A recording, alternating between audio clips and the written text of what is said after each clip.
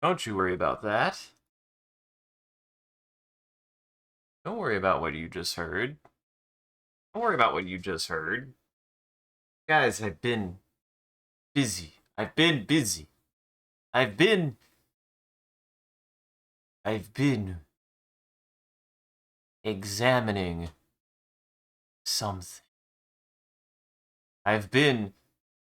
My nose has caressed the gentle pages of a book. Why do you hear a chicken? Oh, that's the song. But well, we'll get into it. I'll get into what I've been reading. But welcome to the stream, everyone. I'm your host, Isaac MCCanary, and Hydrate Man is here.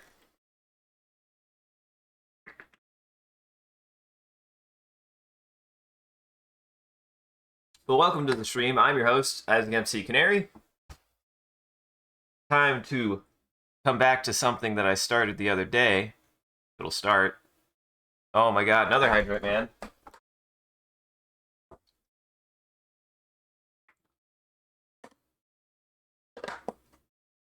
Man, I would have been really embarrassed. I would have been really embarrassed if for some reason this wouldn't start.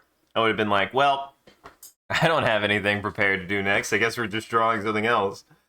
But, welcome everyone. Hello, Bread, Kappa, Island. Last time I was trying ever so stubbornly to do animation. And there is a couple things that I have learned. There's a couple things I've learned. I've been reading a book. Guys, I've been reading a book.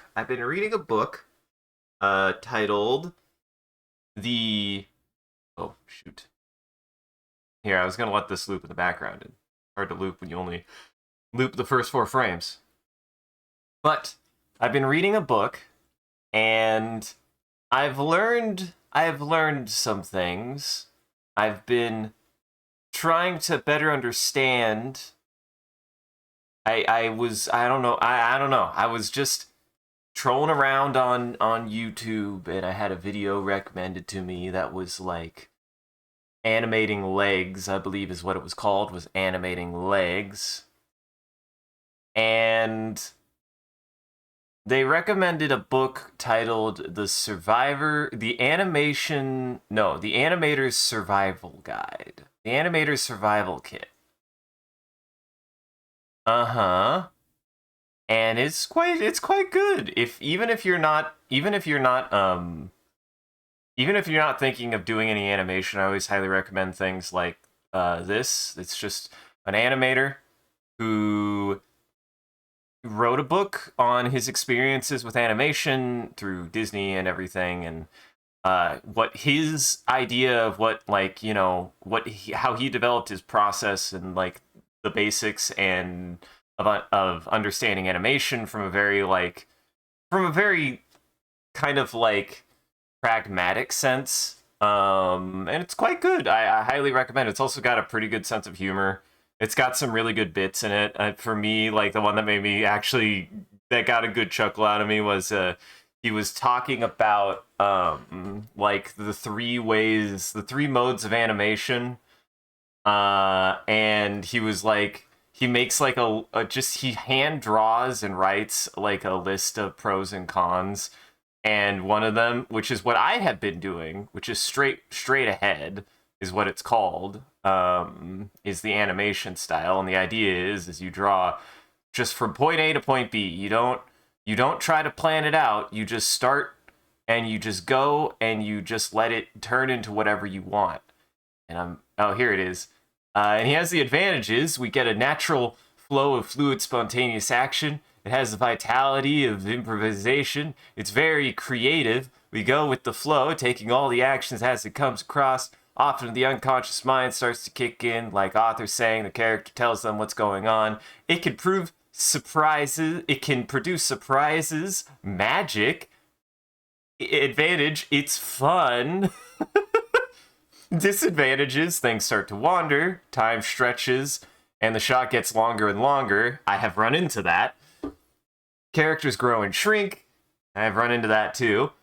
We could tend to miss the point of the shot, not arrive at the right place at the right time. The director hates us because she can't see what's going on, what's happening. It's lots of work to clean up the mess afterwards, and it's hard to assist. It's expensive. The producer hates us. It can be hard on the nerves. Mad artist and nervous breakdown, downtime as we creatively leap in and thrash around in the void, especially with looming deadlines.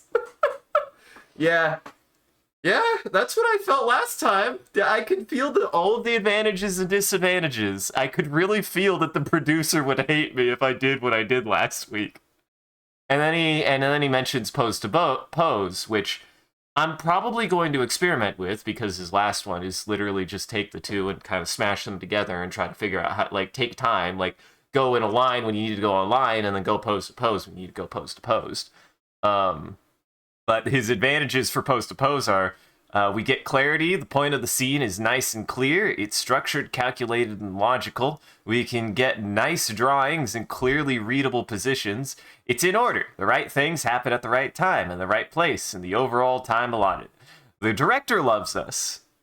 It's easy to assist. It's a quick way. It's a quick way to work and frees us up to do more scenes. The producer loves us. We keep saying our hair isn't standing on end. We earn more money as we are seen to be responsible people and clearly not mad artists. Like, I think this, but it's just a good read. And thanks for lurking, Kappa. If you have, like, just a general interest in animation, if you just want to, like, if you're an enthusiast in animation and from a technical side, like, I do highly recommend this book, regardless if you're practicing animation or not. But if you are practicing animation, you definitely should check it out. I've been reading it, and it's been quite a good read. Another version of that, which we'll start drawing here soon. They even say in the book, though, they say one thing that means two things for me. He, like, asked an animator what if they listen to music and what music they listen to while they animate. Hey, Ligma! And the animator, like, suddenly got incredibly irate and essentially said something along the lines of, I can only think of one thing at a time. And then in the book, they recommend not having music on while you animate. And I'm sitting here like, boy, not only will I not do that, but I also am trying to deliver a vocal performance while I am also trying to animate, which means I'm doubly doing a sin. That means I'm never going to get my animation done. But he's not wrong. Like, I see the logic. I don't know if I could ever do something like this without music, but I understand, because music can be distracting. You've seen me start bobbing my head while I'm listening to music. Music can be distracting.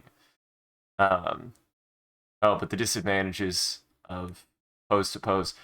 And it's a big but, we miss the flow, the action can be a bit choppy and a bit unnatural, and if we correct that by adding a lot of overlapping action to it, it can go easily the other way and be rubbery and squishy, equally unnatural. It can be too literal, a bit cold-blooded, no surprises. Where's the magic? So, I think, now that I've got this, I did my straight ahead, right? There's a couple things I've learned that I'm going to try to reassess. This is my straight ahead. I was thinking a lot, like, for any given action, I like for my pose to pose almost, I want it to be 6 frames apart. But yeah, it's called multitasking. Well, multitasking is kind of a fallacy. Ligma, multitasking is a fallacy. Focus on what you're doing. Do not try to do too many things at the same time. If you do too many things at the same time, you'll do all of them bad. So. Hello. Hello, arigato. Hello. And hi. Need my help? Oh, God. You're desperate. That's all I'm saying. I'll try, but... You've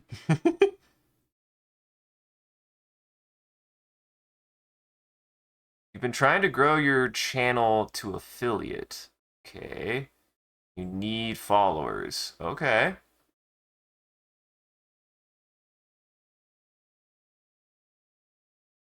And you do Tetris content. Okay. What should you do? Um,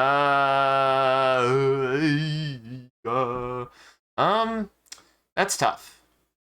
Because here's the thing, and we can definitely talk. We can definitely discuss this because this is something that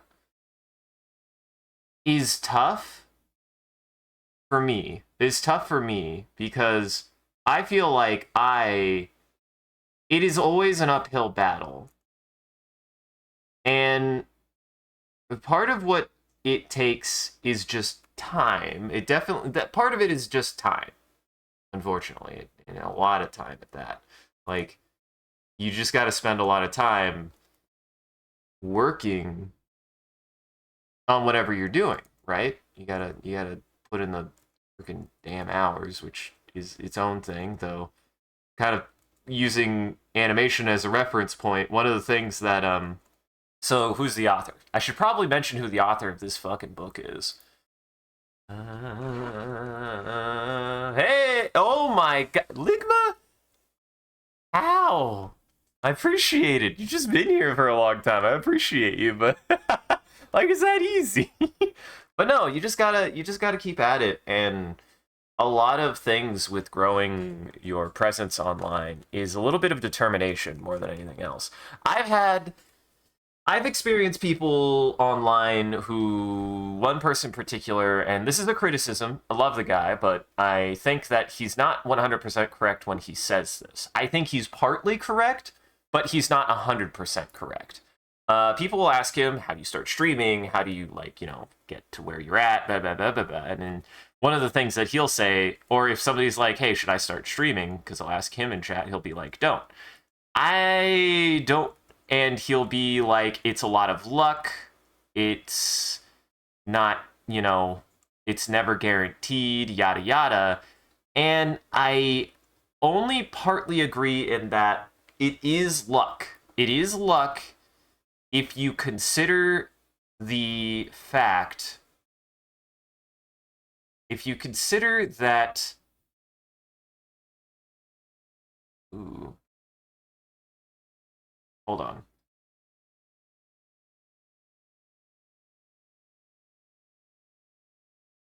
I did stretch that out. I think I stretched that out too far. Hold on. Sorry. I had a sudden thought with my drawing. It is considered luck. Luck is an element. It is a little bit of luck of trying to get people to find you. But there's a combination of things that can work into it. What is it that you're trying to do? What is it that you're trying to accomplish? How are you reaching people? How are you getting that attention? It just takes a lot of work in figuring out what works for you and how you do it.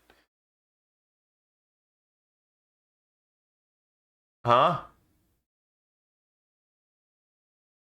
Yeah? And I looked up.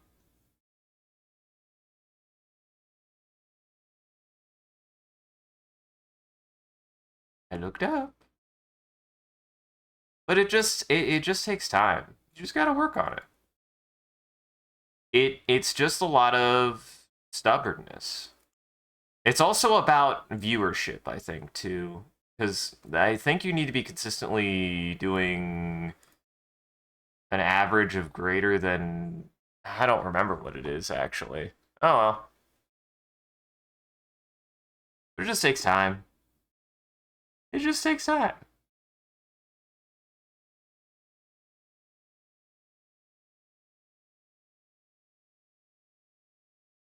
But he mentioned, but Richard Williams, I believe, is who it was, is the writer of the book. I guess he worked for Disney or something, but he worked on things such as Who Framed Roger Rabbit and stuff. He mentions it in the book, and he makes jokes about, like, being like about the workflow, and he, like, mentions, like, it takes, he mentions at one point, like, it takes a lot of work to do this, and he, like, puts, like, a little side note, like, you're an animation, why would you be an animation if you weren't going to be doing a lot of work?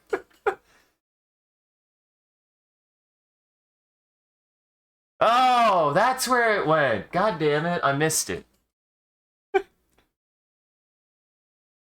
Can't believe you would do that to me, Ligma. I can't believe it.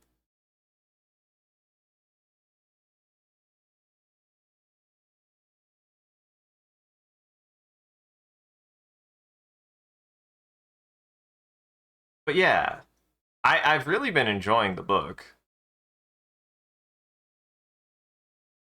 Duke.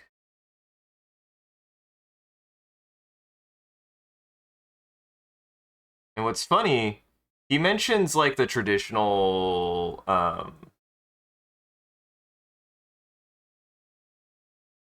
he mentions like traditional animation boards and of being able to flip back and forth. The onion skinning is also nice in this, but it is interesting to think about how that like procedure is already something that I've kind of like started to do in my own stuff to try to get it to, look correct, work correctly.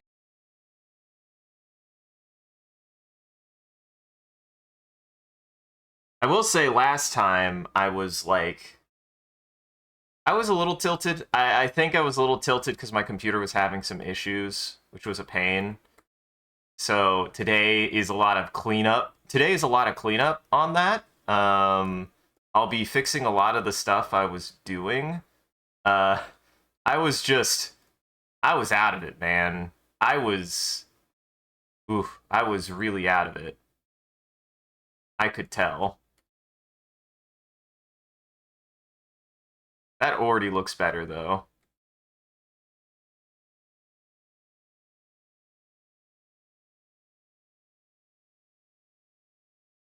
And it's not even that the poses are bad either. I've got good posing. Just made her. I should have made her weird. That's a. Why does it do that though? If it's not on the same line, it like messes with the onion skin. I don't know how to fix that at the moment. I also don't know how to reposition an entire animation, which is kind of weird. I don't know how to like say like I have this right here. I wish I could move it to the right, but I might just make like a different layer for particle effects in the future. So like I'll just make it like its own thing because right now I'm just working on essentially like a centered subject who's just doing a single action.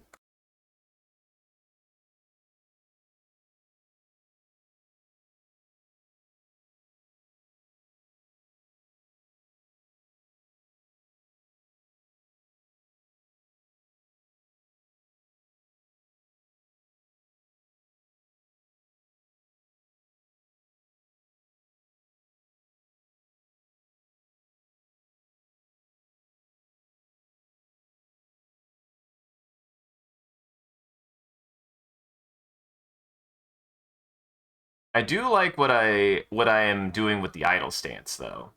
And something I'm going to start trying to do now is I'm going to try and the book recommends this, and I think it's a good starting point for me to start practicing until I decide my own feelings on it. But it recommends animating on twos and ones in a respect of you animate on twos. So, like, for example, the idle animation should probably be on twos, and specific attack animation should be on ones, or parts of the animation should be on one. That's something I need to experiment with, though, because it also says if something is going too slow, remove frames, and if something is going too fast, add frames. But I think it means don't stop don't start don't stop animating on ones and twos. It's saying literally if you think something went too slow, remove a frame to reduce the amount of time it takes to get to that, like just time wise, and then vice versa, add a frame to it to make it last longer. So like I think I've got a good animation cycle for the body. And then kind of my intent is eventually to make this almost like an asset sprite. So like have different animations for different things. That's kind of my intent with it.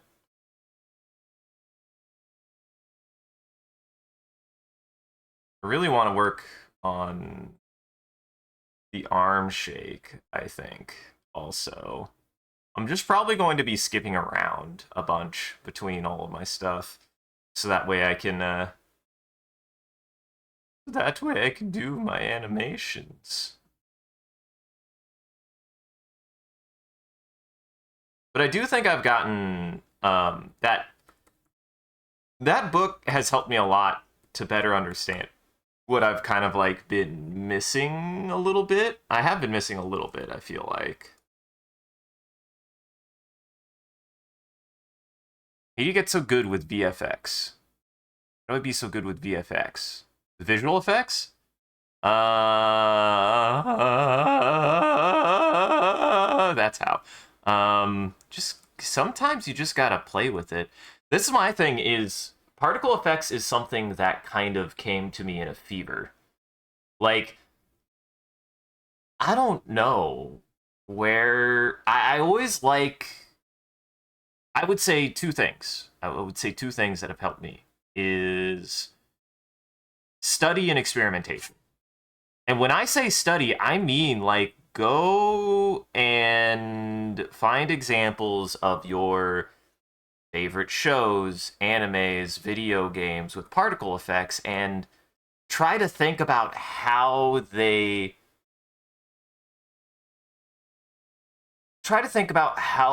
do effects that appeal to you and then emulate that. This is something that I've actually gotten criticism for before because I shared a piece that was really important for me to help understand how to do something. Is sometimes you shouldn't just copy someone else's art. That's not what I'm saying, but be willing to draw something based on what somebody else has done to better understand how to do it yourself. It is something that will incredibly help you. It will. You still need to study art. Art is not something that you just do, in my opinion. Like if I would have been told more that I should be studying my work and not just doing it, which I just kind of did for a long, long time, was just kind of do my work, it would have probably gone way different for me because I feel like a lot of my what was holding me back was a reluctance to try to really internalize how to make how to make things. And I kind of suffered for that. I did not spend the time to like I was always fine like I like studying and I always liked studying, but I never thought about studying things like in, art or in writing or whatever because there's this kind of weird insinuation that those aren't things that you study, they're just things that people do, which is not true. It's just not true at all. If you have a passion or interest in something, you should be studying it. You should be. You should want to study the thing that you're interested in. It'll help you get better. Also, welcome back, Kappa. Yes, observing arting, practicing arting from the standpoint of what somebody else has done, even, it helps. As for particle effects, what I usually go to, here's what I can impart of what helps my particles is by definition particle. You just gotta understand that things like dust and sparks and stuff like that fly in a continuous direction. So, for example, with this piece, let's say we start, I'm going to turn off onion. So I have this starting particle, and it has like a couple things, coming off of it. And then with explosions, particle effects go in such a way that you have some kind of sudden burst of energy, of literal energy. Let's just call it energy. That's the starting particles. They're densest at the beginning of an action, and then they drift apart and out and fade out and become dispersed over time. So every subsequent scene with a particle should have fewer particles farther apart usually moving in the direction away of the origin of where the particles originated from.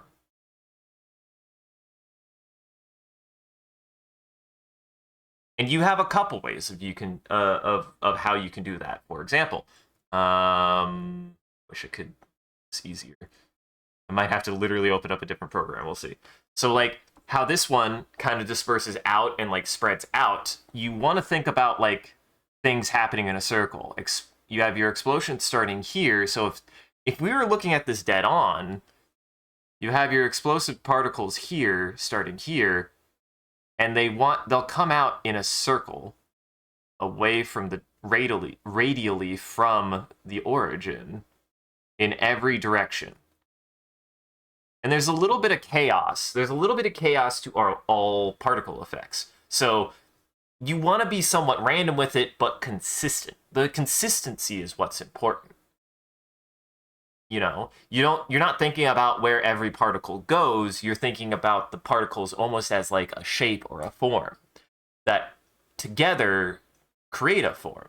So like if this is like, the center is the density is frame 1, by like frame 3 or 4, you should have your particles out here and out here and out here. And they should be smaller and more dispersed and stuff like that. So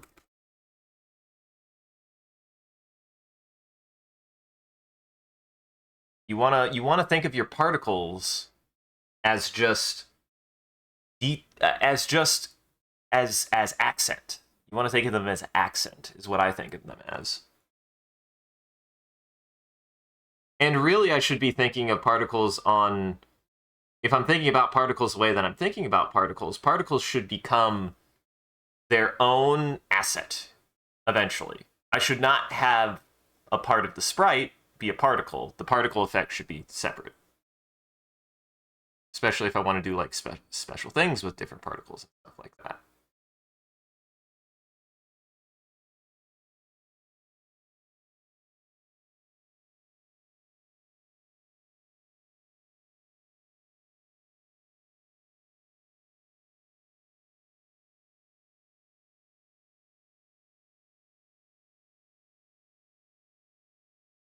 Also, I'm so glad I got my music thing working because now we can listen to shit like this. I love men haircuts for men, and this is the album that introduced me to them. And fuck God, it just slaps. It's so good.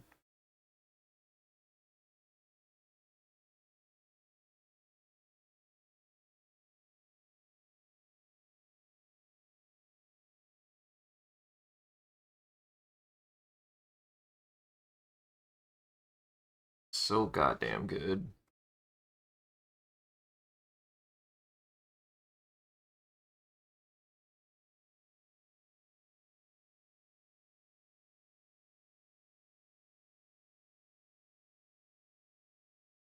Like albums with a story. Yeah, I mean, concept albums are great. I highly recommend one of my favorite concept albums. I mean, Gorillaz have just some of consistently my favorite concept albums. Deer Hunter is super fascinating in that it is quite literally a rhapsody. Like, highly recommend if you just want a pure rhapsody.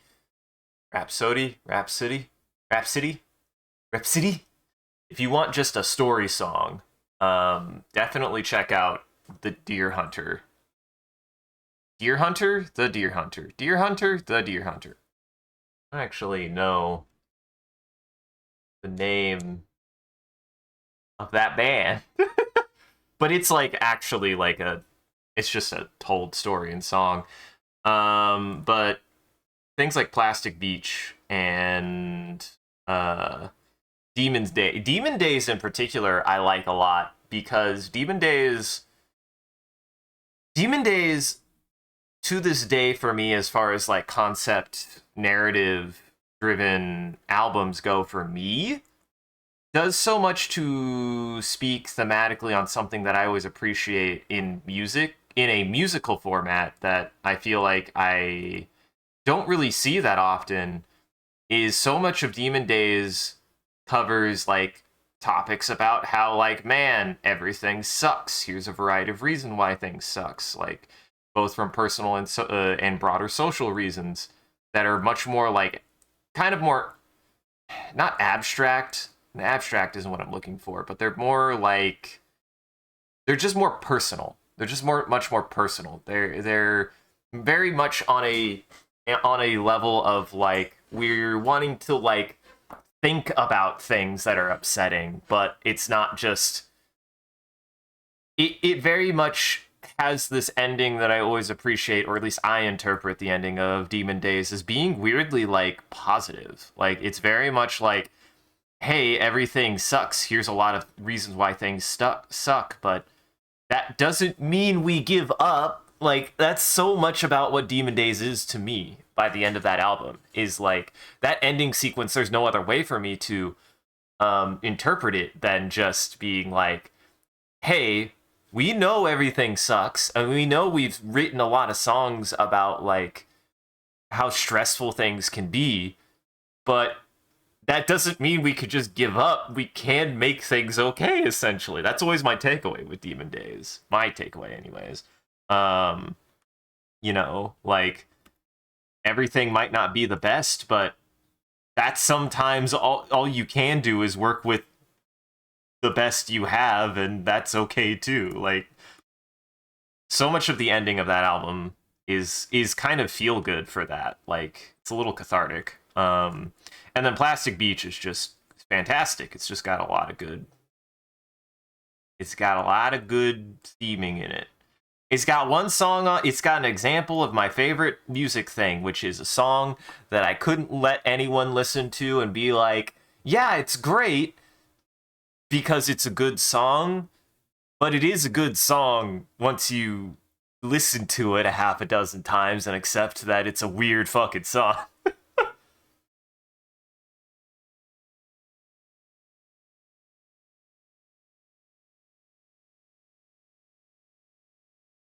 You know.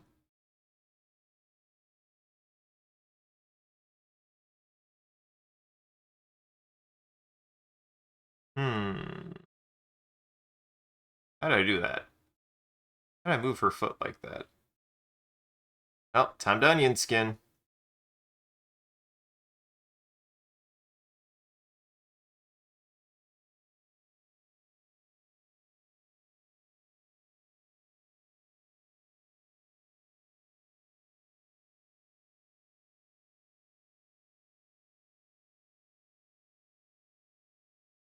Ooh, Igor's great. I've been meaning to. I need to read Igor. I've heard Igor is really good, and I know I would like Igor. Tyler the Creator is quite good. I like Tyler. Tyler is very, very good. And I've been meaning to listen to Igor. When Igor came out, people were enamored with it. I did listen to Pimp a Butterfly with Sean, and that one is really, really good too. I think Pimp a Butterfly is fantastic. Um, and shout out to again to Kendrick Lamar. You doing God's work, my boy. You doing God's work, my boy.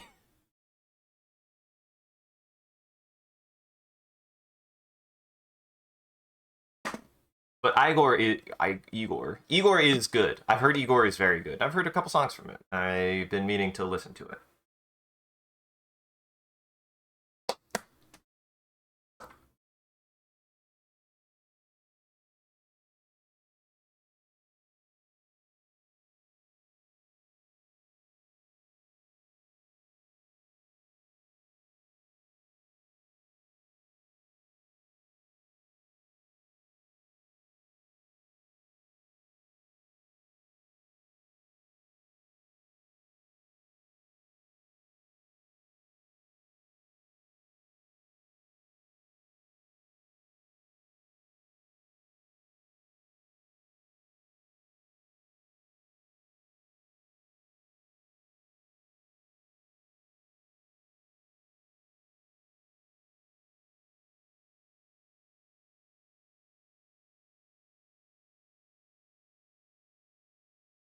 Here we go. I also highly recommend Deltron 3030. Why? Because it's just a fun album, really, is my first inclination. Not to say there isn't serious stuff on Deltron. Deltron is great because Deltron is the only example I can think of a science fiction like album. It's a science fiction album, and the reason why I love it is because it has a setting that is diegetic to the music that it makes, and I love it. Deltron 3030 is all about just it's not high sci-fi. It's not high sci-fi. If anything, it's more like cyberpunky. But like it is if you took kind of like science fantasy cyberpunk, a science fiction setting, and then just make it following a single character who is a musical artist in their setting, and the whole story is told through their music, and it's really good. Oh, it's so good. Deltron 3030 and its sequel, which I can't remember the name of now, which I feel bad because it's also very good, and I should go back and re-listen to it because I haven't heard it in a while. Um, are uh, I just love how unique they are for being that. Like, there is nothing like Deltron 3030 in my opinion. Also, I can't. Can I not change the FPS? Let me check something. I might have to stick with 30 for this one, which will probably be a mistake on my part, but they also were doing 24 frames per second, which maybe I stick with 30. Maybe I just stick with 30 and suffer and have a lot more work to do.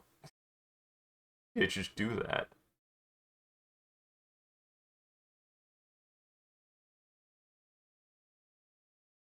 Yes. Yes.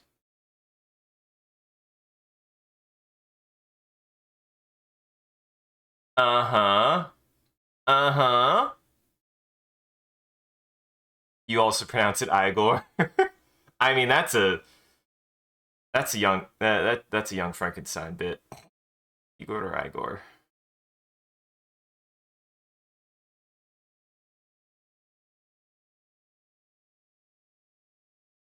What hump? I mean, what hump will always make me smile?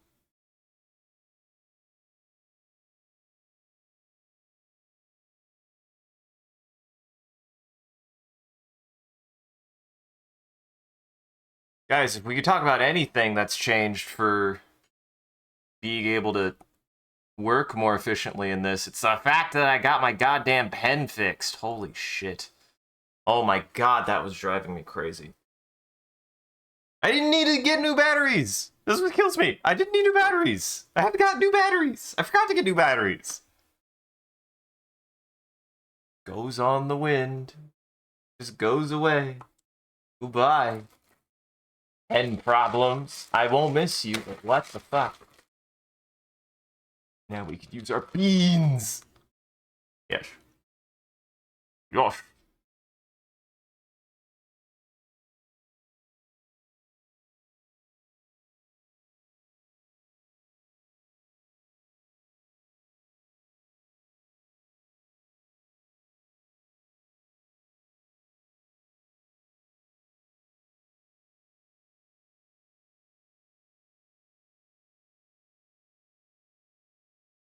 What's funny is, no, I do have the right motion. It's so cool.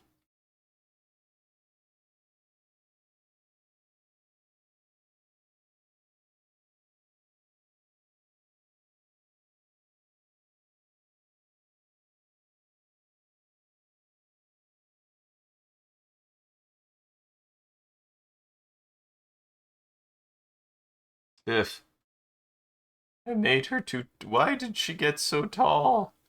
How did I get her so tall? I didn't mean to. I just need to literally shrink her. Think if I just shrink her. Why would you do that? No.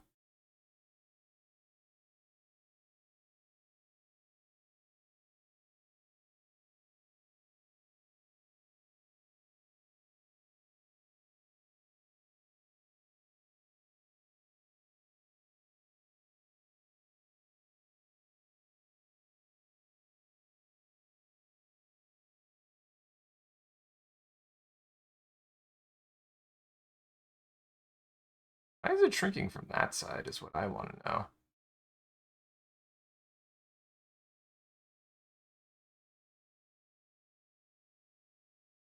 I think her height is fine.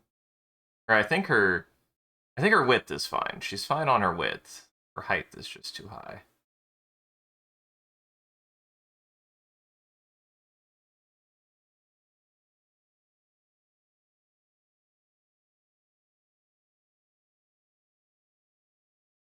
If my characters had circus names?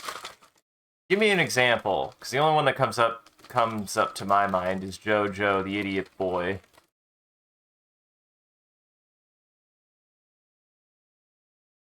Morphing Megatron because of my Transformer body.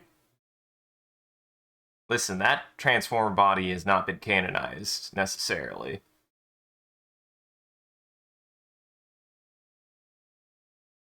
Oh boy, I get to do this with all of them, don't I?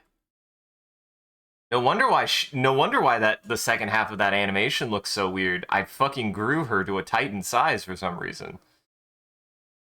And you have to specify, technically this is also Canary, because I'm bad at naming.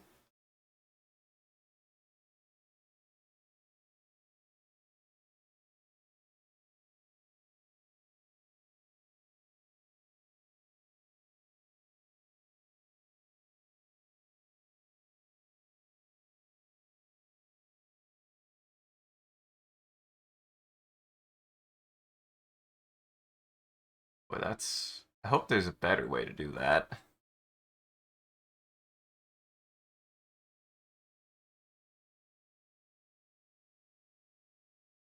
Stop it. Stop it. There you go. Stop it. Why are you... Stop. No.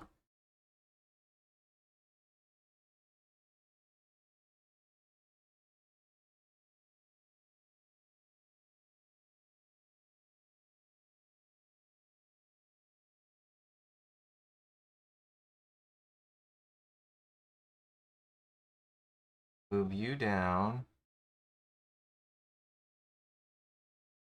Up a little bit.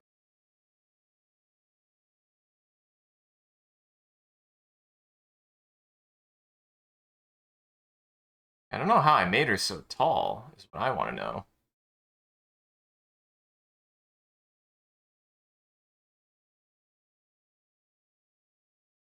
That's how.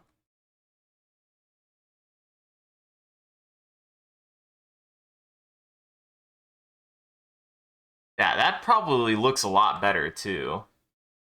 Yeah, yeah! That already looks so much better! Fuck yeah! Holy shit! That looks good!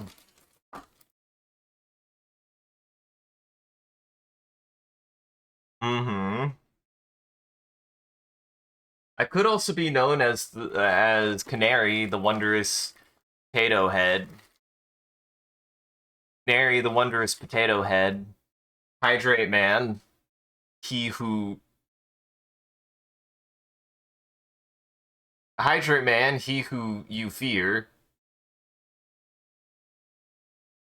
Hydrate Man, the Incredible. He just is Hydrate Man, the Incredible. I don't think he needs any, like, kind of flourish, because his name speaks for himself. Or his presence speaks for himself. He isn't the terrible. He is the incredible, though.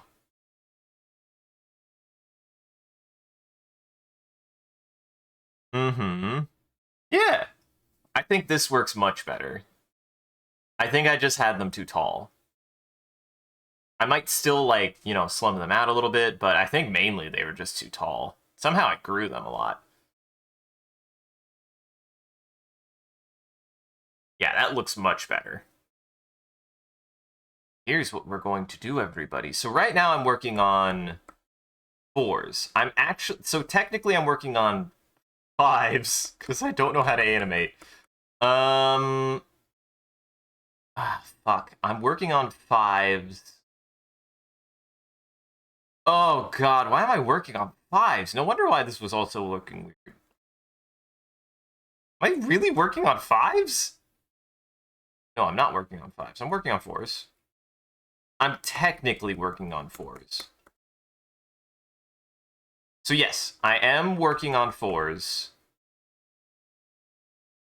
Kind of. Because I don't know how timings work. Well, I do know how timings work. I'm working on 4s because there's no frame 0.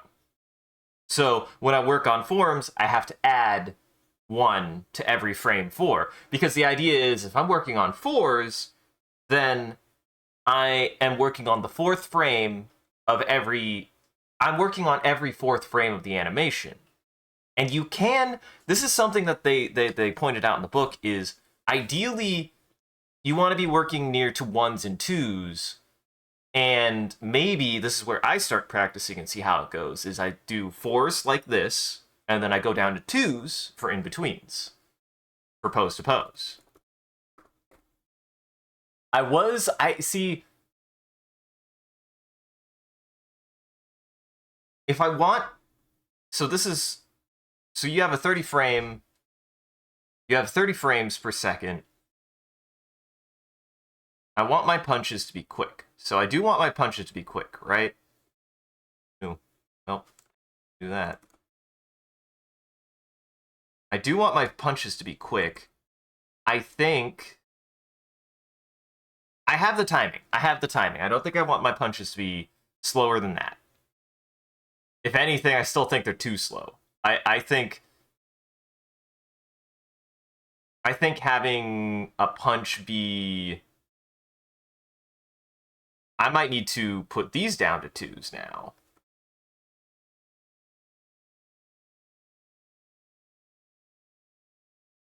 Put 6 frames into 2s. And this is 1, 2, 3, 4, 5, 6, 7, 8, 9. So this is 9 frames back to center. So this is technically 8 frames. So if I take these and I put them down to 2s, let's see what happens, everybody. Guys, this is where I'm at. This is I actually do think this is what I was saying before. Be willing to study, even if it's just a hobby, be willing to study. But especially if you're wanting to take something more seriously, you have to study your work. You have to study what you're doing. You have to think about it. I didn't think about my art for a long time. I really didn't. I just kind of did it because it's like, it's just art. There's like this... I had it pretty much built up in my head that art, or that art doesn't really matter. And obviously I don't believe that now, but that's what I was like working on for a long time. Also, now I'm understanding. So this is what they mean by remove frames. If I felt like it's going too slow, you remove frames. So now these are all going to be on 2s. And this is going to be 4.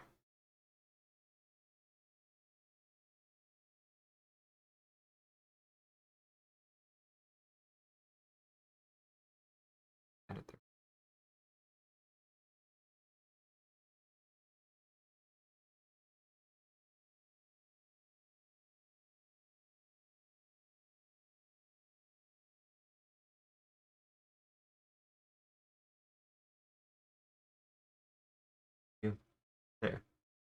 1, 2, 3, 4.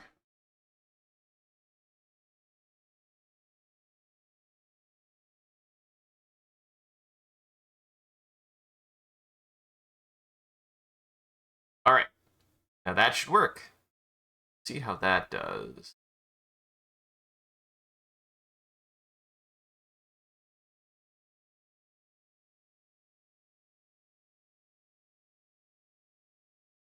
See how this does. Hi, Draybot. You're back already?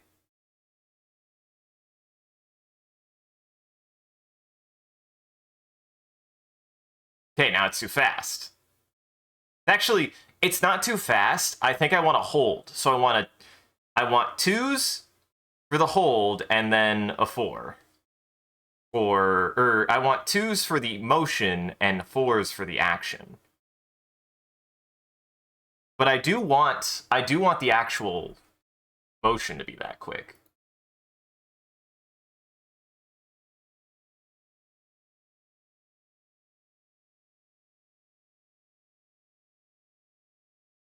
I also now understand what it means to like animate on twos. Like I just didn't understand what that meant.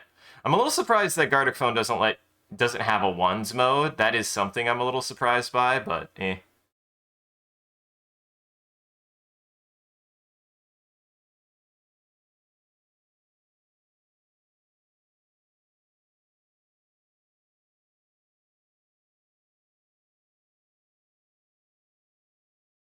Okay, so we want 1, and then this will be 4.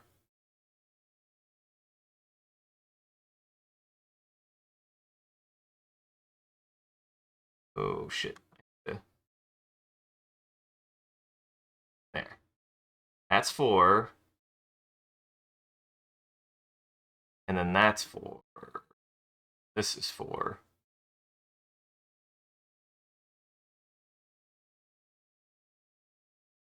Ooh.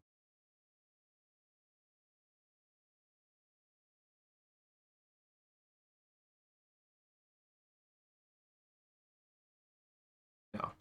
Want that and that. Look at me. Look at me learning how to be an animator. Look at me learning how to be an animator. Using my brain. And it's just that easy, folks.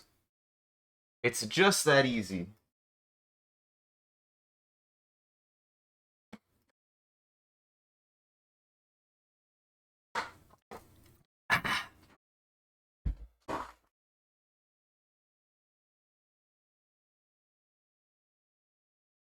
Yeah, that's awesome. Fuck yes.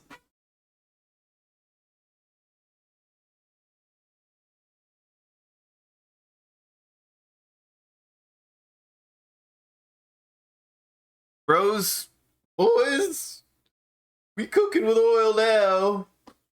We cooking with oil now. So the things that I need to start internalizing. The things I need to start internalizing. You like how the bangs move the head? I appreciate that. That's the kind of thing. That's the kind of attention to detail that I always try to keep is like hair movement and stuff like that. But timing is something that I do care about a lot. I think I do care about it a lot. If I didn't, I wouldn't be doing this. Even though I felt like I like conceptually in my brain when I was like trying to figure this stuff out or didn't have the confidence, I was like, a timing would be hard, but timing matters enough to me that it is something that I'm always unconsciously thinking about, even when I'm doing this. So like, even when I'm drawing straight ahead, I'm always thinking about the timing of like, okay, I'm drawing straight ahead, but I want this action to happen within about this amount of time, right? And it's just going to take me really kind of like processing and thinking through, okay, how many frames, if I've got, let's say, for example, if I'm working on 24 frames a second, even if I'm drawing straight ahead, I have to think, what can I fit in those 24 frames? I'm working at 30 frames per second. What can I fit in 1 second that I want to happen in a second?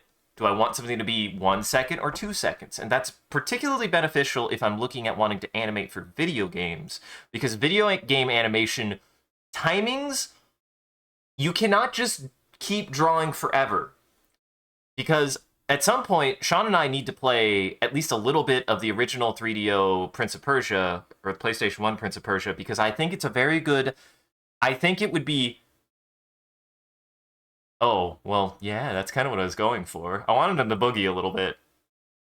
But if you look at games that put a lot of animation, that animate straight ahead or put a lot of animation into their animations, you will come to realize that whilst the animations are superb, long animations are not necessarily beneficial to game feel. Unless you've really done a good job of fine-tuning them. My example of that, which is the main inspiration for this, is God Hand. God Hand has a fantastic balancing of animations that are just long enough to feel satisfying for heavier attacks, with a good combination of quick attacks that are just quick. They're gone, they happen and are gone in the matter of like 3 to 5 frames. So... Yes, the handshake is something that I'm. That's something that I want to like revisit. It's definitely very like because I want that to be a part of like an idle animation. The idea that I have is like you're idling and you might have a couple of animations. She has a couple animations, so she kind of is like keeping herself loose. She has an animation where she shakes her hand, which can be canceled at any time from a punch. I might even make that a mechanic and be like, if you see an idle animation, do an attack. Maybe it does like a higher crit chance or something. I don't know. Or it has like a crit, a guaranteed crit, which would be fun. So that way you could, because my idea of fighting in a game is it's almost like a rhythm game. I like the idea of fighting games as rhythm games. That's why I like Sekiro. I know I'm in the minority in my friend group of liking Sekiro, but I like Sekiro because Sekiro feels like a rhythm game, and I like the idea of an action rhythm game where the action paces the rhythm, and I love that. Instead of the other way around, where the rhythm paces the action. I like it the other way around. I think that, in my opinion, if you're going to do an action rhythm game, your rhythm shouldn't define your actions should define the rhythm, if that makes sense. So like you want to be doing a rhythm, but you don't want to like force your player to make that rhythm. You want the player to feel like they have control over the rhythm itself, and that it is the ingrained fluid motion of putting in actions that forms a rhythm together, not just following a beat, in my opinion. That's always been like kind of my idea of if I was to do an action rhythm game, how I would handle the kind of the balancing between action pacing and rhythm pacing. Because in reality, action games have rhythm to them. They have ingrained rhythm to them. I was thinking about this actually yesterday and getting a little tilted, but it did make me realize that, for example, Elden Ring, which tilts me sometimes, but is a reality and something that at least I realized, is if you get off rhythm in Elden Ring, it really fucks up everything. It really fucks up everything. Elden Ring has a rhythm to it. And when you get into the rhythm, when you get into the groove, when you're able to sync up and like time your attacks with your dodges to interact with an enemy, there is a rhythm. There is a rhythm to the combat in that game. And I do like that. I do like that element. It is something that I understand now that was always there, that I always knew subconsciously, but I never thought about it. You never think about that. So yeah, like I think of like a lot of these like body ticks as like individual actions. So like I there's one particular in God Hand where Gene will like he'll like do a little run in place that I've always liked. He likes to bob and weave as an idle animation, and I think that's a lot of fun too. I don't know. I would think like maybe something like that would be fun to like animate. I love idle animations, and definitely God Hand has like a few that I'm like yes. I'm like yes.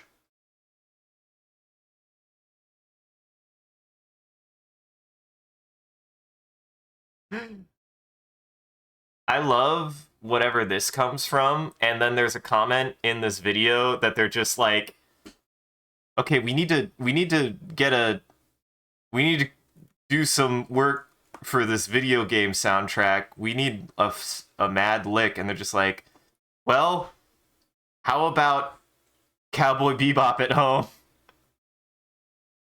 I mean, it's a good lick, man. It's a good lick.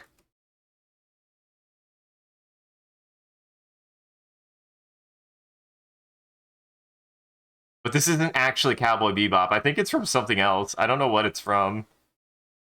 They did just straight up take that lick from Cowboy Bebop. It's not even subtle.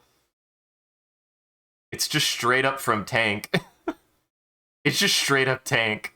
Silly.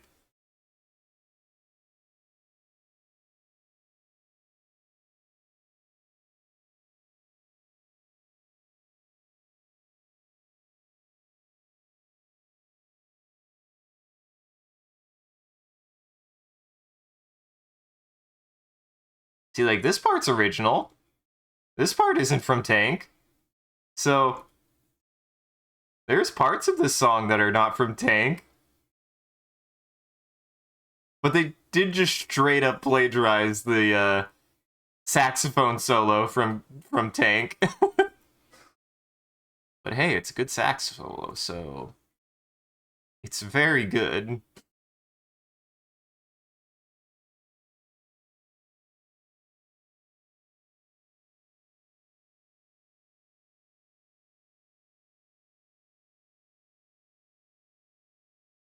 This is also just Tank.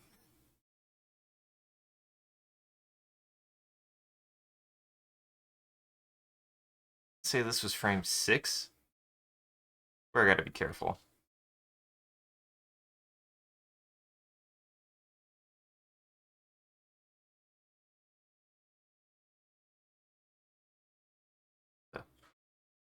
What the?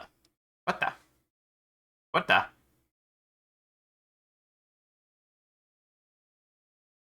How did this one get moved? Huh.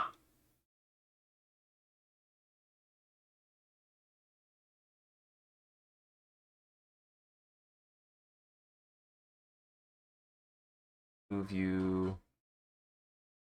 a little bit that way. That was weird. I don't know how that happened. I don't know how that happened.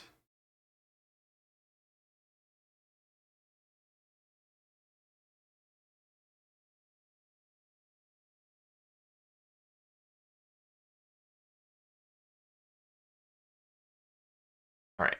So I said that this was frame.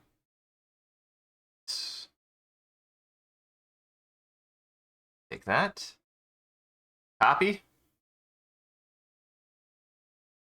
Paste.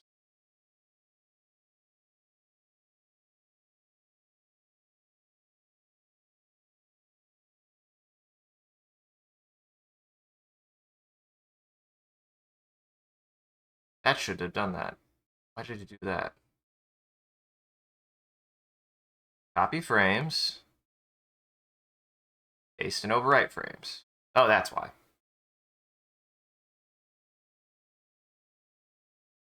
That's what I was wondering.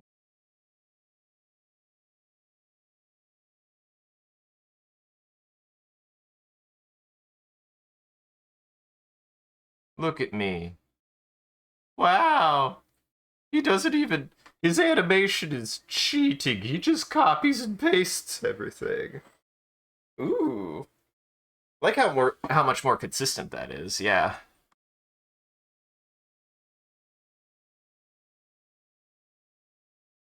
Oh. God damn it. That's the frame that looks weird. It was like, something in here is weird, though. Oi, creeper.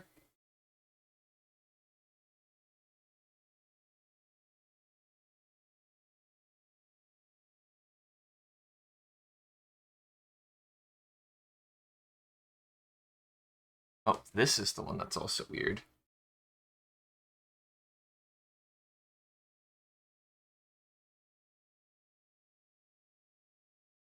How's it going, Creeper Cat?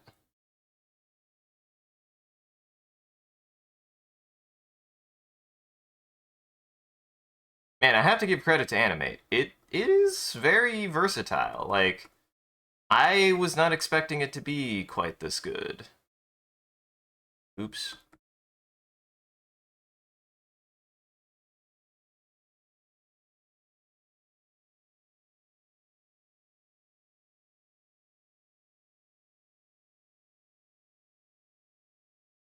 We just be animating. I just be doing that animation.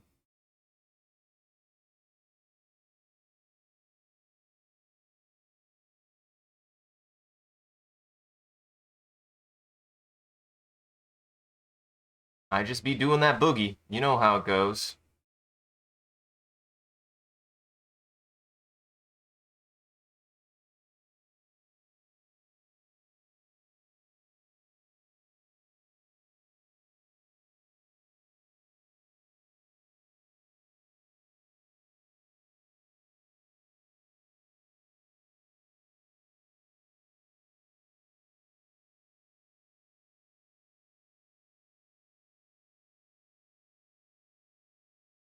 I think that'll help.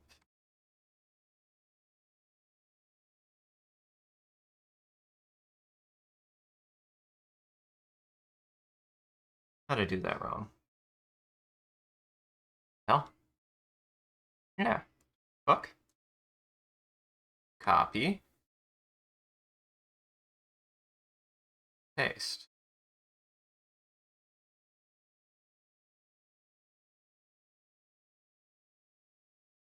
Oh, I see what I was doing. God damn it.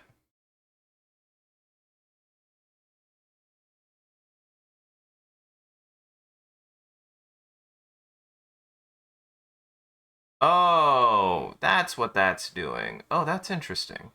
I didn't know that's... Oops! I missed something, guys. Oops. Oopsie! The copy and paste in this is very weird. Like, it specifies that it wants to... You have to use Control-Alt-C to copy, and then to paste, you have to... They don't have... It's just not Control-C and Control-V. It's Control-Alt-C and Control-Alt-V. How am I still...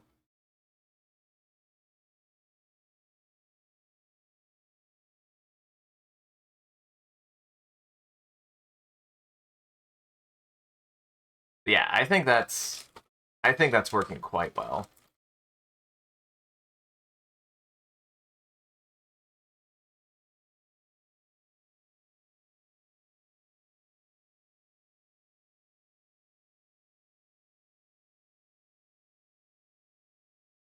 All right.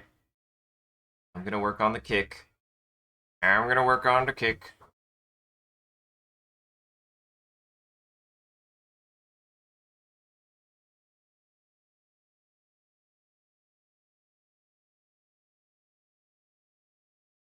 I'll be working on twos.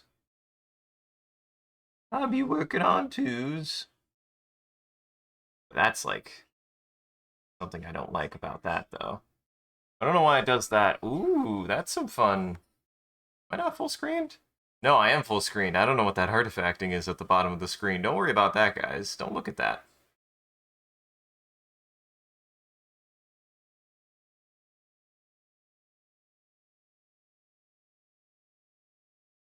One, two, three. 1, 2, 3, 4. Yes. Oh, come on. Why aren't you?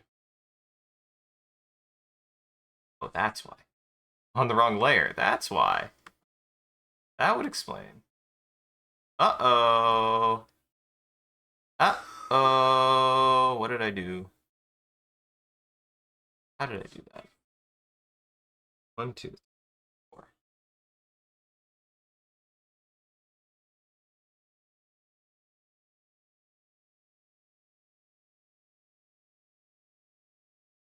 More coffee. I need more coffee. I will say, definitely compared to last week, God, I'm in a much better mindset. That's for dang sure. My pen is working, so I'm able to actually get some stuff done. And just generally speaking, it's just woo. Just woo. That book helped a lot, honestly.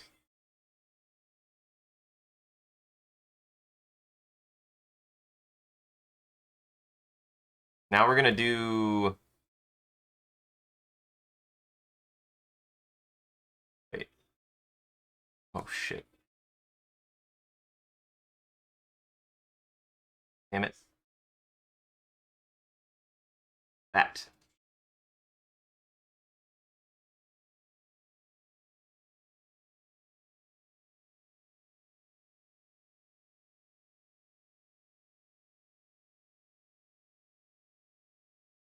Yeah. Book goes that way. And we're gonna wanna work on twos. Leg is gonna go this way.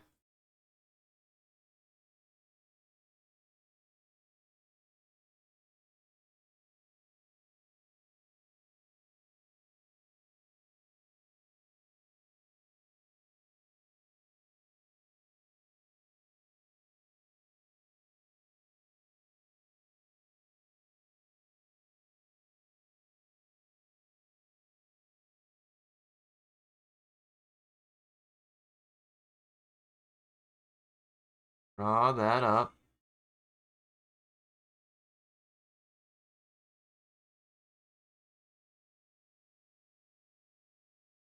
Actually, they both need to go up. Hold on. Because this needs to go down like... This needs to compress a little. Spring. Make it to spring. Human body's like a big, awful spring.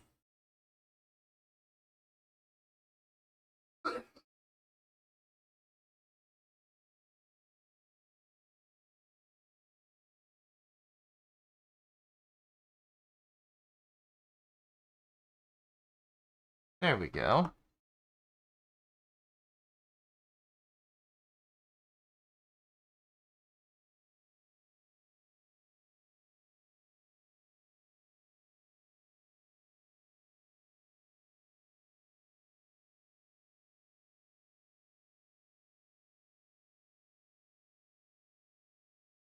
Alright, I need to keep the shapes relatively the same.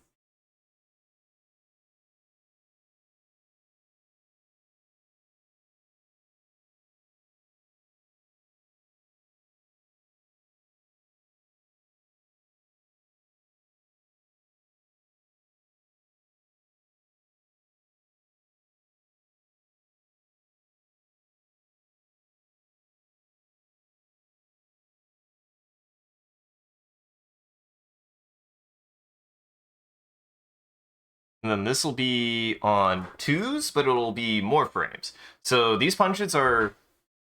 Let's see... This was 6 frames. This one was 6 frames. This one was 4 frames. I actually kind of like that it was faster. And then this one will be 8 frames. I'm gonna make it 8 frames for the motion to be like bigger.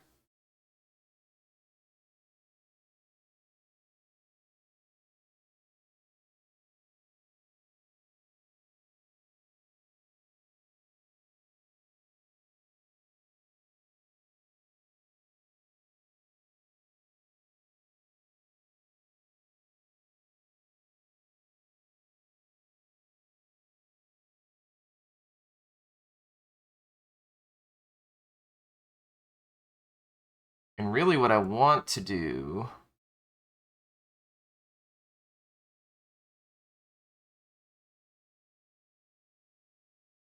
So we're rearing up here.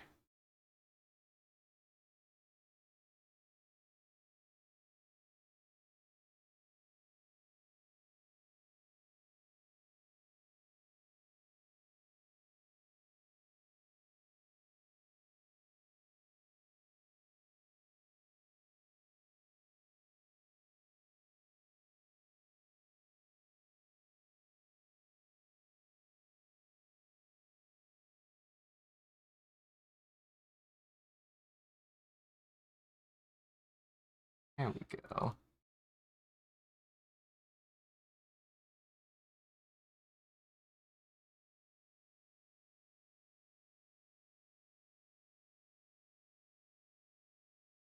Compress that down a little bit more.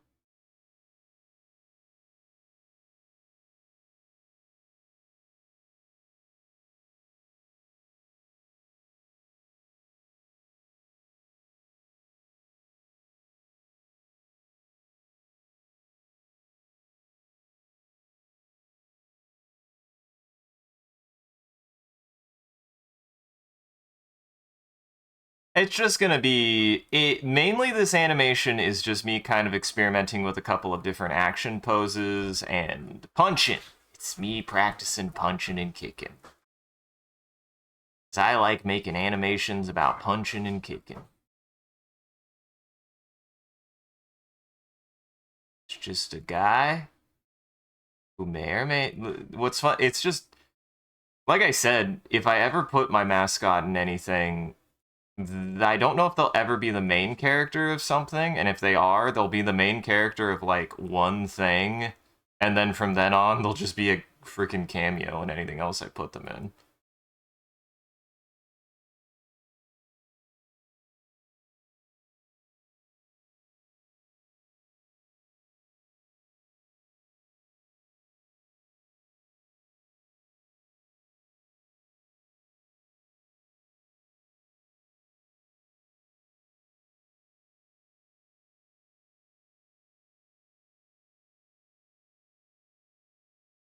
Probably.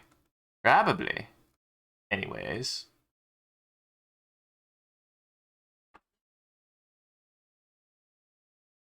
If this character did a flip, could they stick the landing? I would say yes, but I almost kind of like a joke. I'd like it to be a joke that at least they claim that they definitely stuck the flip, and then people would be like, prove it, and they'd be like, I'm too tired right now. They would be the kind of person to pull that kind of shit.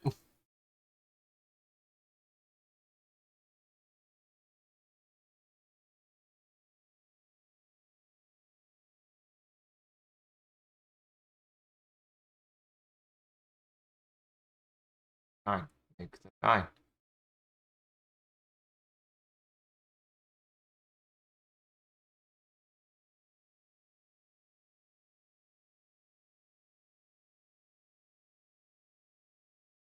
Oh, I hit Windows, that's why. Now,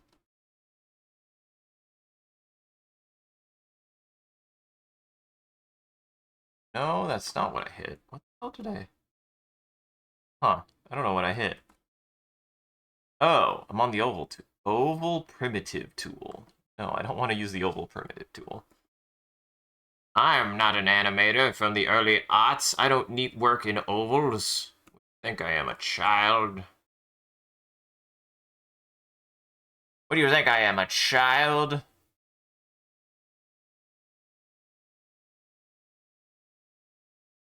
Mm-hmm. It is hard. It's difficult. But I find a way. I find a way to counterbalance myself. The doingle helps counterbalance me sometimes. That's what's important.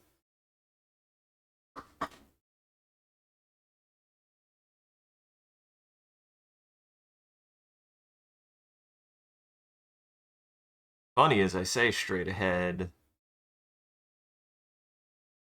is the way I want to do this. So here, yes, I do want to do this straight ahead. I think I do want to do this drawing straight ahead.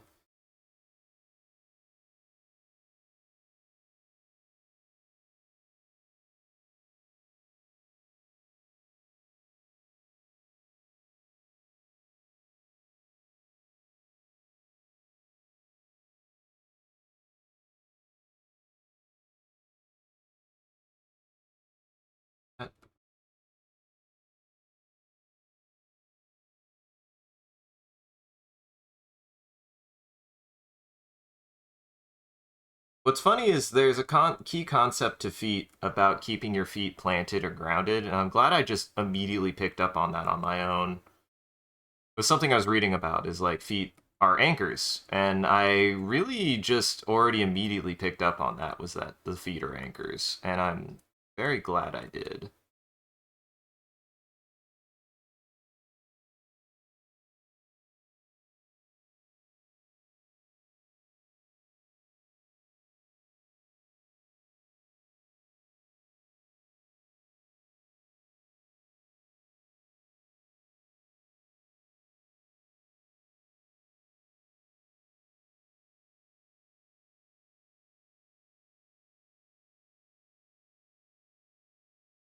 Rotate you a little bit. Rotate you a little bit.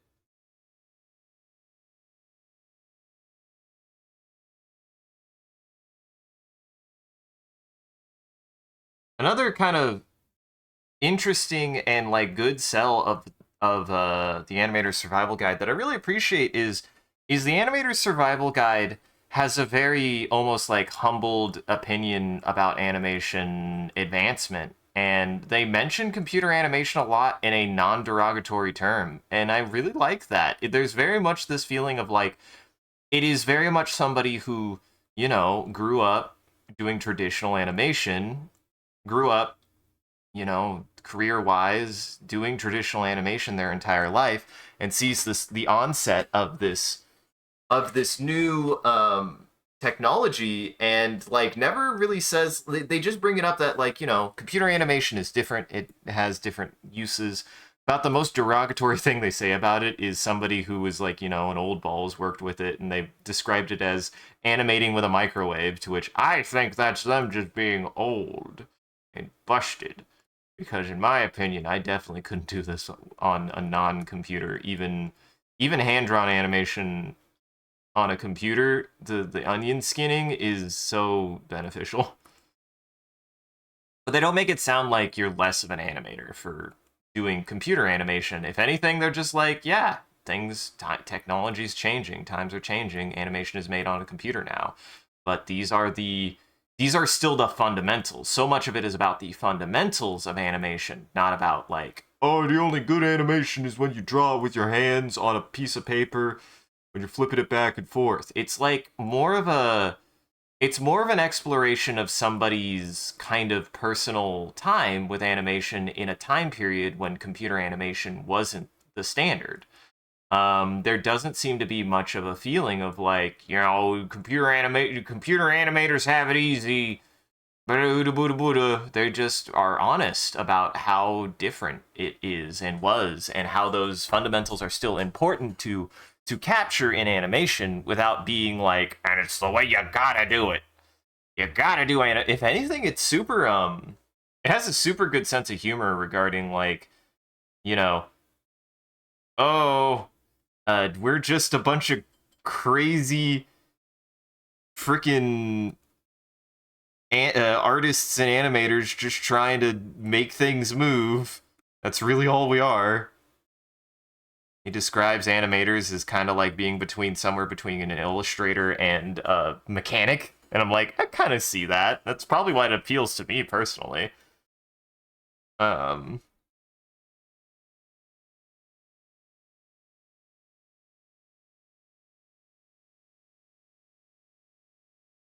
because you're more or less creating your tools to be able to make something move. You're not just drawing something. And I've always I kind of get that now. I still don't fully agree. I think you still should be practicing drawing for like the sake of drawing if you're going to get into animation. They even talk about that. Live drawing and stuff is still super important because if you want to be able to do poses, you got to know how to do the poses, and to know how to do the poses, you got to practice drawing. Practicing drawing will help your animation. Don't not draw just because you animate. Just because you're like, oh, it's one frame, nobody's gonna see that. And it's like, you still gotta know how to do it. You still gotta know how to do the pose. You still do. So, like, I'm still going to be doing other drawings and anything on the side. But, like, there are people out there who very adamantly are like, I'm animating. You're not really drawing when you're animating. And I'm like, you are. You still are. You still should be. You still should be thinking about the shape of what you're making from a very drawing standpoint, even when you're animating, just because the drawing should still look good. It still should. Also, thank you, Kappa. Thank you, Kappa. Lurks, shadows. Like, in my opinion, you can't make every frame perfect, but you should make frames look correct. And to make something look correct takes making a drawing. It takes making a drawing, in my opinion.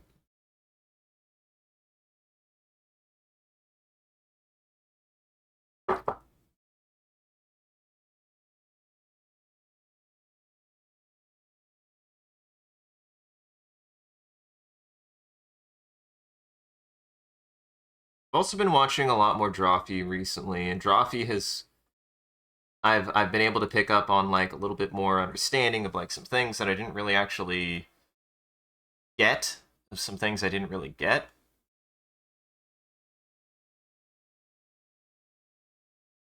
I'm still gonna. Oh wait, no, that's the fluid brush. Got a really silly image of SpongeBob. Put it in the main channel. You should. Yes. I know on one hand I probably should structure my freaking Discord differently, but on the other I kind of like that it's a little bit of slightly organized chaos. Organized chaos is exactly the kind of vibe I'm going for, so. Organized chaos is how my life is organized, so.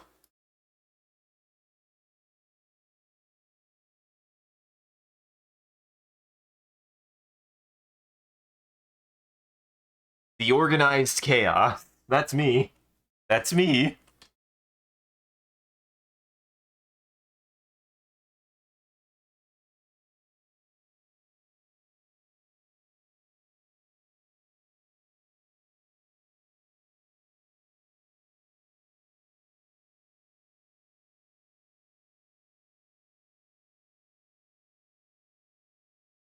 I'm definitely doing much better than I was the last time I was animating. Oh my god, I think this is coming out really good.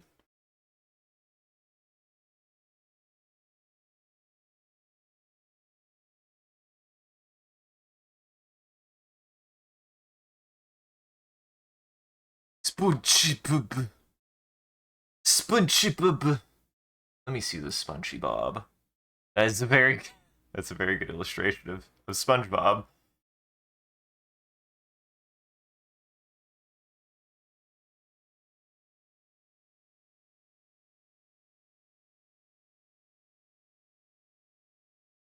SpongeBob.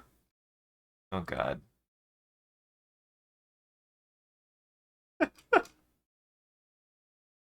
I'm a popular boy. I had a bunch of messages to look at. I looked at Discord and then I was like, oh god, people are saying shit.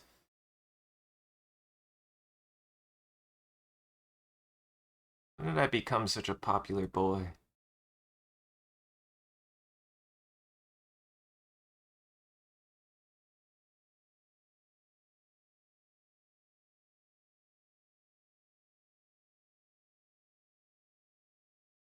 Also, the Rubik's Rotom is pretty cool idea. Yeah!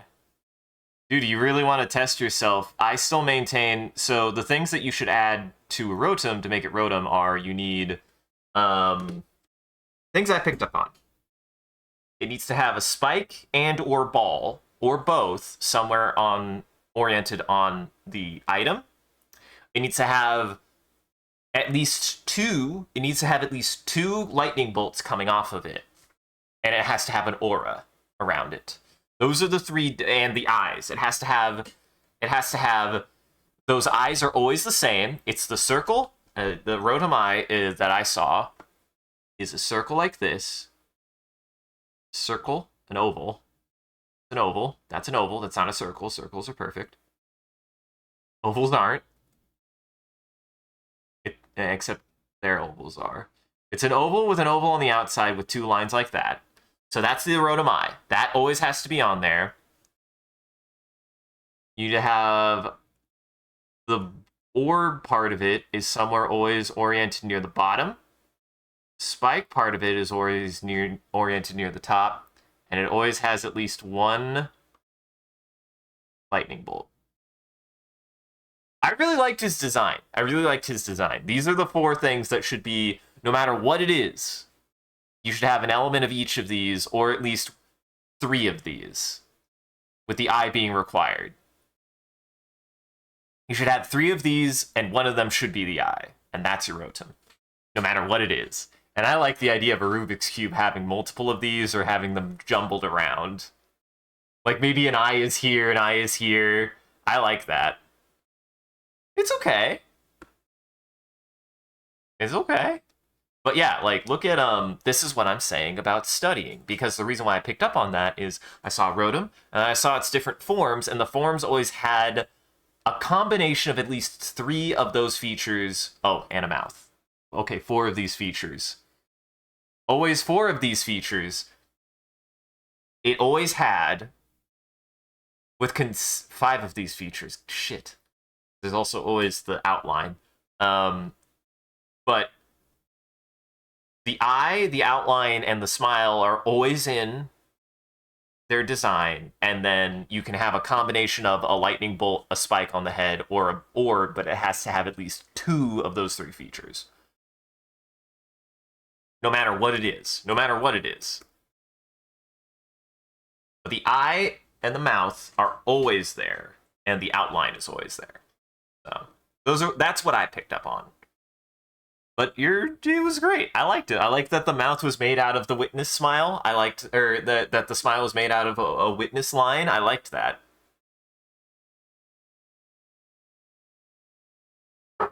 Ah, you just gotta learn. You just gotta practice your fundamentals, creeper. Every cube is actually 1, 2, 3, 4, 5, 6, 7,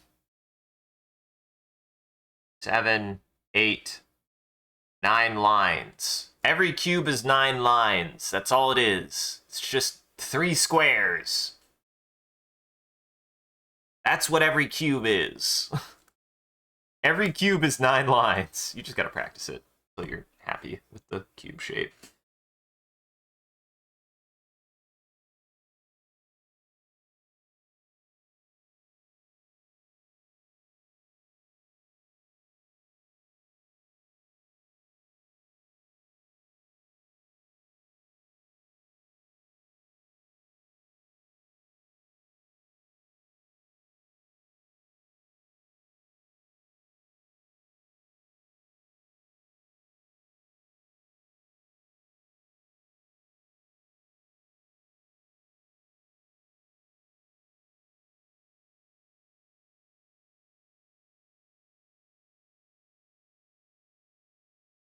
Yeah, exactly.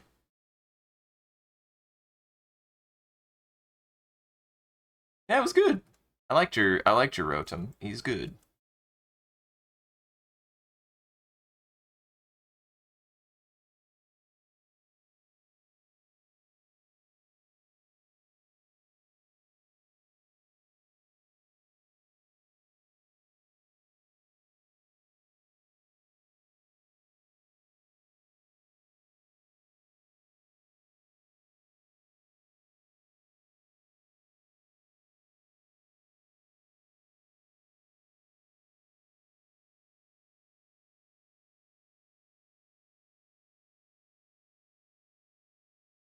Where he asks, no, I have no idea what we're listening to. It's just groovy. I've never actually heard this playlist all the way through.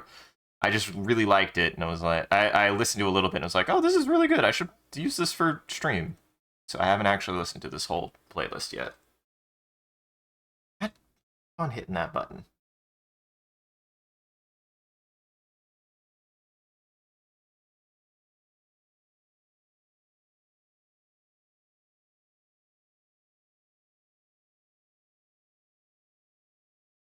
Animation is hard. Why I gotta draw these pictures? Why you gotta draw all these pictures? Why can't it be easy? Nah. What's funny is animation also weirdly appeals to me because I have noticed that I am fine. I actually am fine with repetitive tasks. Once I get into them, I actually am quite fine doing super repetitive tasks.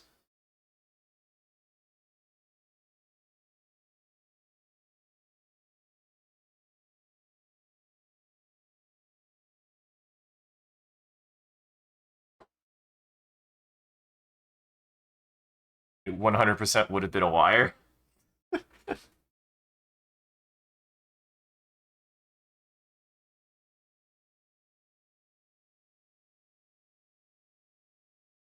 I think I want the way that she kicks.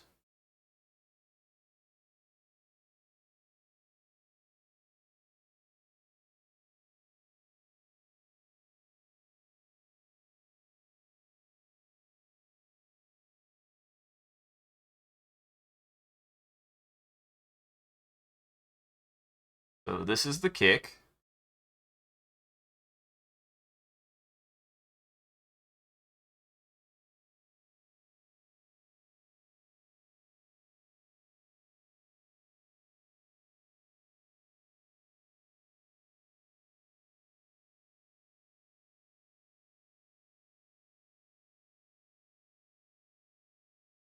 I want 1, 2, 3.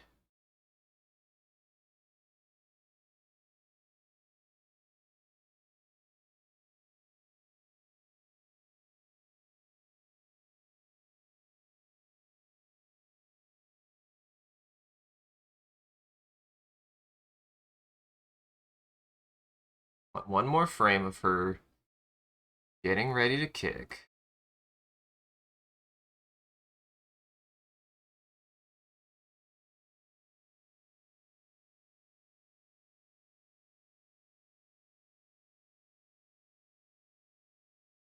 One more frame of her getting ready to kick.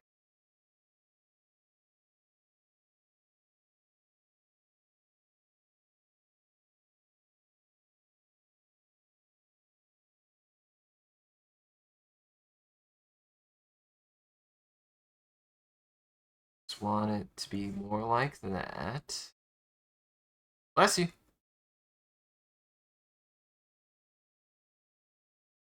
God bless you. He's still a little sneezy, but I think he's just getting over it. You actually remembered to put something on the bottom. It would 100% would have been a wire. Oh yeah, you already said that. Name a random Minecraft item.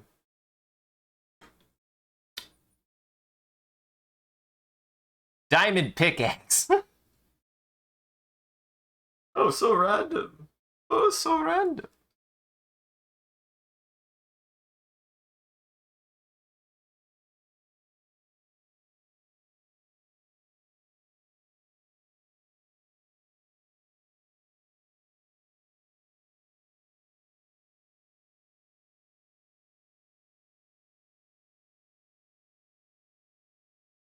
Line, give me the line. That's not the line. That's the line.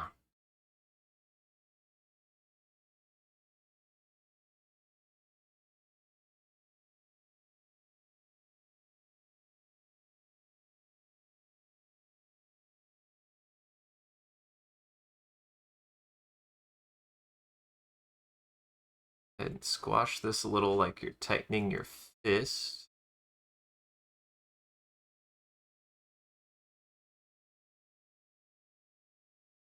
A little bit. Just a little bit. Shape's the same. Shape's the same. Relatively, anyways.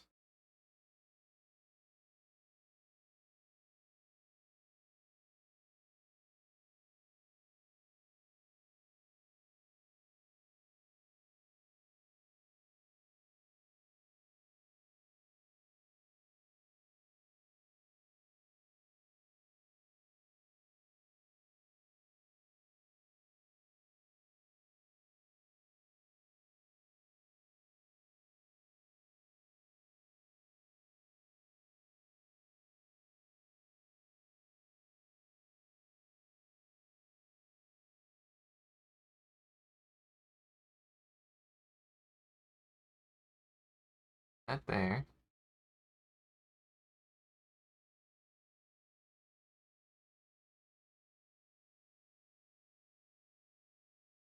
I don't know how that cowlick works, but I do have it doing that. Whatever that is.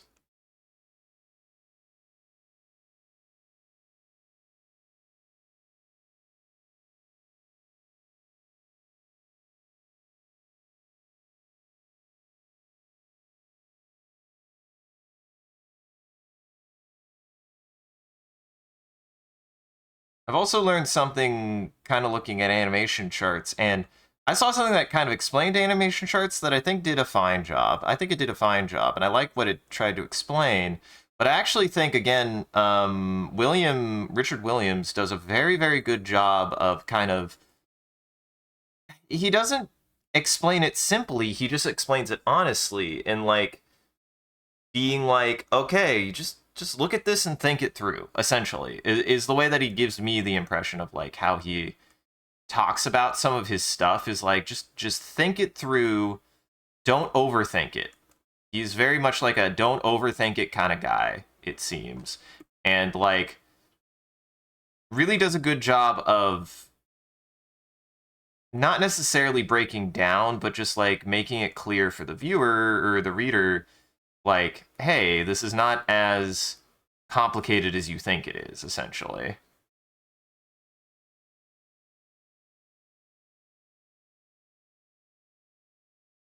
And him kind of like starting to, he didn't even like, he really trusts the reader to like be able to start kind of just like picking up on like understanding certain concepts. So things like drawing on ones and twos. He didn't explain what a one and two was. He just started talking about them, and then I immediately was like, okay, I've been starting to understand ones and twos.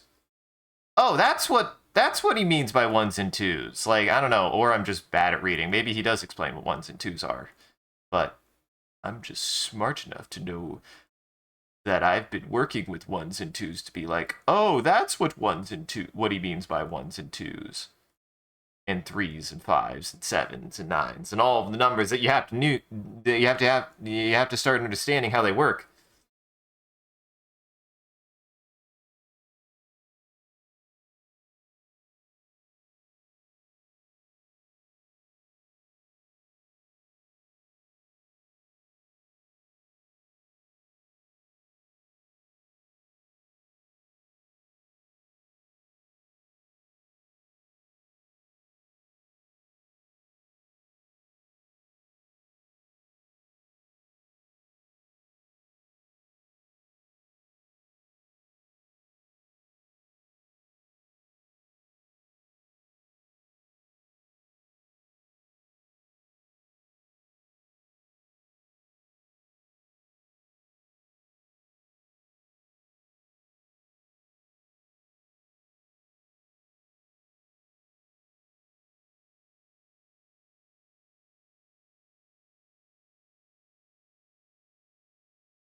Then I want kick,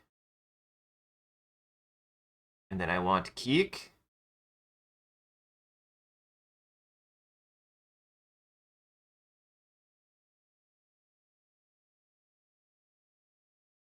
I want there to be like almost like a wobble shift in weight as the leg just extends out.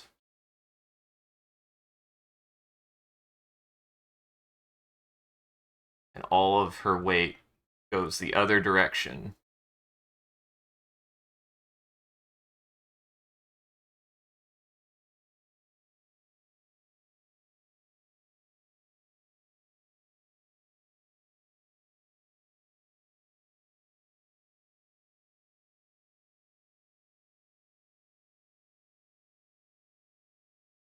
I want her center to mass. I want her center of mass to kind of move around.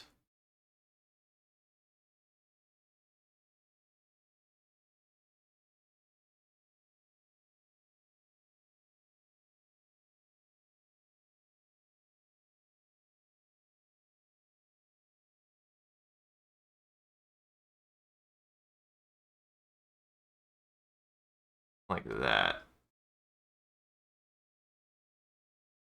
Because of the leg, I want it to reach out as far as it can. Maybe even do a little bit of squat. Maybe do a little bit of stretch. Just a little bit.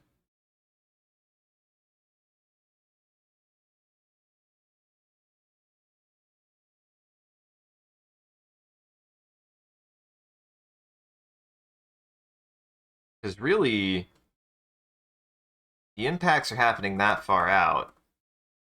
And if it's a kick, I want it to have as much, if not more, range. I want it to have as much, if not more, range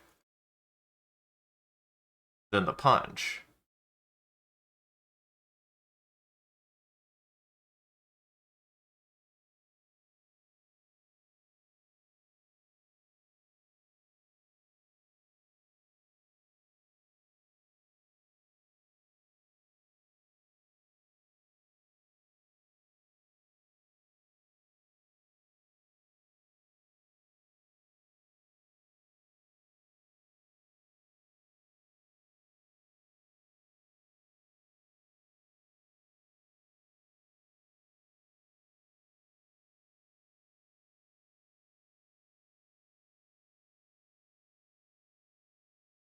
That out a little bit.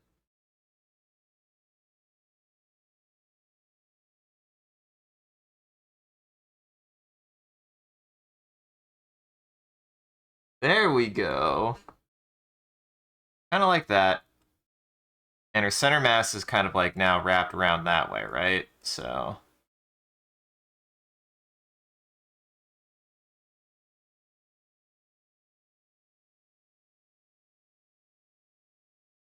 Yeah, dude, this is gonna... I think this is gonna work out. It's gonna look good. I think this will look good. Thank God Almighty, my freaking thing my pen finally got fixed. God, that's making all the difference in my mood too.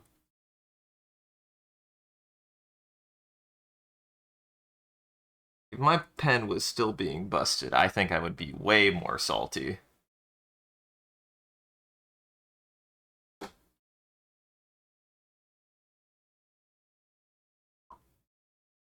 And what's funny is based on this, I believe. So the idea is that the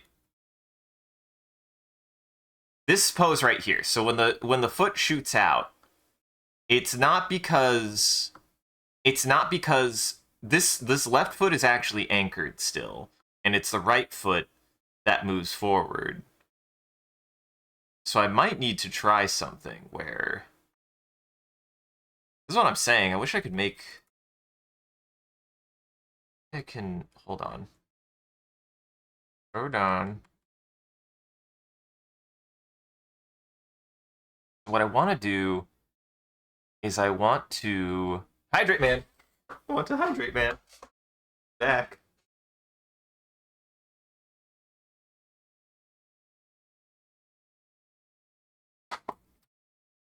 Two other people to give you one random item so you can think of 3 items from different people. Oh, that's very oddly specific. It's very oddly specific. There's not an image. Document, transform, arrange, align, group, combine. I want to find a way. Okay. Okay, so you can change that. Interesting. Fill content. Apply to pasteboard, scaled spans. So I want to, let's say I increase the width here. Okay. Interesting. So that did kind of do what I wanted it to. If I lock it, and let's go up to 20,000. Okay, that didn't quite go the direction I wanted it to, is the thing.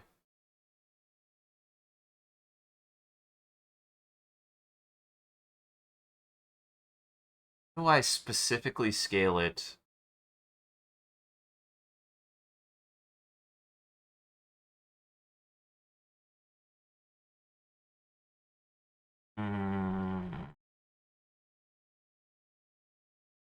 Interesting. Interesting. Show ruler. I don't need a ruler. Map line. Lock guide. The default. Match contents. Oh.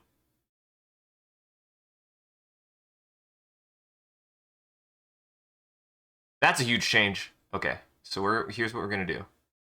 Undo that, right? What I wanna do.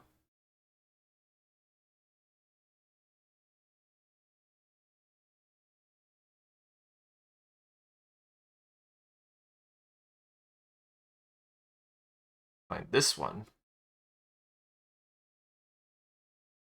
That frame, right? I wanna select the whole frame.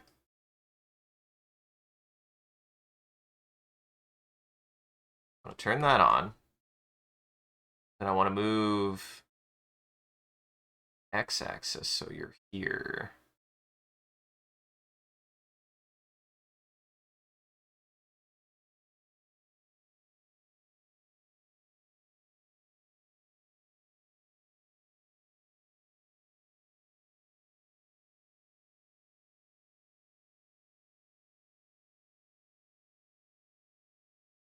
There.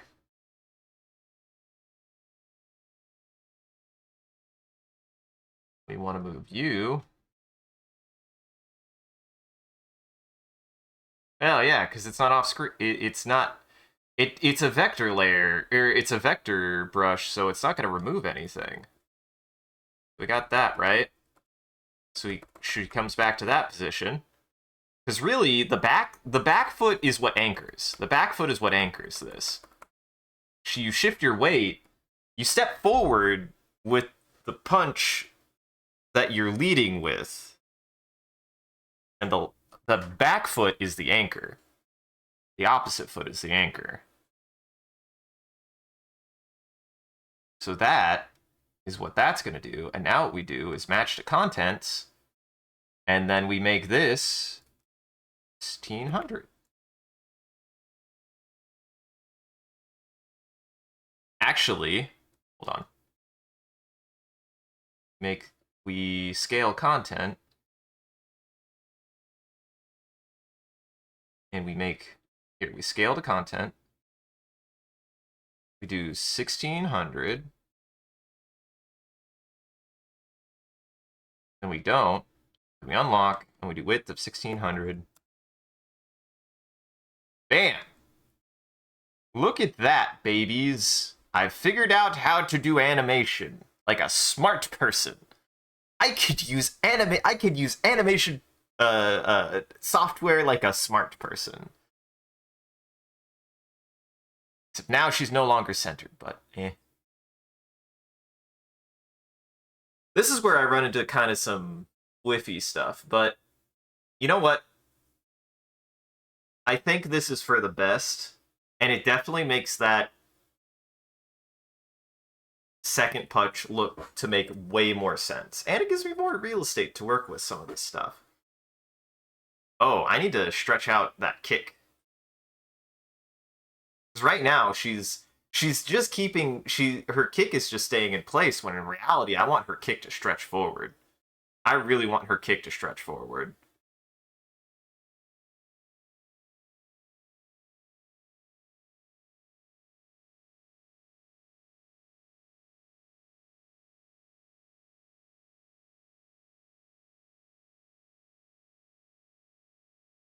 Yeah, I need to do that. Boy, I'm glad I tested that. Boy, I'm glad I tested that. But boy, yeah. That's looking much better. Yeah. What am I doing? That kick needs to go more that way. Anything. Yeah, she needs to do something more like this. So I need to take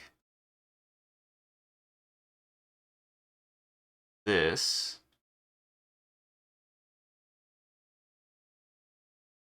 Interesting how that works.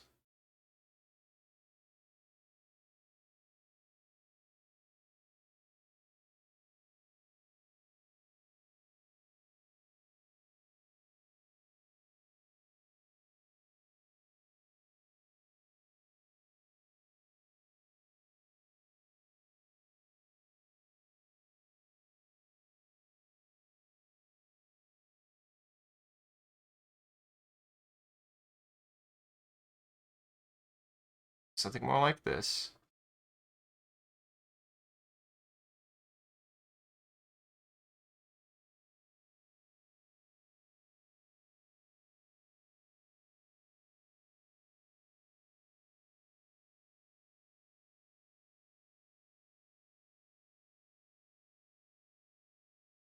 Really want her to like overextend this kick.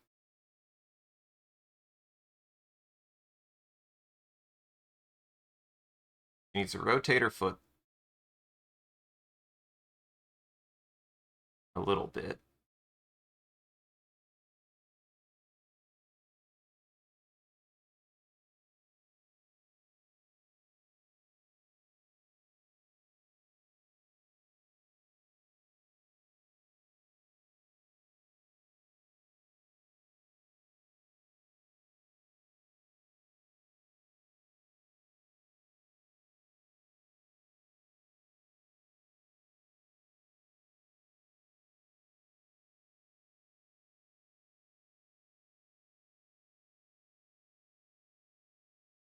Yes, you're not gonna like it. Her name is Canary.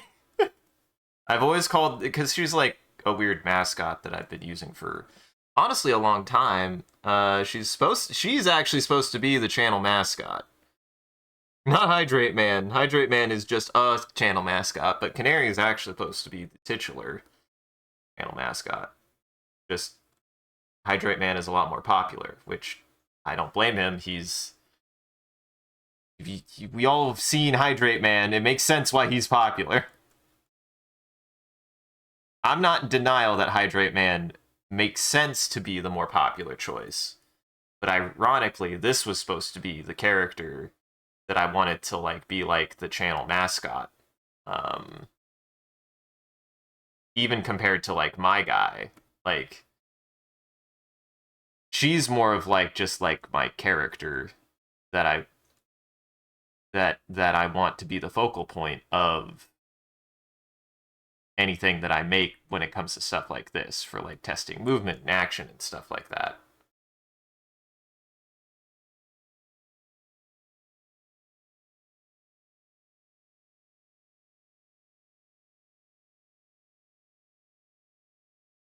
Oh yeah, that's already way better. Yeah, that's way better.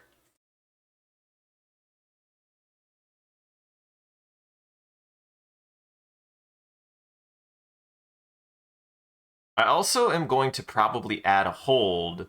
So what I'll probably do is add a hold frame for an impact frame to hold a little bit longer too.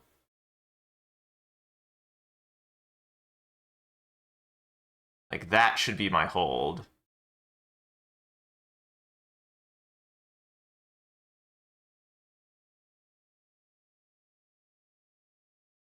Let's test that actually. So what if I make this 4 frames?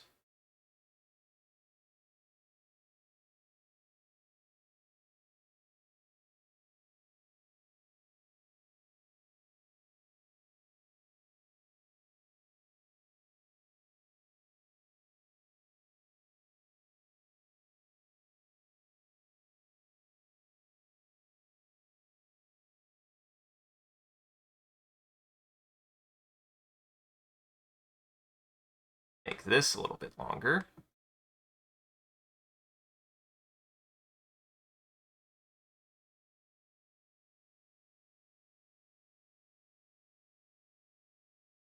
Also, this is a fucking bop. I don't know if this is from a game or if this is a remix, but goddamn. Oh yeah, that looks a lot better.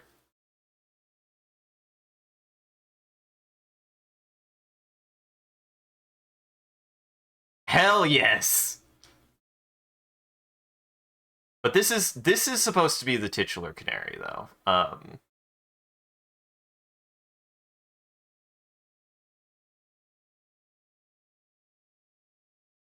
Fuck yes, that's good.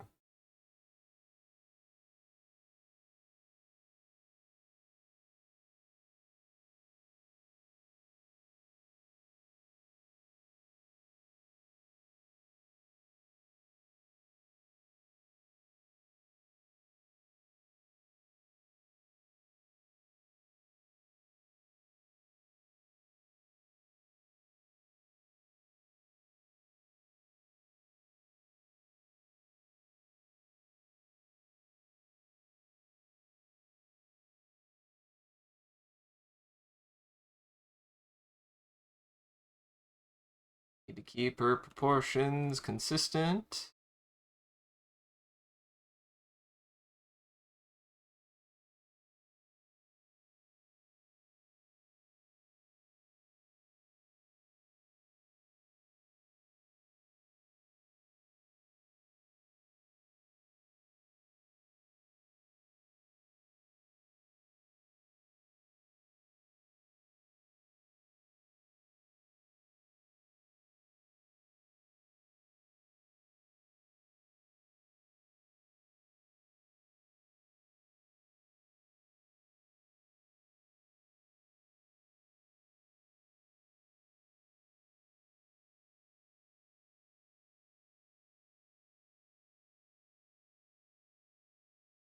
There's always kind of some of the hard part is like keeping proportions consistent. I feel like I struggle with that a little bit still.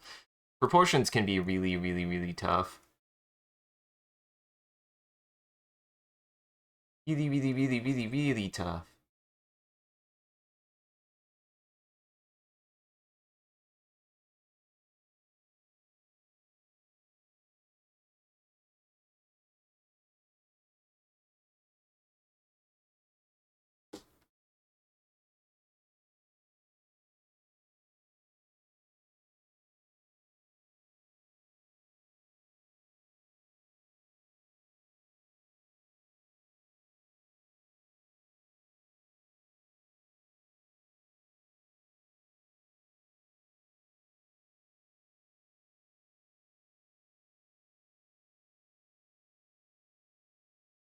Yeah, that's this fucking this fucking transition is going to beat ass.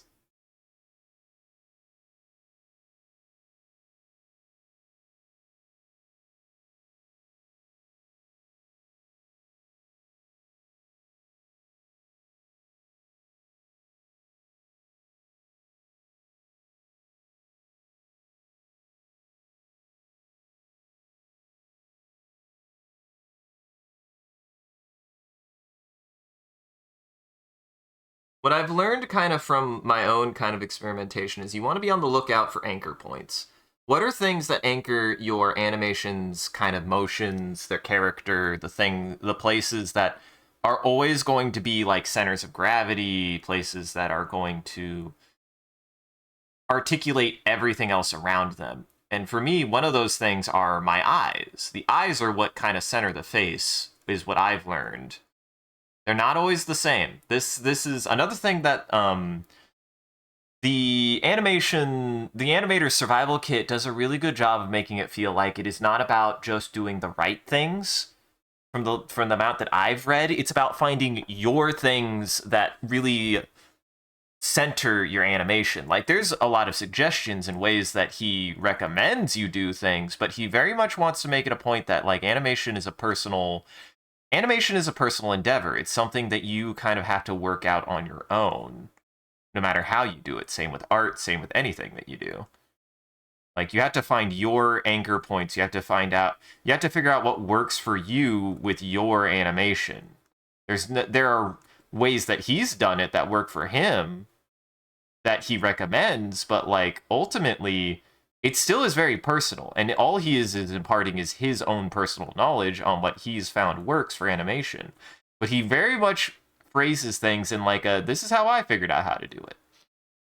He doesn't come out and say like now figure it out yourself or anything, but he very much gives an implication that like he's just sharing his personal experience and understanding of how he does animation, and that's it. And it's very good advice. He's just giving very good advice in this book. He's not telling you how to animate.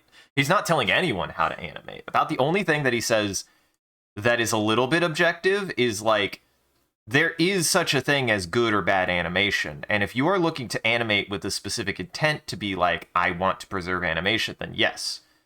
He does call out and say that there is objectively bad animation if you are trying to make something move with the very clear intent of making it move.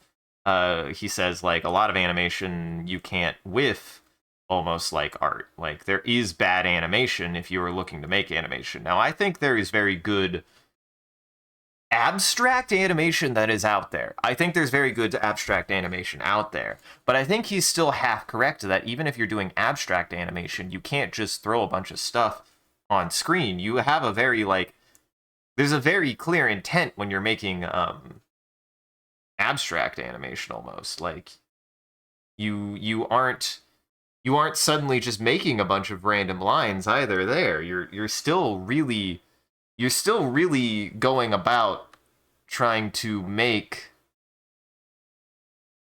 um a very specific you're really going out of your way to make a very specific thing even when you're animating abstractly. Like, you still want your motions to, like, be deliberate. Animation is very deliberate, no matter what. No matter if you're working off of something more surreal or working off something very concrete, if you're working with cartooning or whatever, like, the fundamentals of animation are, by definition, more objective than art sometimes. It's what gives animation its kind of the unique position of being like, you can't just draw whatever you want. It all has to make sense still. It all has to, like, work to the goal of making something move, even if it is something more surreal or more abstract. It's all got to still be consistent. Animation has a lot of consistency with it.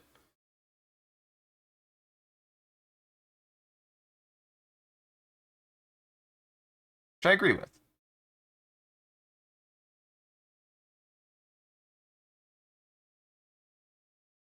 Shapes and sizes of things all have to still kind of fit up and make sense to each other, especially if you're doing what I'm doing, which is trying to make a specific motion.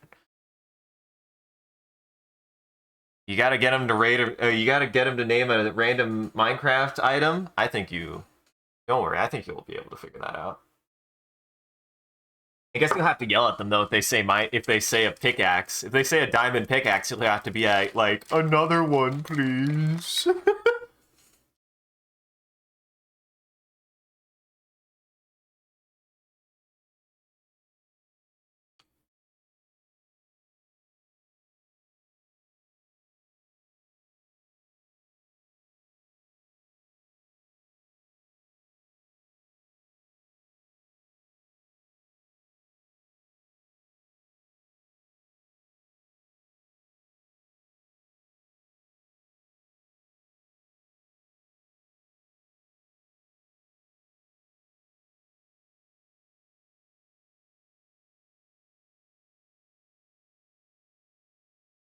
So highly recommend if you're looking into practicing more animation, or just generally if you're an enthusiast who likes animation, if you like things like Isaacin, you would like I think you would like Richard Williams' Animator Survivor Guide, an Animator's Survivor Guide.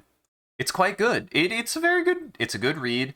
It's very similar. I think if I was to judge it quality wise for the medium that it is, I think that the comic book one, why can't I think of what it's called? Because it's the closest comparison I would make to it, is there's another one by a comic booker, though the comic book I don't think it's called the Comic Book Survival Guide. Comic book it.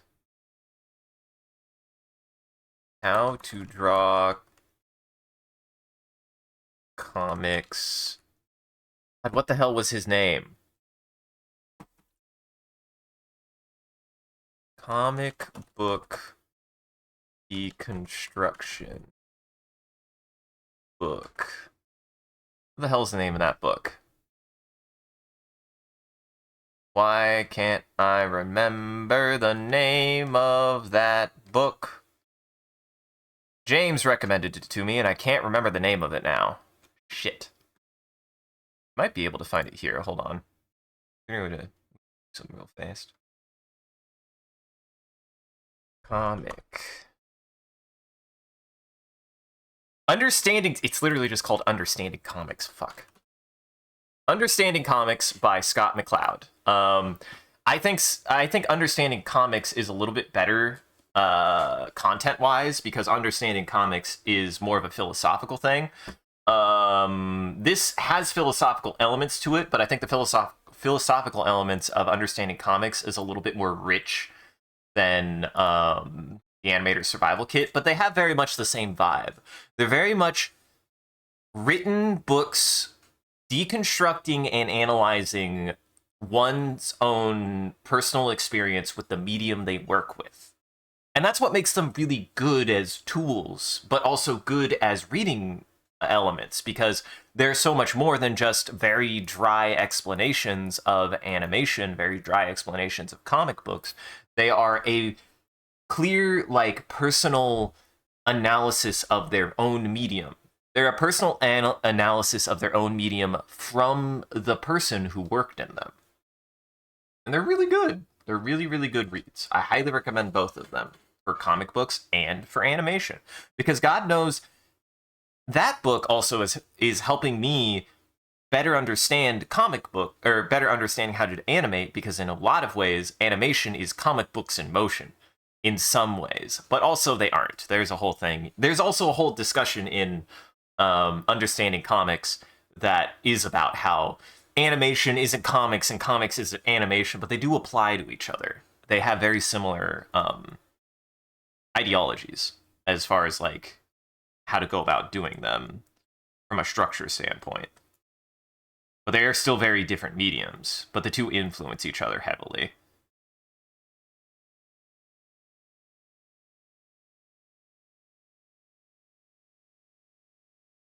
Fliporama is the border between comic and animation.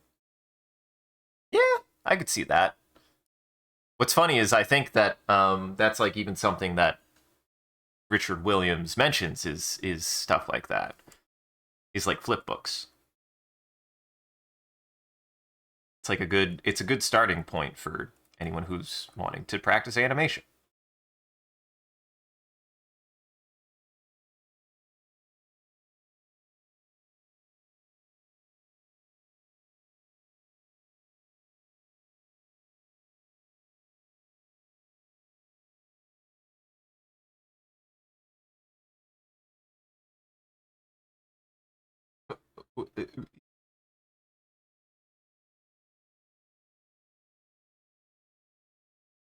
I don't necessarily want to do that.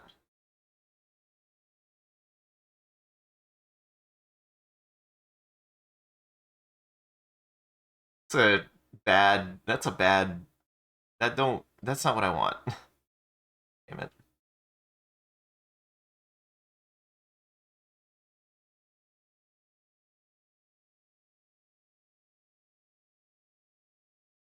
Ooh, I need to remove that. I need to remove that frame because this needs to be faster. So this like recovery, actually, I need to get rid of. Well, I don't need to get. Now I'm in an interesting spot.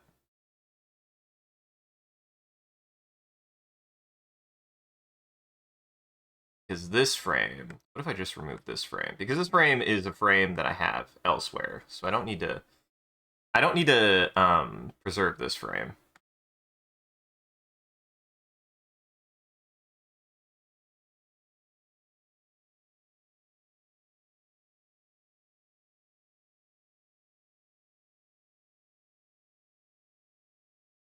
No. Wish I could.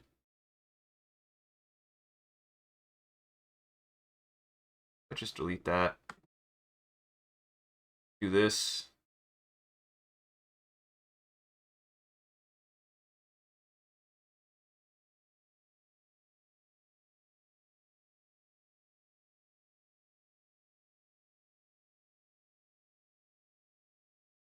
Honestly. God.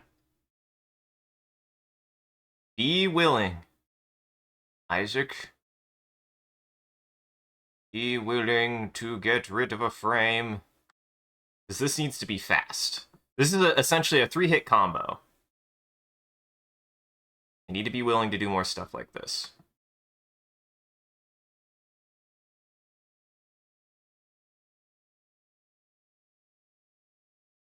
One, two, three. 1, 2, 3. 1, 2, 3. Yeah! Something like that. Faster, snappier. Faster, snappier.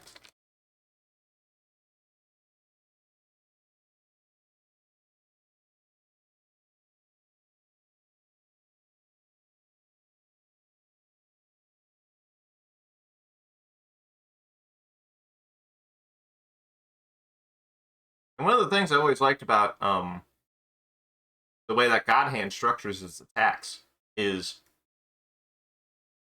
you should be able to see every single attack as an independent attack, and it should work as an independent attack as much as it works as a combo. Mm-hmm. She can't escape.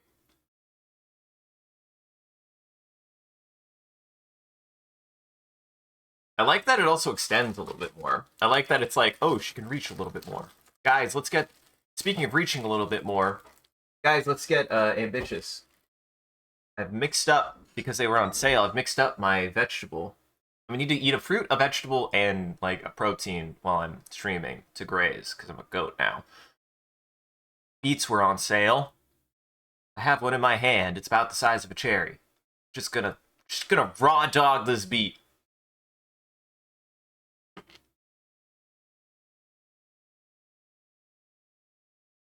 Hmm. Hmm.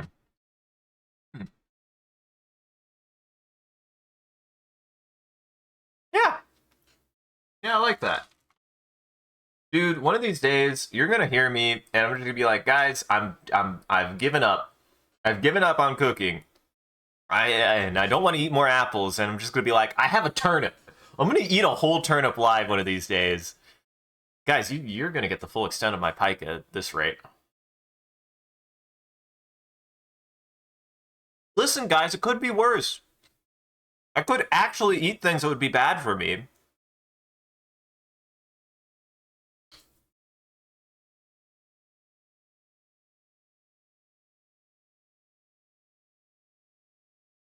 I actually kind of like that. So, because I like the idea that these are like shorter hold frames because it's just a quick punch, and then the kick is longer overall. Yeah, I like that.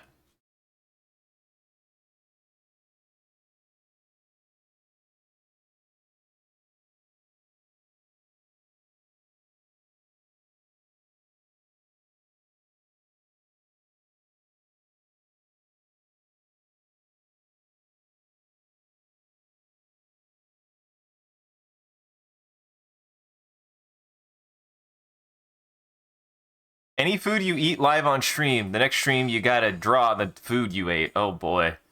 I should save that for Gardic Phone. One of these days, I will just get a giant container of macaroni and salad and eat it live. I mean, macaroni salad is good. I like macaroni salad. I'm just here, just be like, Isaac has stopped talking for 2 seconds. Oh, he's just eating his macaroni salad. I will happily eat store-bought macaroni and salad. I've also been eating more mac and cheese recently because I like mac and cheese.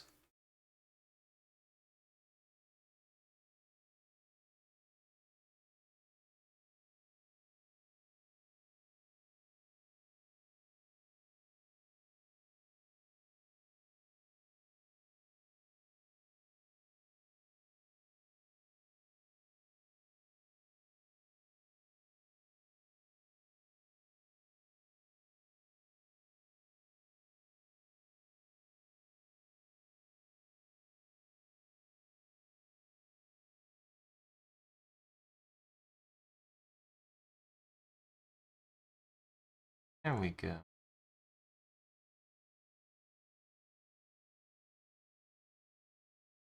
There we go.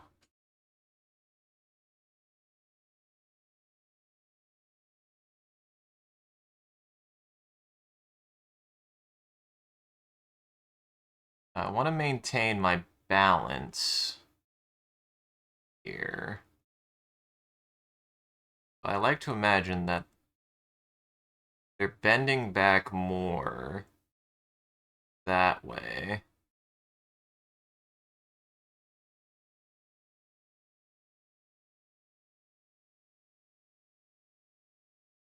Eyes go up more this way.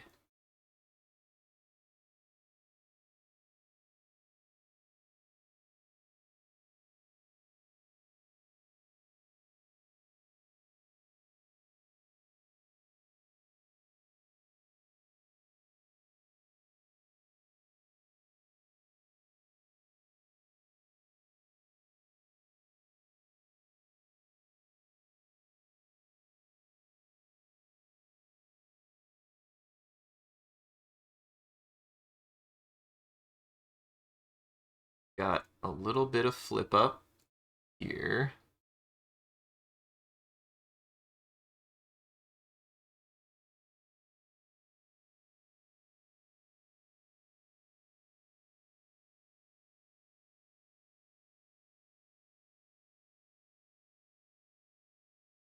I don't know. Whatever was messing with my pen, I'm glad it's gone. I'm glad it's gone. What's my favorite pasta food? I mean, it's gotta be ramen. It actually it might be ramen. It might be ramen, but I fucking love pasta, man. I love pasta, man. Boy, am I gonna have to make Pasta Man? Is he gonna be a new character?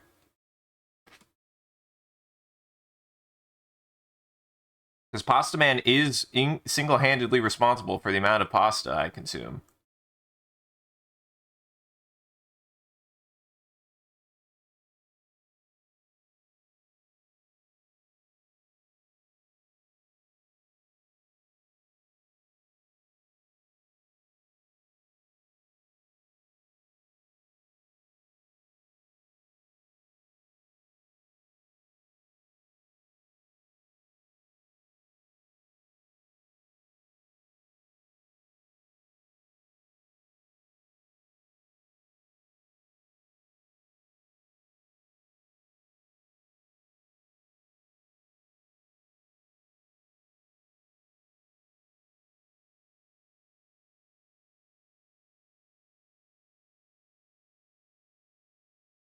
Hmm. Might have to reposition this arm.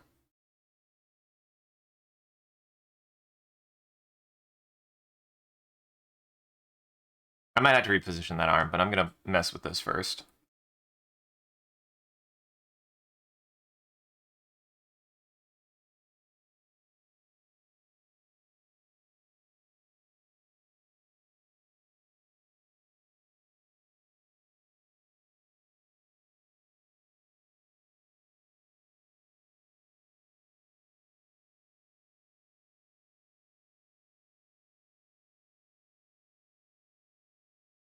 It's kind of my idea, and again, like, I appreciate that he points this out, that you should be using a combination of both. I think my preference is to work pose to pose with the understanding, or is to work straight ahead, understanding I only have so many frames to work with. So no matter what, I need to end it by a certain frame. I need to end it, and then I go back and add the poses that I either missed or adjust the poses I need to miss. But I always start from the start of a pose and get to the end of a pose naturally. That's what I try to go for, I feel like.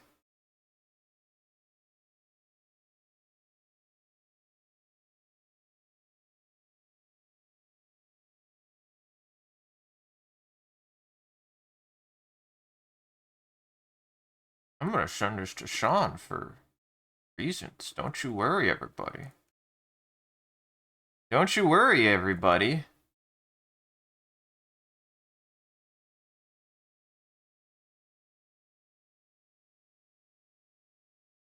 I have ideas on what I want to start doing. I think I know what my workload is going to be for a while, and I might be doing animation for a while, actually, guys. Because here's the thing, I will admit something of kind of my intent of doing this, because it is an admission of a flaw that I have been struggling with when it comes to my art, specifically with making anything that's more asset driven. I have found that until very recently, I was horrendous at asset generation. I was horrendous at it. I would be asked, Isaac, you try making this asset. I'd be like, I can try, and then I would start off really strong and then get really frustrated really quickly because it was like, I want to be able to do more with this, but I just don't know what I'm doing. I didn't have the confidence to be able to make whatever I was asked of me beyond the bare minimum. I just struggled a lot with assets. And since then, I wanna be able to be like, hey, I made this. You wanna play with it? Just wanna play with it? I'm gonna be making more assets, so if you just wanna play with it, you can just play with it. And that's kind of what I want to do now for a while, is like be willing to just make a bunch of animation assets and share them with friends to be like, hey, have at it. Just go ham. You want to start messing with this? Go just put it in an engine and start messing with it. I'll just drop something in there. So that way we can actually start learning how to interact with learning how to interact with assets more. Start actually getting some engine knowledge, because I need engine knowledge. I need engine knowledge. I so desperately need engine knowledge more than anything else. Is I need engine knowledge. I do not have enough of it. I just need to start working on it. Just need to start working on expanding my engine knowledge, because it's just not there yet. It's getting there, but it's just not there yet, because I haven't actually looked at an engine very recently. But that's the only thing for me.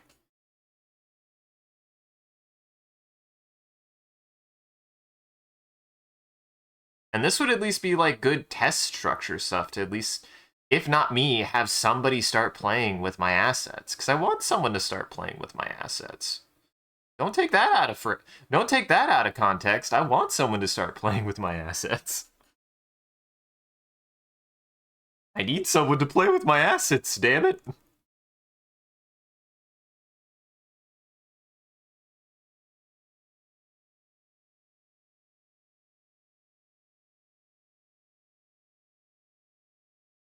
And I mean it.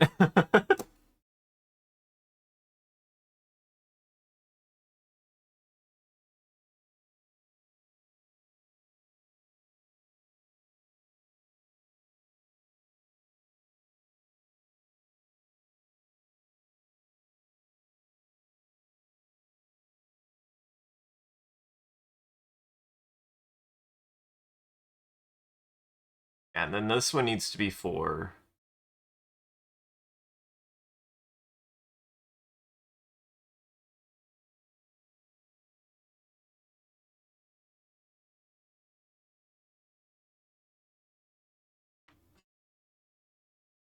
Does the water inside Hydrant Man start boiling when he gets mad? Yes. But it's very rare. Or when you put him too close to something hot. I could see. Listen, if you put me too close to something hot that I started boiling, I think I would just naturally get mad too. I think I would just naturally also get upset. Uh-oh. Oh, big one.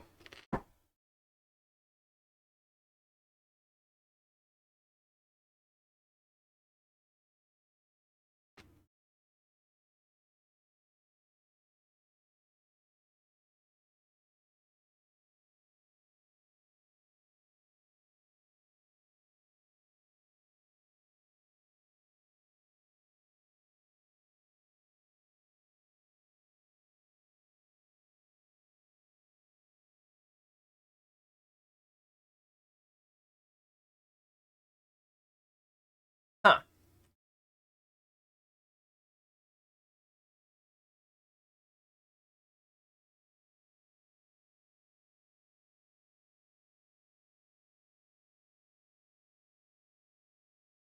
Then I want one more frame. I definitely want one more frame. It's like a hold frame. Maybe a little bit more bend in the leg to show that I'm regaining my balance.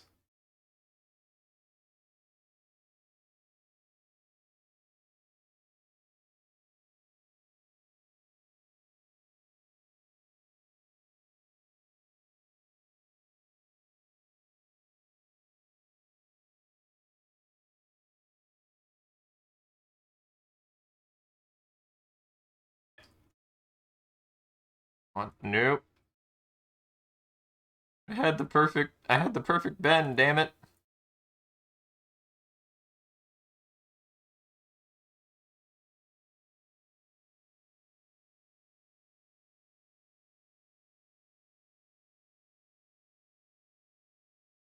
Not there.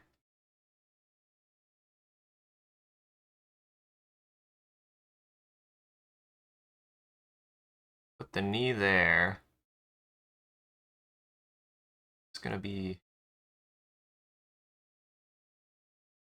Doing that-ish.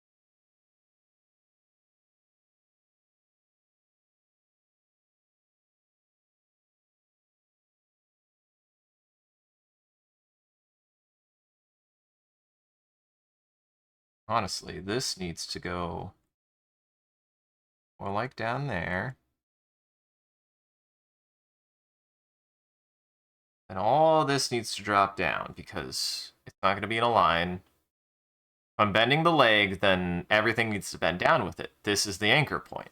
This is the anchor point, and everything else moves around it if nothing else is anchored. It's anchor points upon anchor points all the way down. Uh-huh. Oh, it's awful for him in the winter, you know, but he's a tough guy. He doesn't let a little bit of ice keep him from making sure that people take care of their ding-dang bodies.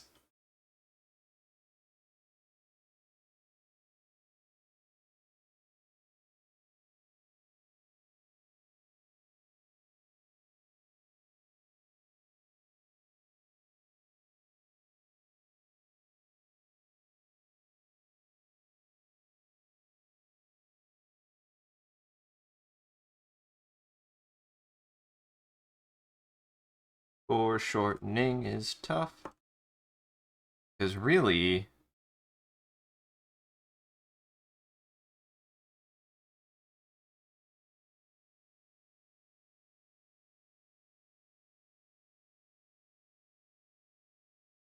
it's something more like this, right? Show that the knee is coming forward a little bit. Yeah.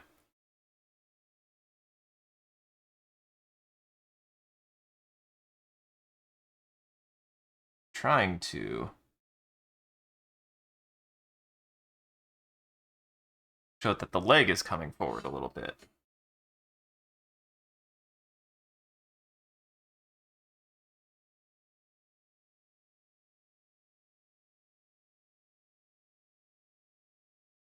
Something much more like that.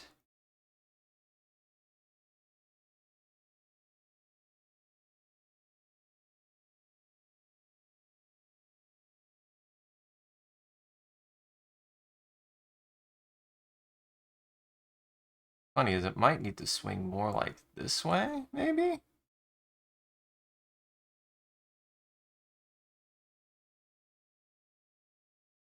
This is the hard part. This right here is the hard part.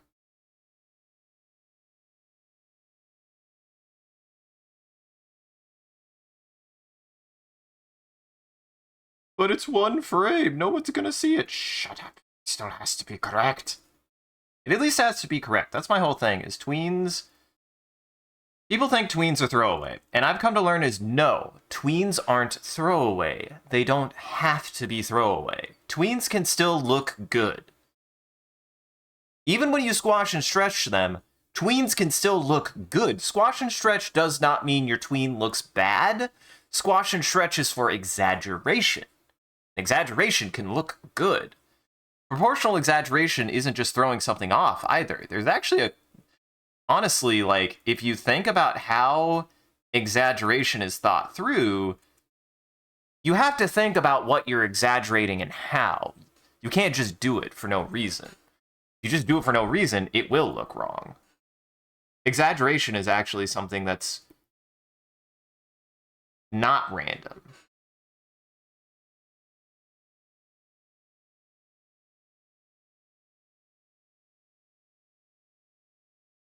That's what I want to do. I need that to be there, and I need sense that the leg is bending a little.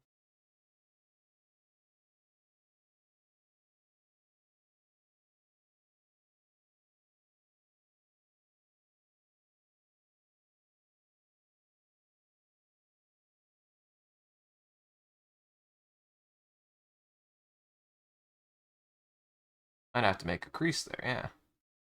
That might be actually something I might have to do. There might need to be a crease there.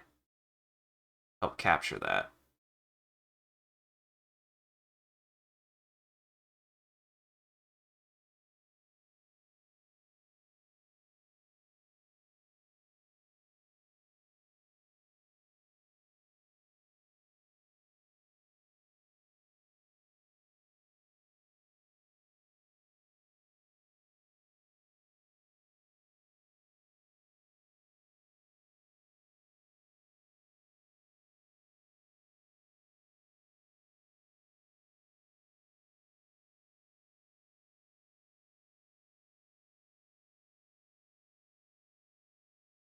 Oh boy, gotta love this weird move that I'm doing with her arm.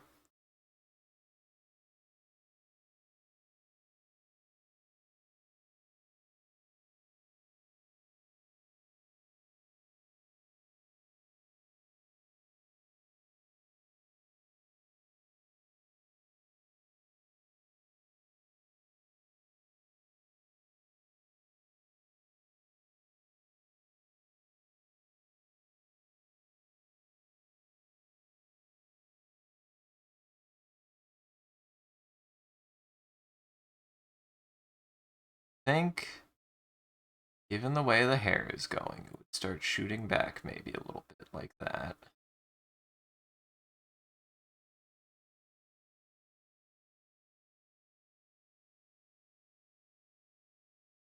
Sometimes you just gotta mess with it. Gotta try something.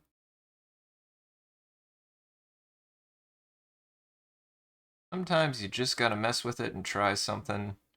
I like when hair goes crazy like this. This is like something I really enjoy when hair does this on a character.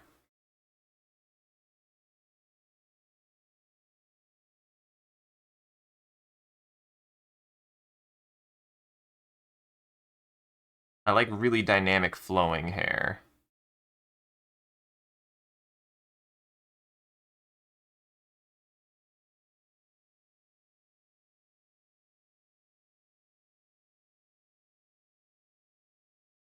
Yeah.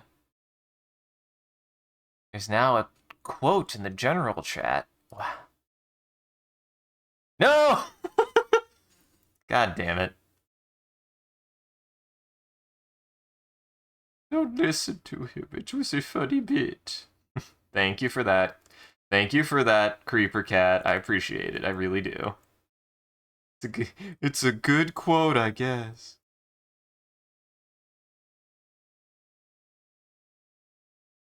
Is what I was saying.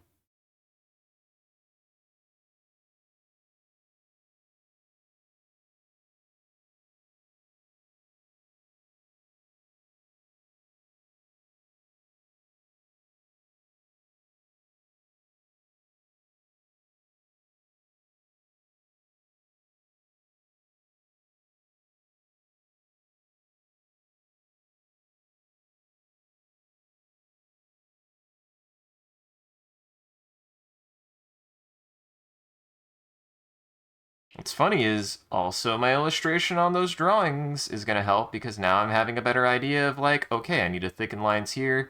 I'm really bad about like making a line and then just leaving it the way it is with a gap. Like I'm actually doing much better about completing my lines and stuff. Or like if a line overlaps, I would just used to leave it, and I don't do that much anymore.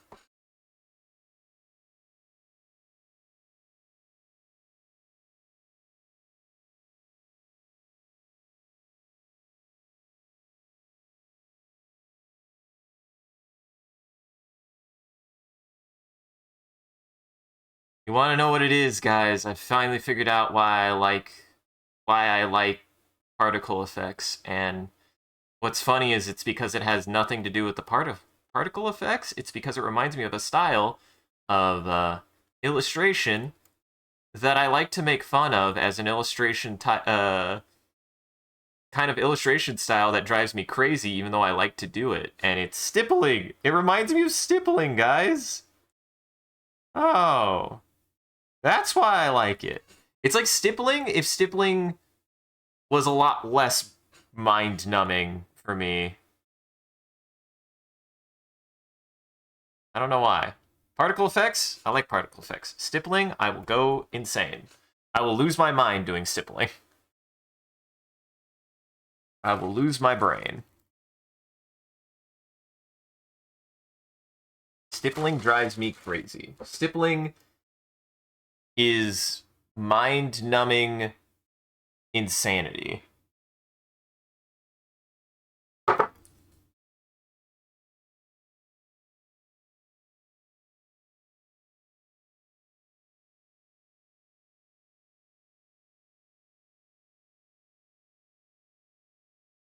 Stippling is how you lose your mind. Stippling is how I lose my mind.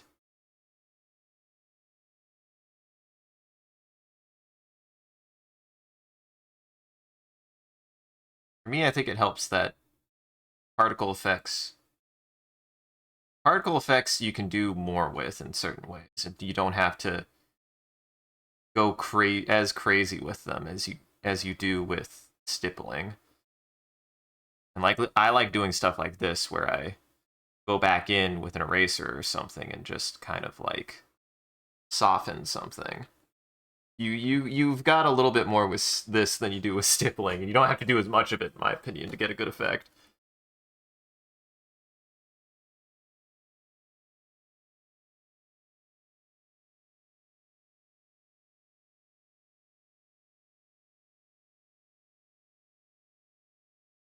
If I add a frame, there might be a frame here where the kick comes through, but I definitely want this to be longer. I might add another 2 here, but that would be it to make it smoother, but I definitely want it to be that long.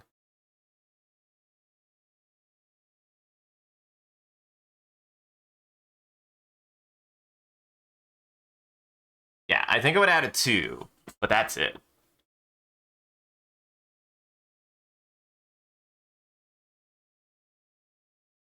In fact, I'm going to make this longer.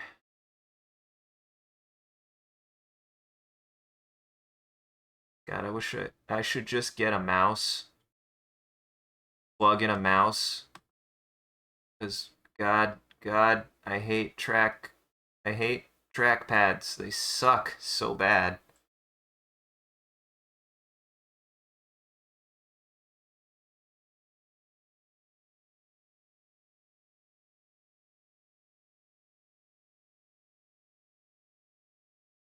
Ooh.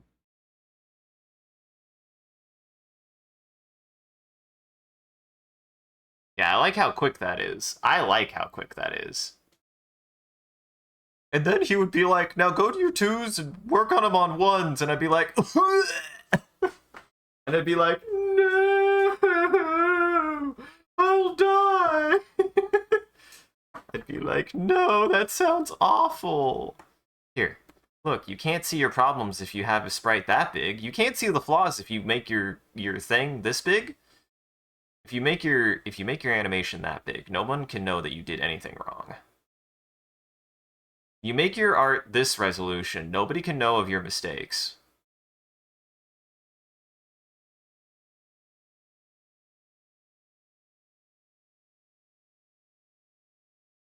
I do think that looks really good. So I want to finish that off, and then I want to start working in 2s. And next I want to start working in 2s. So the way that I think my process will work is I want to, any given thing, I'm like, okay, how long do I want an animation to be? Do I want it to be, for example, my idle animation, I want to be a second, right? I want it to be a full second looping. So I gotta probably start in 6s. That would be 5 frames. Or I gotta start in 5s, which would be 6 frames. Ugh, that's where this becomes a problem. That's if I want to do 30 frames per second. Because I want to do 6 frames in one thing, right?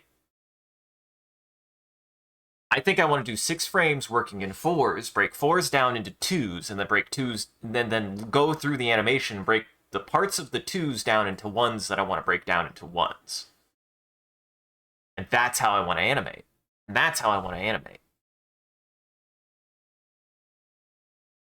Like, that kick hold, I definitely want to make a 4. Definitely want to make a 2 into a 4.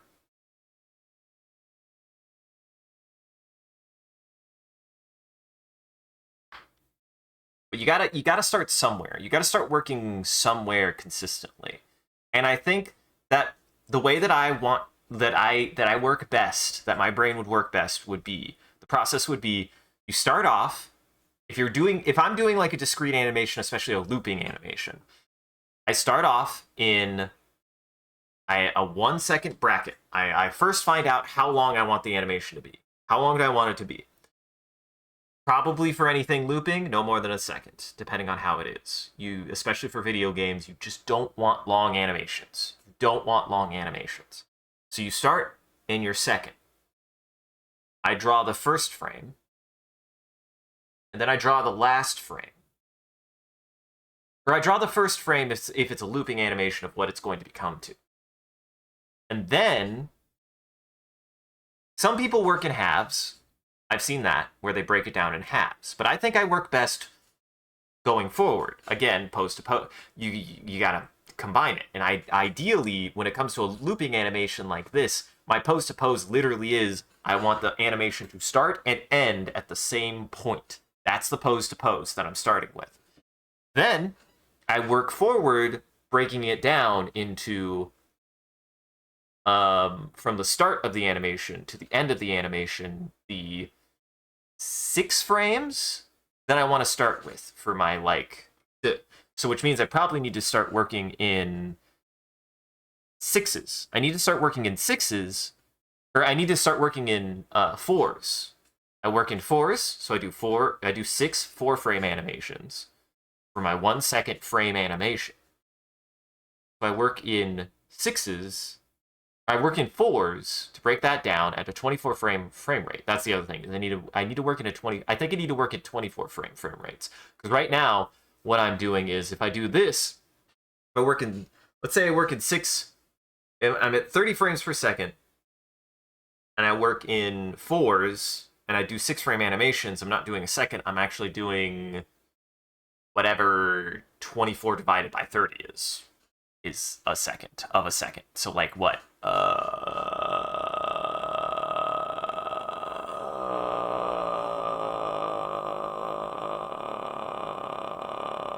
8/15ths of a second. No, I still did the math wrong. I still did the math. 8.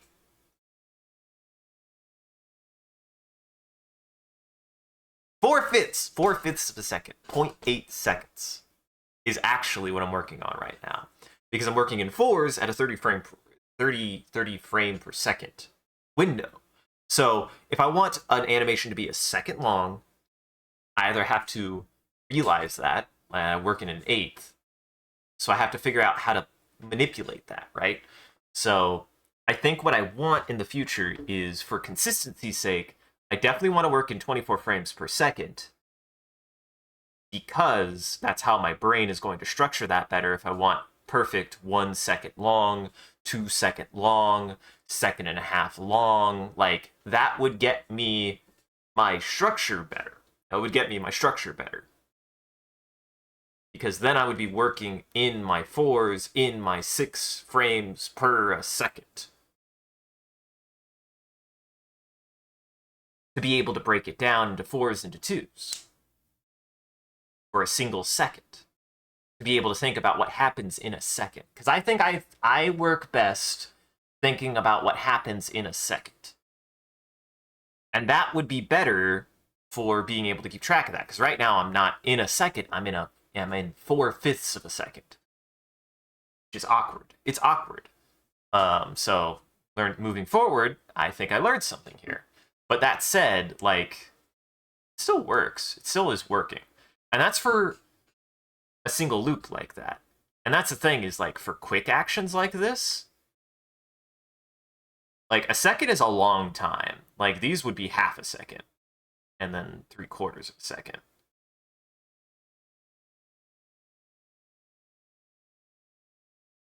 Like, this should be, which would still work better, because if I have half a second, that's 12 frames.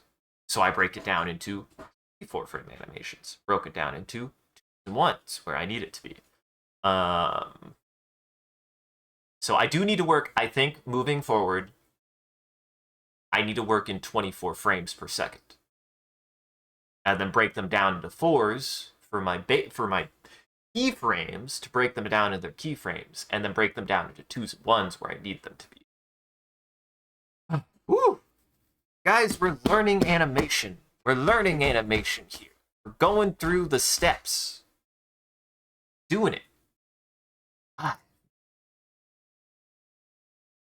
It's hard. Animation is hard. Animation is work. But as he says, why would you do animation if you weren't going to want to do work? He even points out something that I liked that really felt vindicating, because it's how I've always thought about working on something, is actually work on the most straightforward way you can that works, and don't try to make a shortcut, because that's not actually how efficiency works. Because efficiency is not cutting corners, efficiency is getting faster at doing something. Getting more efficient at something is not cutting things out. Getting more efficient at something is understanding how to do something better. And it doesn't always mean that you do it doesn't always mean that you do less. It means you do the same amount. It means you do the same amount, but at either a quicker rate. Oh. It felt really good to like have that kind of like mentality validated of like you can't just cut something out. You can't just cut something out, you know?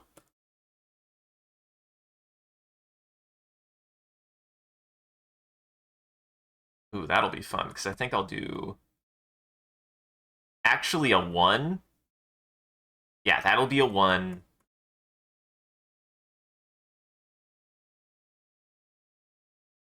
What I need to do is I need to finish this, and then I need to start to the beginning, and then start breaking things down into 2s. I do think the loop needs to be 2s.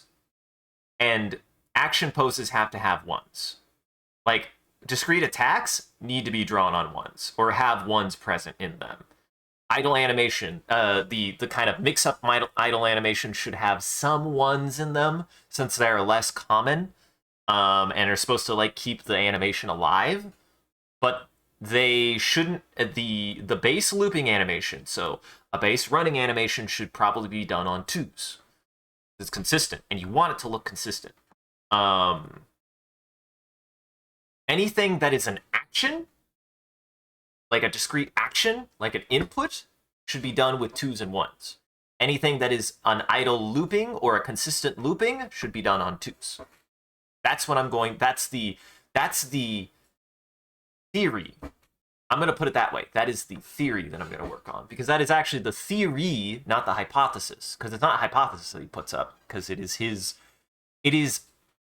observed. It was his observed analysis of his animation, Richard Williams, that 2s work best for kind of general actions, and 1s work better for spicier actions. I'm going to call them spicier. He doesn't say spicier actions. I say spicier actions. If you want more energy into something, you got to work on 1s. If you want something to just kind of work generally, you work on 2s. He has one exception to the rule, and that's what I kind of like about the way that he writes his book, is he has one exception that he does point out, and he's just like, I don't know why it worked that way, but it did. So like there are exceptions. His whole thing is this can be theorem. This is his observed understanding of what works, but there are exceptions, and you can find those exceptions, and you should find those exceptions almost. He like very subtly implies like those exceptions, do them if you find them. If you find them, you got to find them though. And he doesn't have an answer on how to find them. Like if you find an exception to one of his rules, he's like, do that. Find what works for you, but here is what works for me, is his whole kind of philosophy with that I've found with the amount of animator's survival guide that I found so far. And I'm only like a quarter, maybe a third through the book. It's a long book, actually. It's got like 346 pages.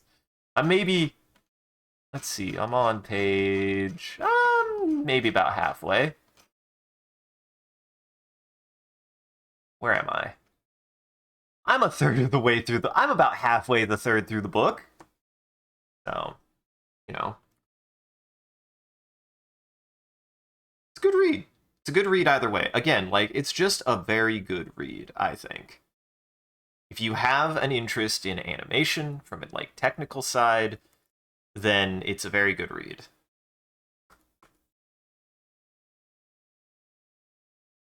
And he, like, has a lot of anecdotes about, like, his experiences with other animators and how they did their work and how it was similar, how it was different, how he was humbled by other people's work.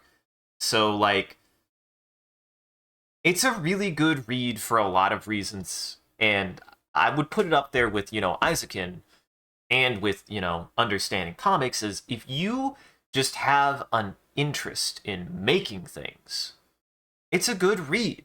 It's a good read because a lot of it is about exploring a creative process. And if you have an interest in creative processes, absolutely. Just in general, very good read. Isaacin is very similar. It's very much, it's very similar to, it is very similar to this book in that it is maybe the only example I've seen of animation using its medium to analyze animation from a philosophical standpoint. And it's great. It's absolutely great.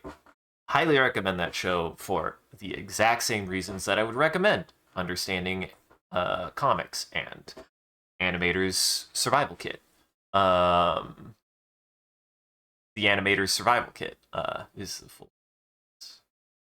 Trying to be better about that. But yeah, very much like also just a very good, solid show, but very much like a show that's practical in its like application of understanding its kind of beliefs of animation and of a lot of those things.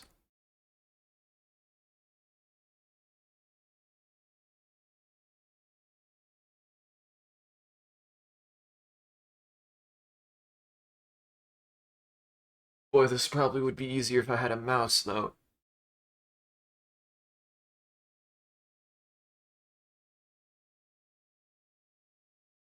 Hey, Minus.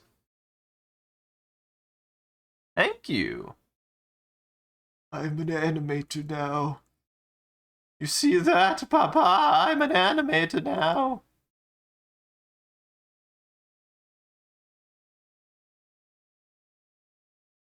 Doing so well.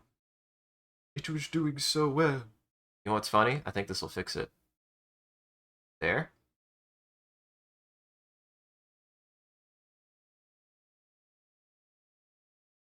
Not there. I do not understand how this thing works. Here, what if I just... Now, what if I just... Boop. Just reset the pen. Now, will you work better? I think it's fine now. Not quite. But how's it going, Minus? Thank you. I appreciate it.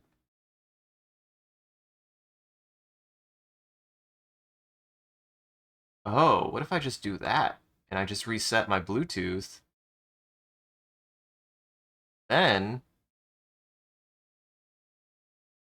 Wait, it said one Bluetooth, and then it disappeared. And I unplug this. And I replug that.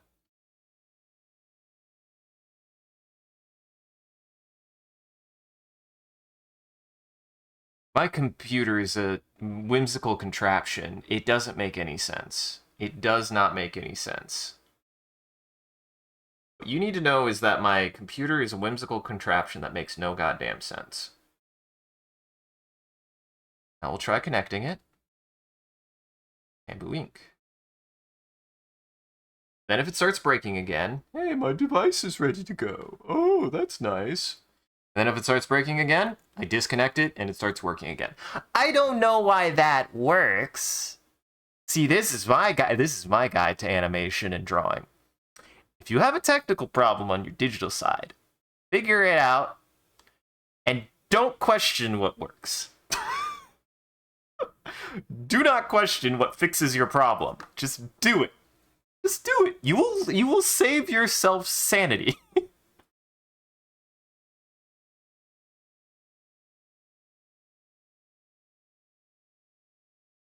You yearn to draw. Yearns for the pen. Well, You can't draw right now. I hope you can draw later. I hope you can.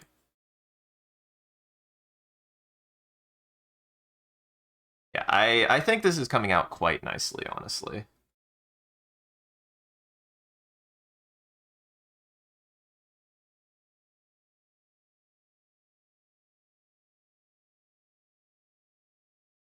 Now I want an in-between of getting back to...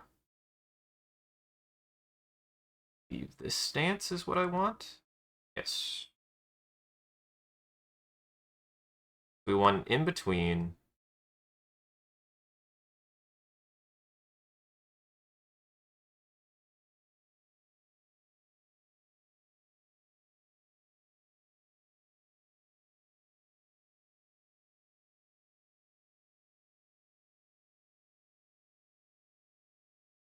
Or go Alt-B. There we go.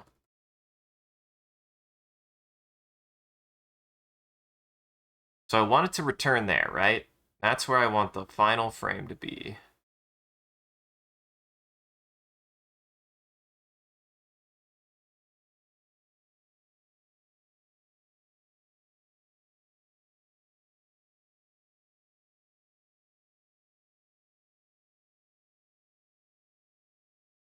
Which is going to be interesting.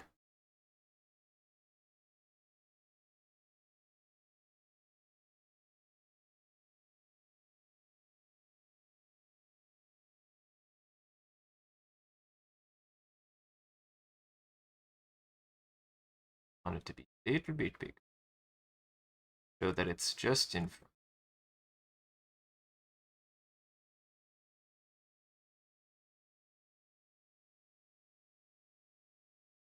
Actually. So I want the knee to be there-ish.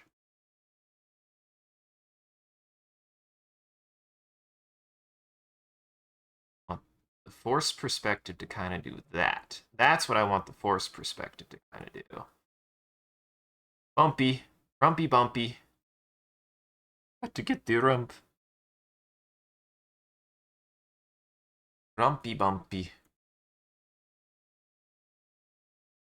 Gotta keep spacing about the same. The hips don't grow. The hips don't grow. They don't change.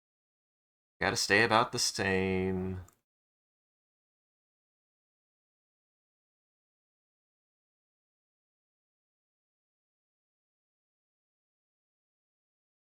This is going to be kind of like resetting, so got to be like a sense that the body is kind of turning back to what it was.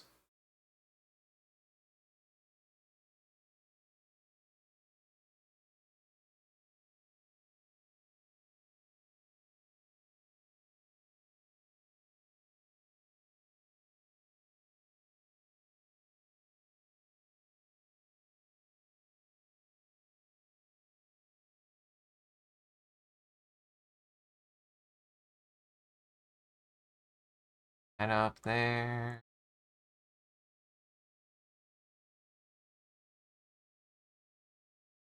And I know I'm on the right track when I read something like the animator's slight flex here, warning, slight flex here, everyone. I know I'm on the right track when it comes to animation. If I read things like the animator's survival kit and go, yeah, I got that. I get that. It's always so funny to me how, in a certain sense, geology actually helped me understand something that I never really. It's like the kind of thing that you. Also, welcome back, Captain. It's the kind of thing that you're like, I. I would never say that at any point didn't understand certain things about animation, about drawing or anything, but I certainly struggled with them conceptually to just do them consistently. It's like you could tell someone, yeah, you just got to keep the shapes consistent, and I could go, how the fuck do you do that though? I just don't know how to make the hand do that. And it's like, well, part of that is muscle memory. Part of that is muscle memory and practice and stuff like that. But geology really cemented the idea of like okay, when you are drawing something, when you are drawing something, because you have to draw maps in geology, you need to keep your things the same size. You need to keep your things the same size and shape. You cannot. Beds of rock do not change shape or size, regardless of how big they are. They actually are very consistent. What's ironic is that is an illustration concept, not just a science concept. Like, it makes sense, but it's continuous lines is something that you want to have continuous. Like, it makes sense, but how could I be so stupid? You know?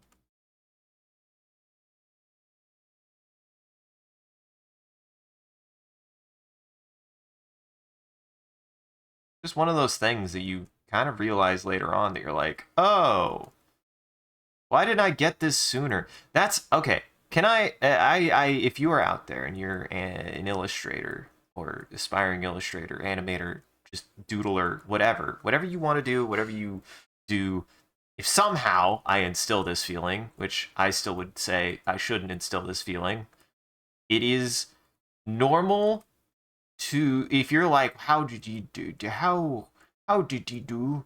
How did you do? You have to understand it is built on a very, very flimsy backbone of why did it take me so long to do that correct? There is just a period of your art where you will look at it and go, I don't know how to make my thing do that.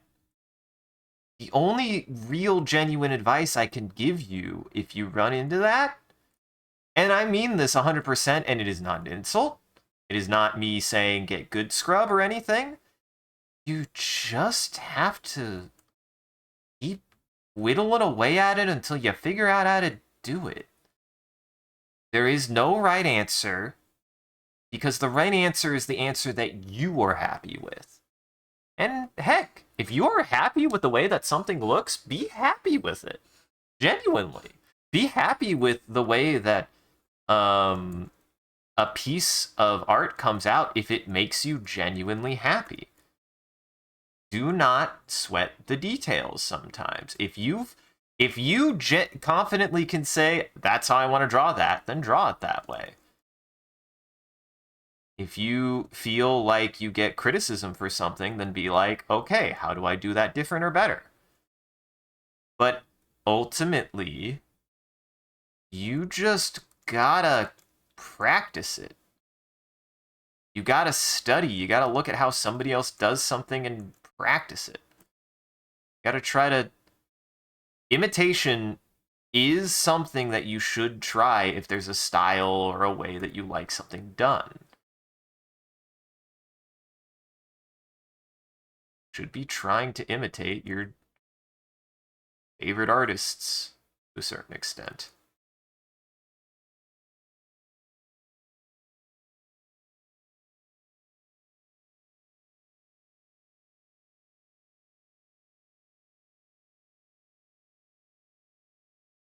And then again, I think I've mentioned this before, but like, for me, the true way to the like kind of checks and balances for that to be like, well, you can't just take somebody else's work. Is to be like, be honest, be like, okay, this is where I learned this from. This is someone else's work, and be like, okay, the study, like, as of per, citation of this person is how I learned how to do X thing, like, I'm very much using inspiration. I'm not looking direct references, but a lot of this is directly inspired by... A lot of my character design is probably directly inspired by things like Nichijou. God knows that the kind of like action design, like just pure action design I'm going for, would be a combination of kung fu stuff and things like God Hand. I would openly admit, like, I would study... I should be studying God Hand's animation styles, because it's the kind of stuff that I want to be able to do. You should be open and willing to admit your inspirations, to study them. because it's how you learn. Again, always there's that time old adage of, good artists steal, and it's like, I don't even think you should call it stealing. You should call it studying. It's studying. Study artwork. Study other people's artwork. It's how you get better at something. How you get better at anything. How learning works. Yeah. You have 2 in one laptop, and it will not use the pen if it's charging, so it's annoying. Mine is just weird. Like, I don't get how this works, that it technically wasn't hooked up on Bluetooth, but it was hooked up on Bluetooth, and it was working. But then I unhooked it from Bluetooth, and it started working again. But if I need to, like, I'll just do that same rigmarole. I just don't understand how my technology works these days. It just works.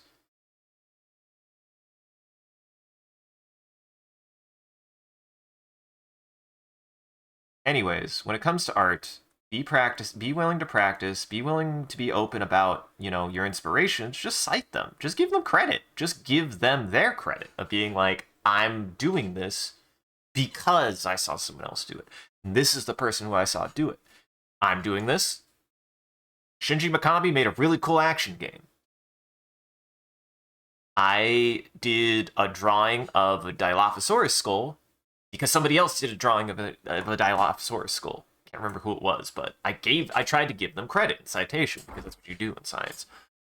And I still got I remembered posting it online on Imgur, and then people being like, but that isn't your work. And I'm like, I know it's not my work. That's not the point.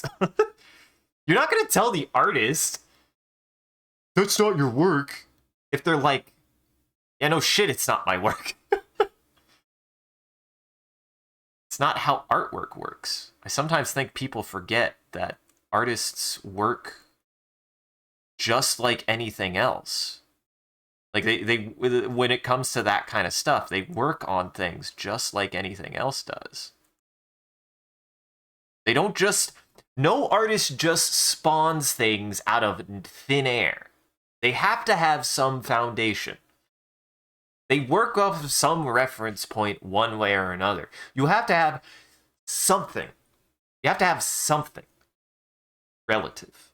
Even if you're pure abstraction, you're still working off of some notion of something. Of something. At least if it's good, in my opinion. So. Yes, that too. Drawfee of Drawfee fame, because I don't remember exactly who coined this. They had a small anecdote that they were talking about. I've been watching a lot of Drawfee recently. I don't know if you could tell. But they brought up a slight anecdote about people. They get asked a lot, how do you find your style? And I struggle with this. I feel like I have no style. I'm like, I just kind of draw things, but I don't stylistically do anything. I just kind of draw it. A lot of my quote unquote style is a lack of style in some ways with my background in science illustration. I have a really very detail oriented, proportion oriented, very scientific clinical way of drawing even when I'm drawing cartoons. And they were like, that's not, you almost don't quote unquote find your style. You just kind of keep working in a way until your style is just how you end up doing something. I do heads this way. I do bodies this way. I do hands this way. I do legs this way. That's your style. You don't construct a style. Not really. Or you don't make a style because you want to draw I'm looking over, you just want to draw SpongeBob characters. Or maybe you do, but your style is what you consistently do, not what you saw somebody else do. Your style is your consistency, not your genre, if that makes sense.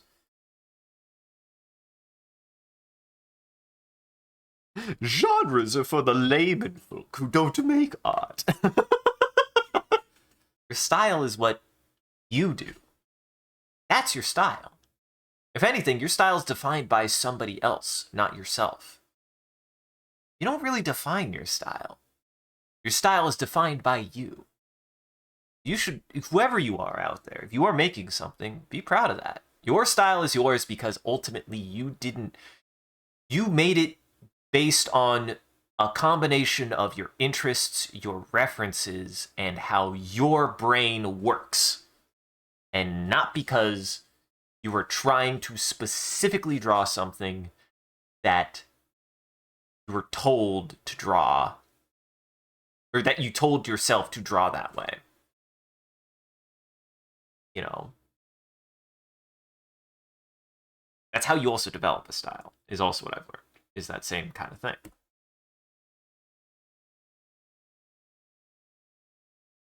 Probably need one more 4 to plant the foot. Yeah, I need one more 4 to plant the foot, and then it'll be good.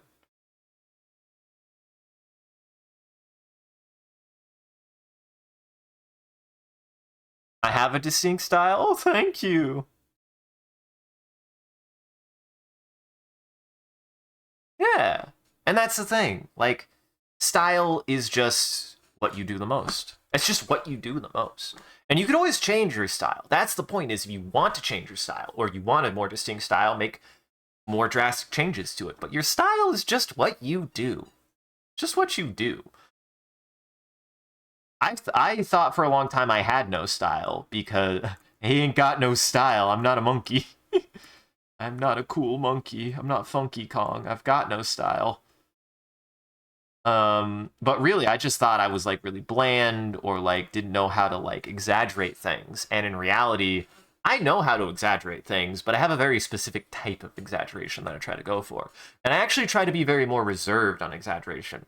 I have tried to do really like out there exaggeration. It always looks bad. I always have to go back and like tone things down for some reason. That too. If there's any exaggeration I consistently like to do, it's the oval-shaped eyes and the wide head. Those are very common reoccurring features that I typically do, especially for stuff like this. If I have something with a lot of action in it, I want something simpler to work with. So like this potato, the potato head, the simple eyes is something that is much easier to work with. If I want something that's a little bit more detail oriented that I don't fucking want to animate, because I won't want to fucking animate it, then I'll do maybe a more anime style, more realistic style. That's something I want to come back to at some point, to be like more concreting of what I want to consistently look good. Because if there's anything that you struggle with when it comes to developing a style, is like, if there is any objective part of it, whether it's from yourself or from other people, is proportioning to try to make something look good. That, I think, is the struggle. And nothing drives me more crazy than how a lot of cartoons can get made that just feel like they have no sense of proportion at all. Like any aesthetic proportion at all. It drives me crazy. Oh, it looks so ugly when nothing understands how to at least make something pleasantly shaped. It doesn't have to be proportion is not about correct. Proportion is about pleasantry. You can have something that's weird proportioned, but still pleasantly proportioned, if that makes sense. It doesn't have to be correctly proportioned to be pleasantly proportioned. I would argue a lot of my kind of more cartoony style is not it's not it's not correctly proportioned even. I do have my exaggerations like heads and stuff, but it's about the consistency of it, I think, is what works for me.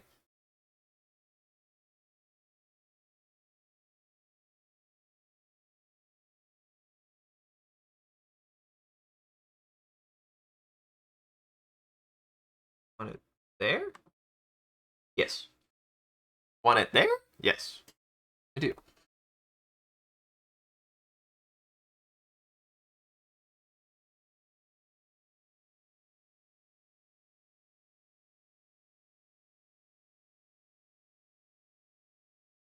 You found your style yet? I would, and Kappa, I would disagree. Seeing the few drawings that you've done, that's also something that Drawfee pointed out, is nobody really... your style, quote unquote, your style is not for you. Your style is not for you, if that makes sense. You don't know if you have a style. You don't determine your style to a certain extent. You don't say, and now I found it.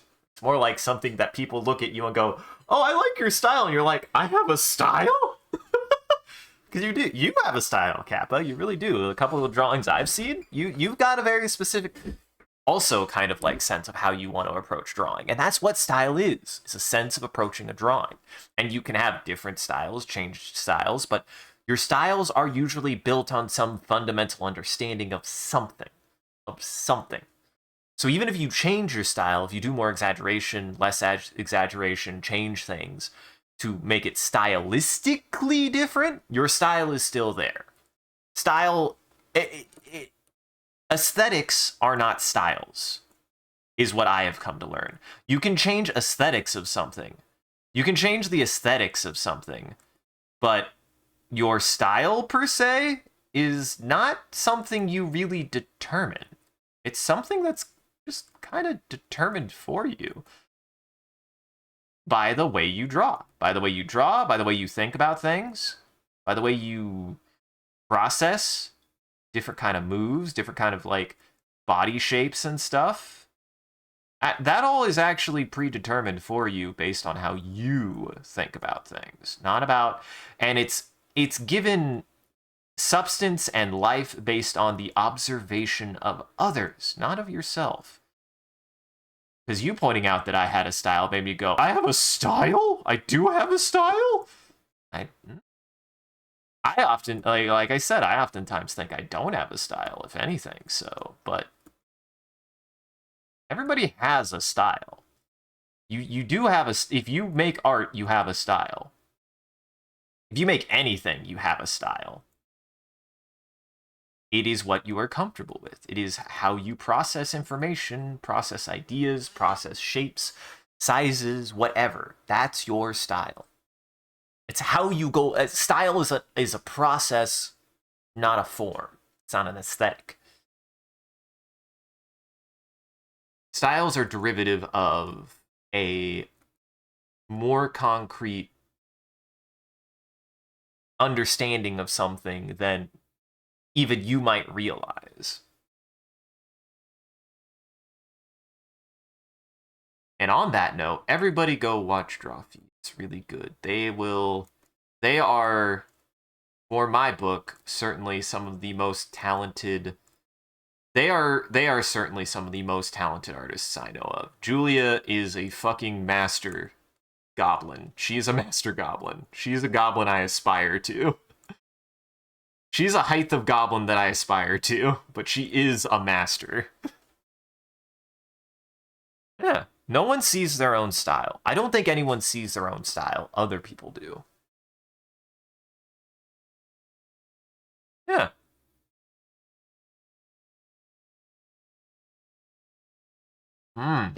Oh boy, I bet that sounded good.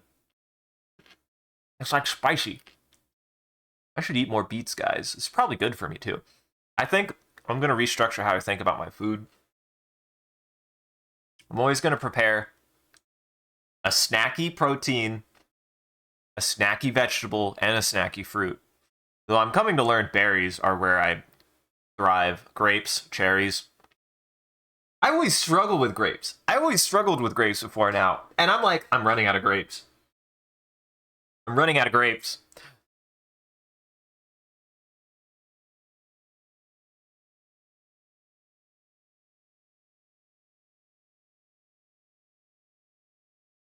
Yeah. Absolutely. This is my whole thing. We're cretins here. We're goblins. We're goobers. We're fucking weirdos. We'll do crass humor. We'll make fun of each other. It will never. Here, it will never be actually in... It will always be in jest, and it will never genuinely be in, It'll never be derogatory. I do not actually like derogatory humor. I really don't. It's not funny. Why would... As somebody who was made fun of horrendously when they were growing up. I would never, ever make fun of anyone. Ever. Like, intentionally. To intentionally make them feel bad. Like, I'm a very much a, you have to fire the first shot, buddy, if I'm going to go that way. But, like, they have to fire the first shot. I will always want to be known as the guy who does want to be positive about that stuff. You know, make things you want to make, do things you want to do. Make the most over-the-top actiony scene, make the most dramatic humble scene, make subtlety, make crazy things, make horror, make art. Make it. Always make it. Never be afraid to make something. One of my regrets is that, you know, I sometimes am always a little afraid to make something. I'm a little afraid to make something. And every time I've overcome that fear, it's never been a mistake. It hasn't. Now, until I make a, God, I need a safe word for this game. Now, until I make my version of expletive, we're going to say expletive, until I make my version of expletive, which might still happen, because I have a deep-seated interest in horror, and as a horror piece, I do like it. Until I make my expletive, my expunged, until I make my expunged, it's an SCP now, until I make my expunged, I don't think there's anything you can't or shouldn't make. The only things you probably shouldn't make is if they are like expletive or worse expletive. I'll say expletive and worse expletive because there's two of them. One, a good example, but shouldn't ever be made, and one that's a bad example and definitely shouldn't be made. And the reason why I say this is I always have to preface this with is I call them expletive because I don't actually want to contribute to somebody else's negative traumatic experience. Even if literally one of those things I did get something out of. I don't want to be responsible for that. You gotta find that on your own, buddy. You gotta experience that on your own, buddy. Experience your own trauma, buddy. I don't want to be responsible for it.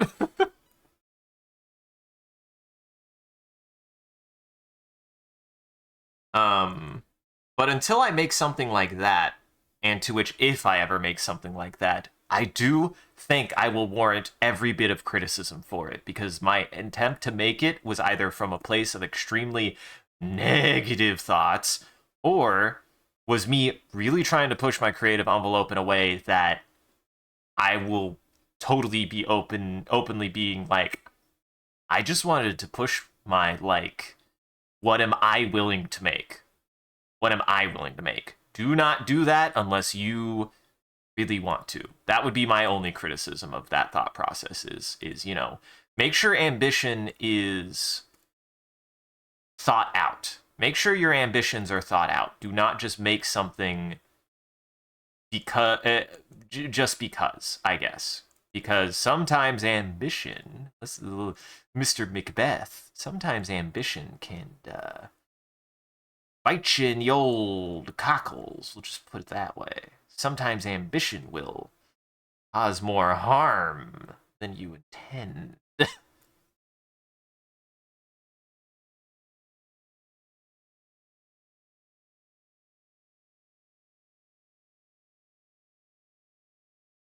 And again, expletive is something I have pulled from that does inspire me to make horror, at least in that vein, but never to that extent. I don't think I could ever do anything to that extent.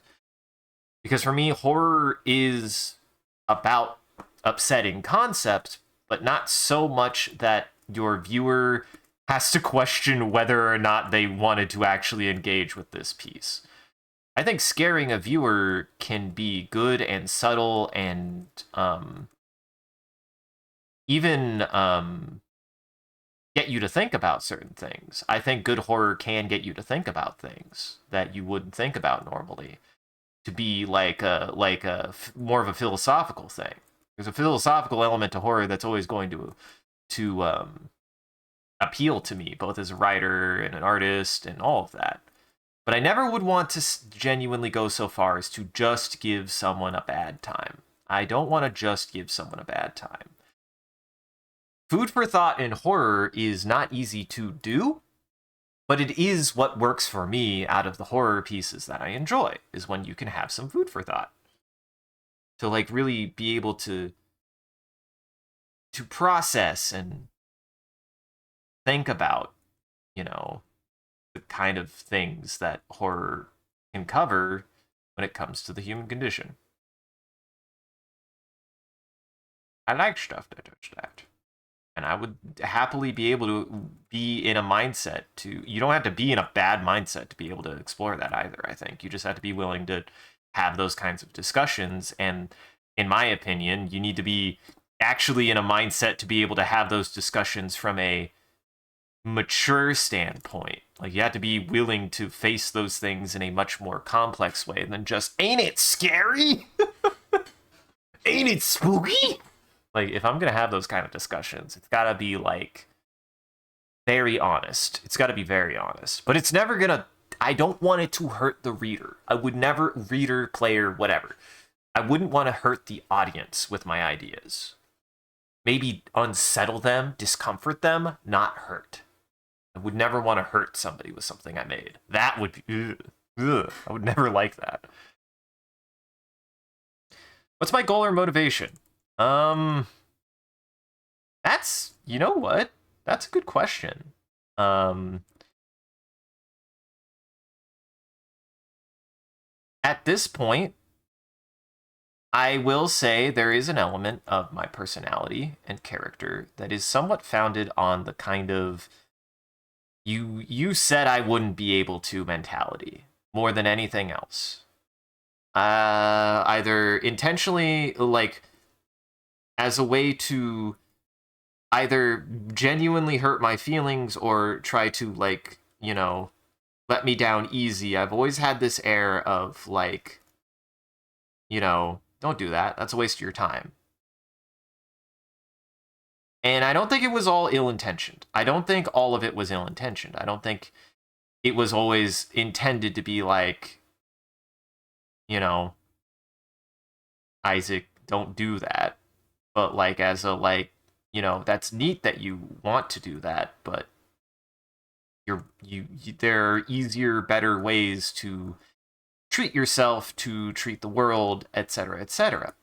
And for me, it's very much a defiance that I've learned to turn into a defiance of love, of, like, I understand now, you know, a lot of intention to be like, that's to be like, you know, it's nice that you want to try, but you don't have to. But I've at least gotten to a point that my motivation is more like, I want to be able to do this because I want to see it accomplished.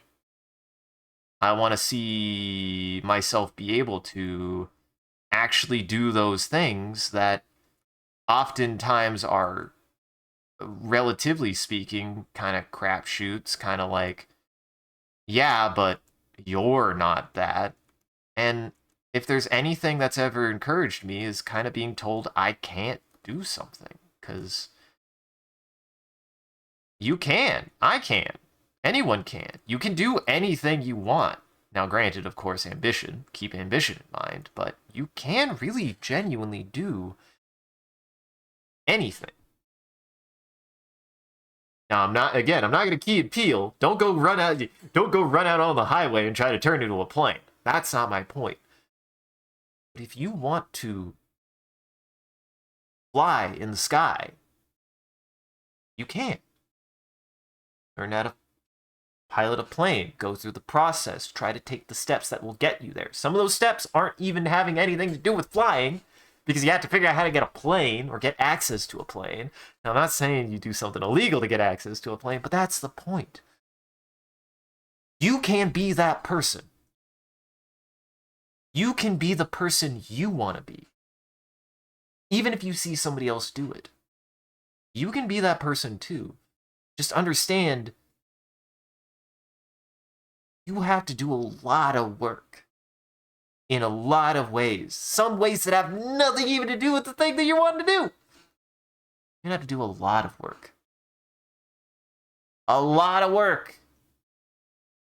I still got a lot of work I gotta do. Sometimes it really does just come down to not giving up, just doing it. Just doing it. Just doing the damn thing. Just keep trying. You only really stop being that thing when you stop. When you say, I don't want to do this anymore. Really. Anybody out there who's struggling art-wise, personal-wise, anything, you fundamentally say when to stop doing something. And that's okay, too. But it is you who says the limit of what you can do. Used to be things to pass the time, a hobby. Yeah, exactly. That's kind of where I'm at, too. Like, this was really just a hobby. It really just a lot of this just started out as a hobby. Like, sure, maybe I was like, you know what, I think the grubs are cool. I think it's really cool that you can kind of start doing entertainment online just openly and independently. You know, like, I think it's cool. And then, 6 years later, still doing it. 7 years later, still doing it. Doing it for more people than I was when I first started. Really, also one of the motivations, and this is kind of a weird side motivation that crops up from time to time that I do not know how to feel about it, is there's always these chunks of time periods that always started with a feeling of potential. Arguably, I would not be streaming now if 7 years ago I didn't randomly do a birthday stream that is still to this day my best viewed stream I've ever had. And I don't know why. I had 30 plus people watching me play Wind Waker for fun. I'd like that again. I'd like that again every time I stream. Spore. I had actually over 100 people following my content being made on Spore. I had people who asked me for advice in high school. I have this thing, this is the thing that motivates me, of understanding that there's something here. There's something here that I provide, that I do, that I am. And I just want it to be consistent for once in my fucking life. That's the only thing at this point, is like, I want it to be just consistent.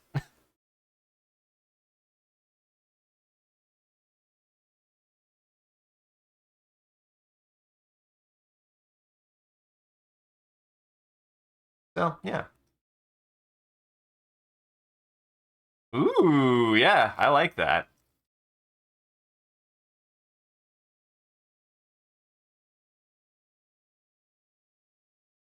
It was Hydrate Man. Yeah. The little transformer. So yeah, and hey, definitely feel free to do more fan art. I guess my only request, if you want my advice of like how to start spreading your own fan art, just make sure to do two things. Make sure to get the person's invite or like permission if you can. Like, you just are like wanting to like make fan art, and I don't know anybody who's like, don't make fan art of me, and if they do, don't make fan art of them. But most people will be pretty receptive about it. And if you do, just link us. Just make sure to give the credit, because it's all about kind of like spreading that stuff. And then vice versa. I'd be totally happy to be like, hey, check out the fan art that so and so made of me. You know, it's kind of the advantage of things like Twitter. Twitter actually has a system for stuff like that, which is nice. Twitter, you did something nice. Say, Twitter, you did something nice. Twitter, you did something nice.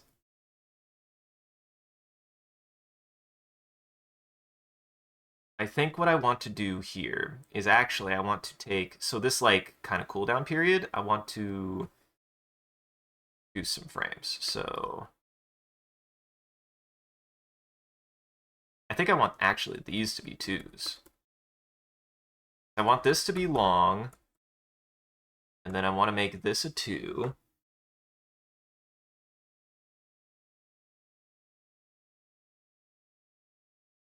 Go away. Need to be able to use, go away. Okay.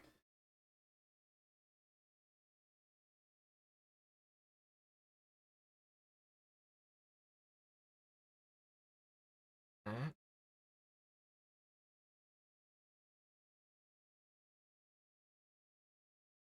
2, 2. And now we try it. This is back to a 4.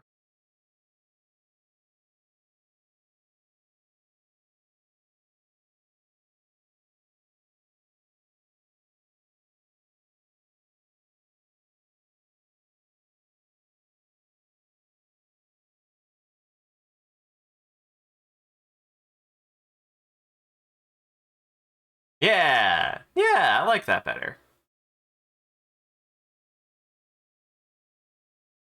That looks better. That looks much better.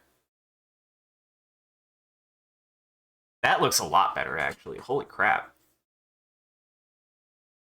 Spread the tidings of Hydrate Man. Spread the tidings of Hydrate Man.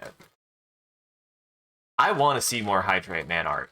Go, like, listen, you can make fan art of me, of Canary, of Hydrate Man, of any character I made, or of. You can make fan art of me, of Canary, of any of the characters that I make.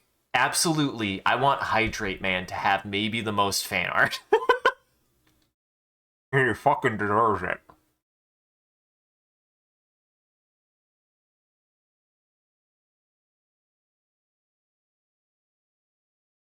I also kind of want to make it clear that my character is like a, maybe they start off even that they don't really do martial arts. Maybe they have basic martial arts, but that might be something with this game that over time, you know, as they pick up more martial arts, they actually get more like, they like start off kind of scrappy, and then over time maybe they get a little bit more like cleaned up with their quote unquote martial arts style, but for the most part, you know, they generally are much looser, and they just are kind of like a scrappy, like starting off like just kind of brawler.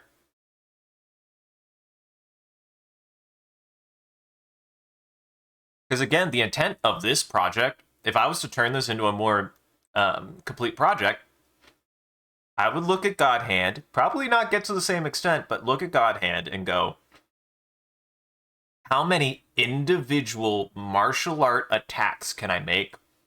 How many individual discrete animations of a single attack can I make that can chain together?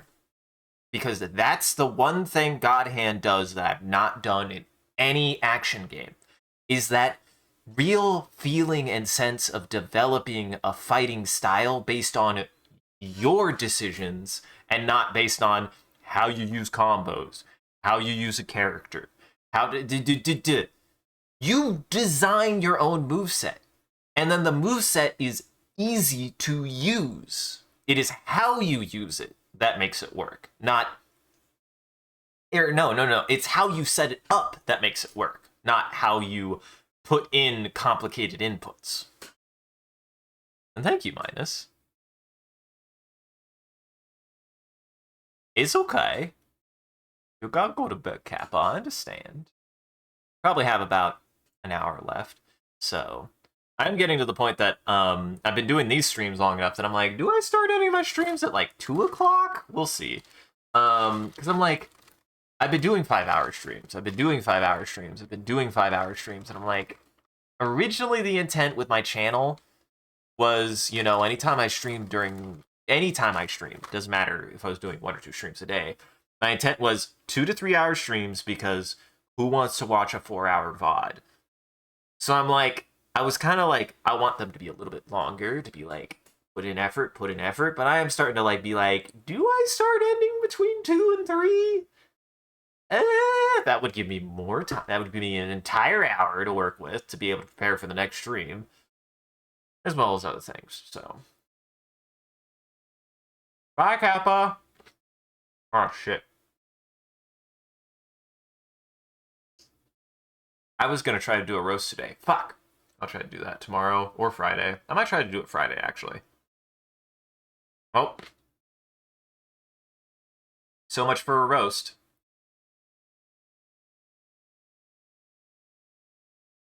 One you might not know. Atazuke. Atazuke? Is that goodbye?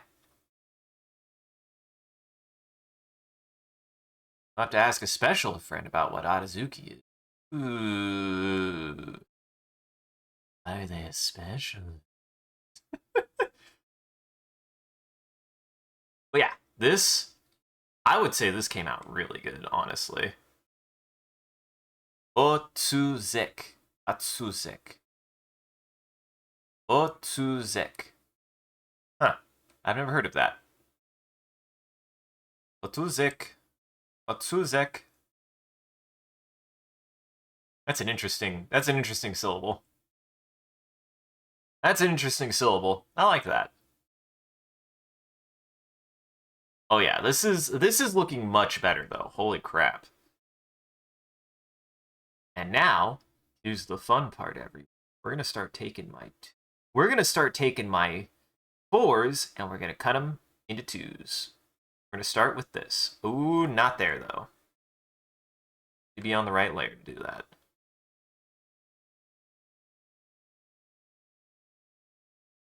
Another reason for me to kind of start ending at least maybe half an hour earlier. We'll see. I might end at least I might do only 4.5 hours or something with stuff like this, because actually my post-art streams have a lot of homework. I've got to prepare the VOD.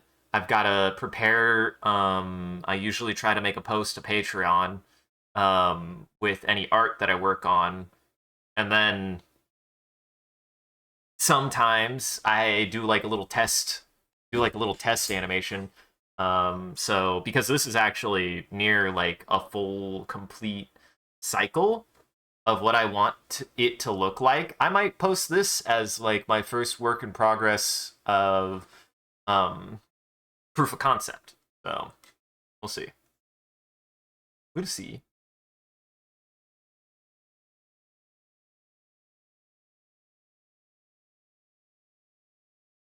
There's a big dot. Be a dot there.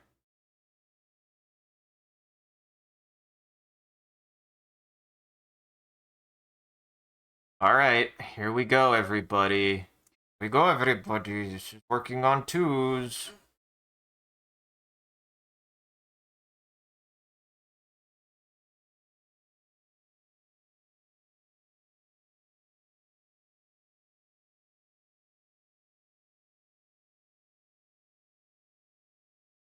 This will be even easier because it's just tracing in between the lines.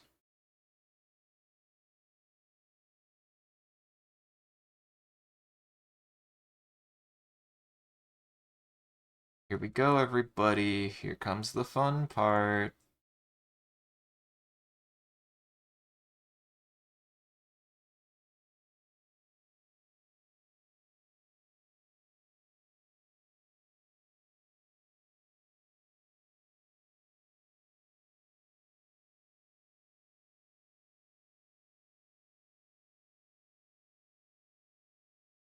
I'm so curious how this will work. So I've got 6 frames, right? So I got to do 6 more frames, essentially, of in-betweens.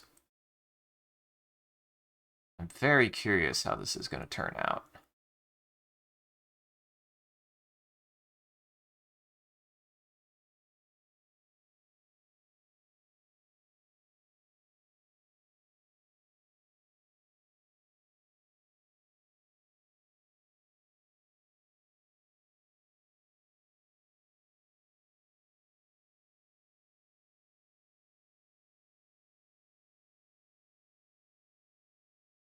The nice thing about technology is that it gives me a bit of a cheat. A little bit of a cheat with this. Now I could do stuff like see where the hands are going to be between each frame. A little bit easier. See, look. If this is like animating with a microwave, I couldn't imagine not microwaving my animations.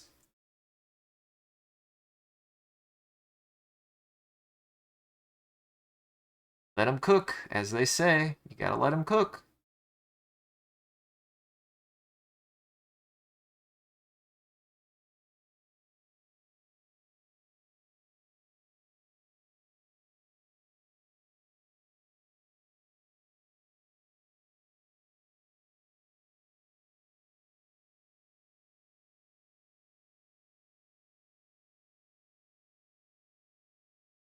What's funny is this is like kind of the. I'm sure somebody would look at this and want to puke. But this is like, for me, the equivalent of being able to listen to your own voice when you do voice acting. I've tried to do voice acting. I've tried that, and I just want to barf every single time I do it. And yet I could see somebody looking at this and being like, how do you keep track of anything? And I'm like, I don't know. My brain just gets it. My brain just understands where the freaking lines are going. I don't know. Brain is not intimidated by the overlapping lines. I mean, they do a very good job of illustrating the blue and the green. That helps a lot. The blue and the green being separated helps so much. It makes this a lot easier in a lot of ways.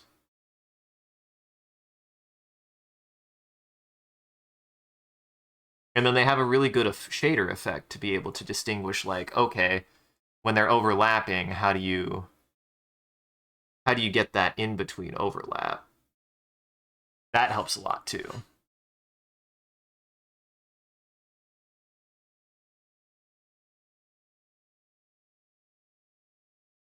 And weirdly enough, my brain kind of sees this as like filling in the gaps. My brain sees it as like, okay, seeing the space between 2 points and then filling in the space. That's what my brain sees. That's what I see, kind of.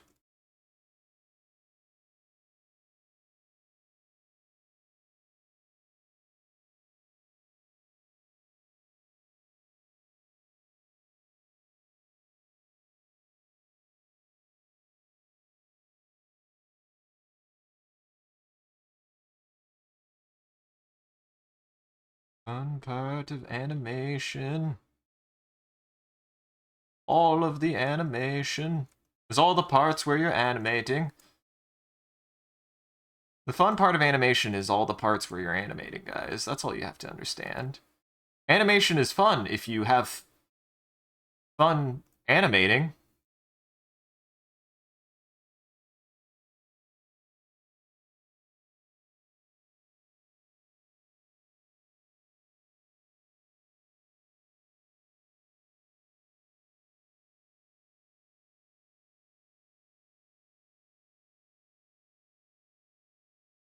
I think that's why it really helps that I do not, at least right now, I do not try to do more complex subjects. If I was doing more complex subjects, I would be heartened. I would be a heartened.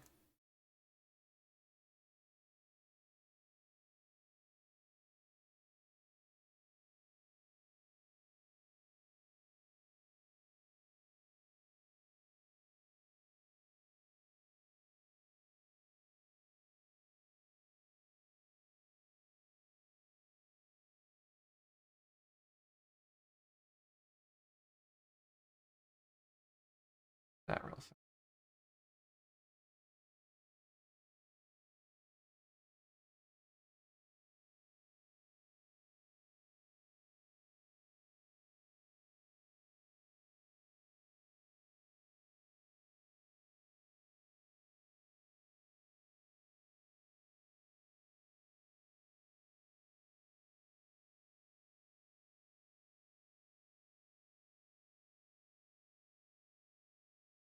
And what I have to stop doing to myself, and I have a very bad habit of doing this, honestly.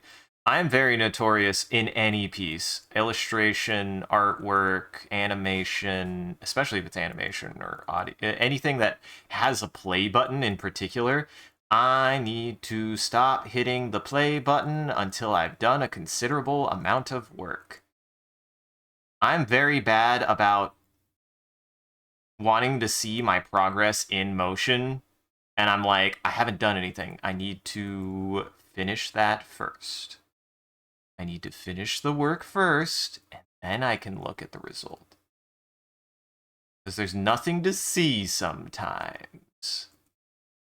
This is literally the first frame, and I have to be like, brain, there's literally nothing. It's the first frame. And I'm like, my brain's like, but I want to see. I'm like, there's nothing to see. There's actually nothing to see, brain. Brain, stop it.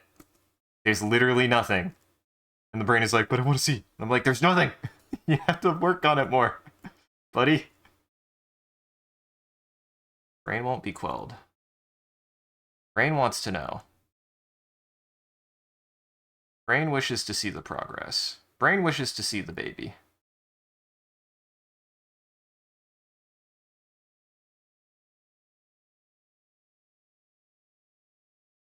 Brain wishes to see the baby.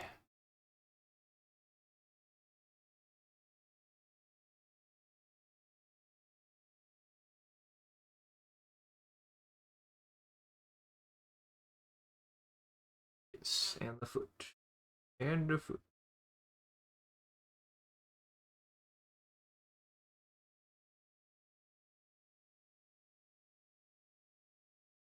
See, this is actually kind of nice, because now I can just see. What's funny is, what helps is where they overlap. Helps give me like a guideline to be like, okay, that's their position in between a little bit. Following those guidelines can be very helpful.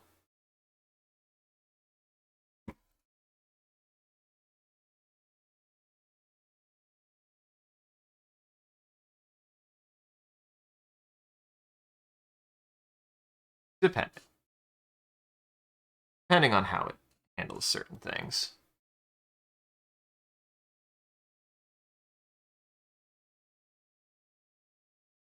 I did that.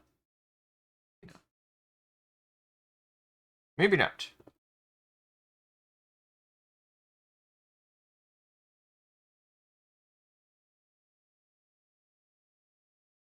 All right, here we go. Another frame.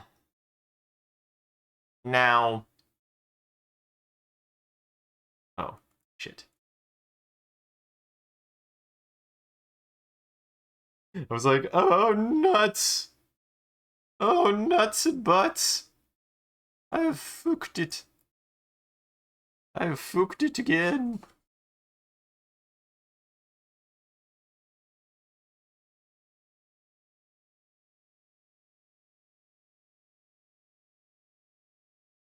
Dude, this pen tool is so nice.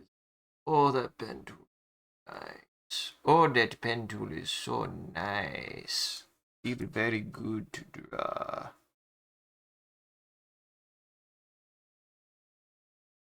Ooh, it feels very good to draw with that pen tool. Yes, it do.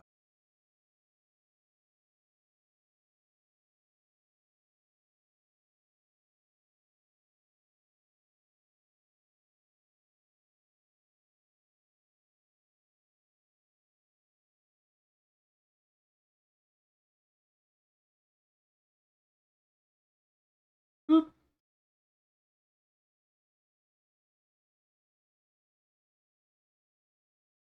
Boop.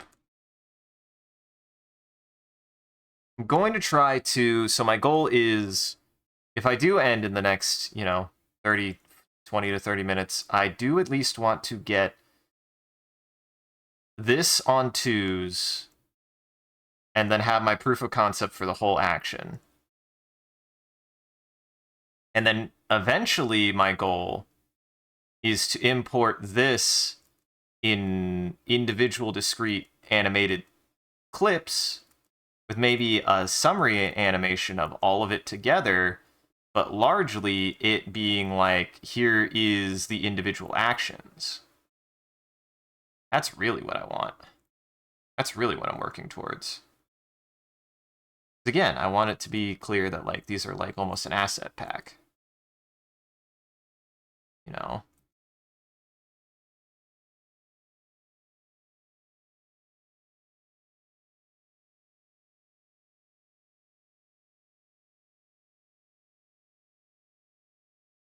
Hydrate bot! Hydrate bot! When did Hydrate bot appear?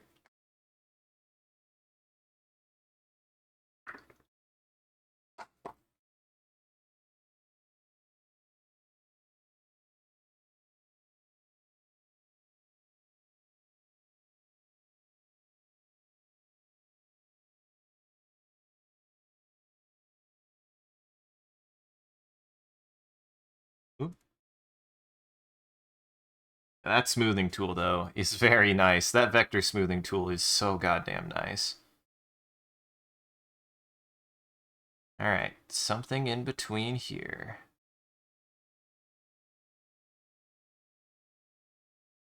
Oh. I wanted to go back that far. That's much better. Oopsie. Oopsie poopsie. Oopsie poopsie. That was an accident. Probably didn't affect anything. Probably.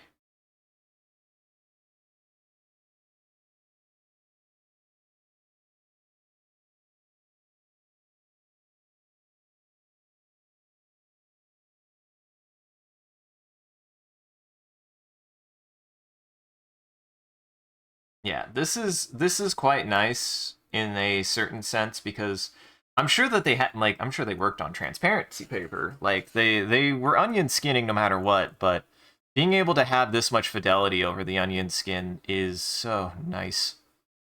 God damn. I could not imagine the suffering. I could not imagine the suffering of using one of those boards. Not yet, anyways.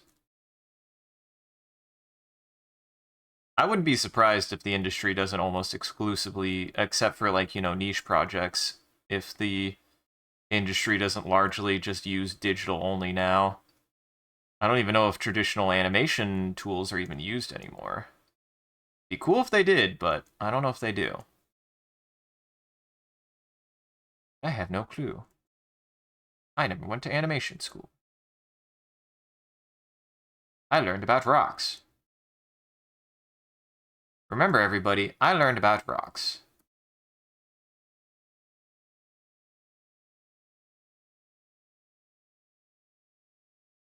Now, here's something I gotta remember. Because he points this out in the book, is like, halfway does not mean halfway. You have to remember it is moving. There's gotta be details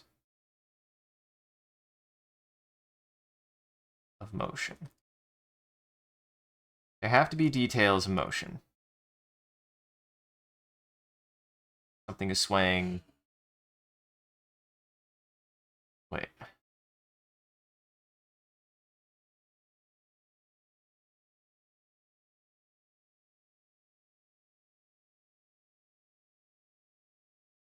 Yes.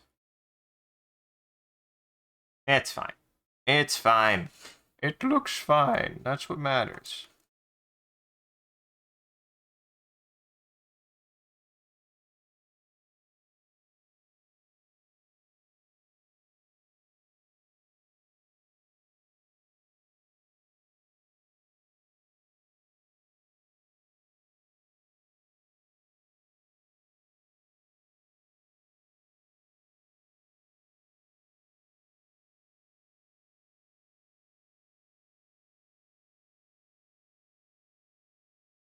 Oh yeah, that's just swinging all the way around.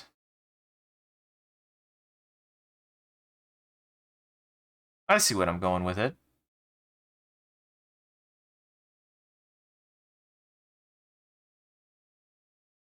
Gotta think. You gotta use your brain when you're animating. It's hard, but you gotta use your brain. It's difficult, but you gotta use your brain. Part of it.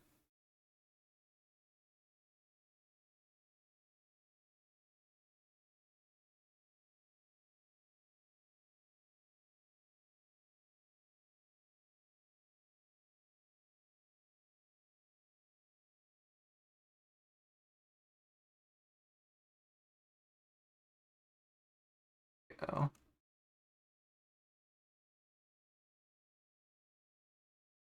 What's funny is I did catch myself doing that thing.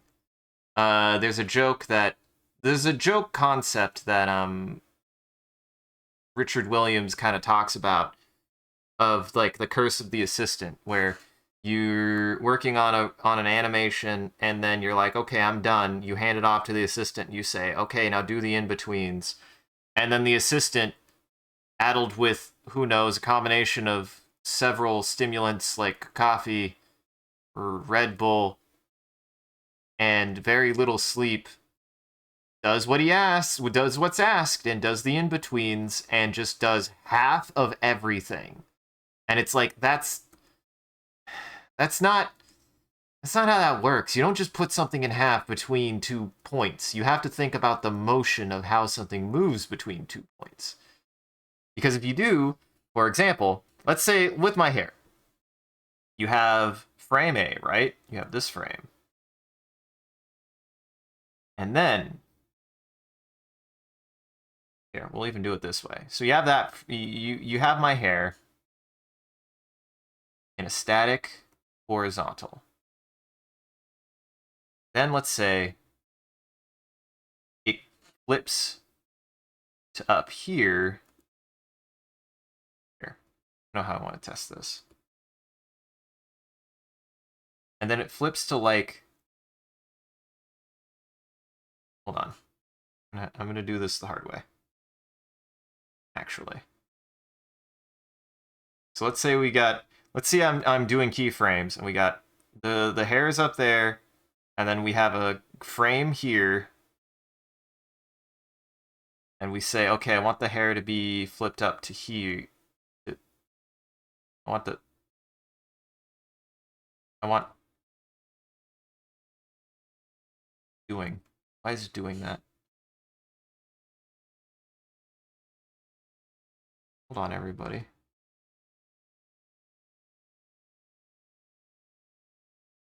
That was weird.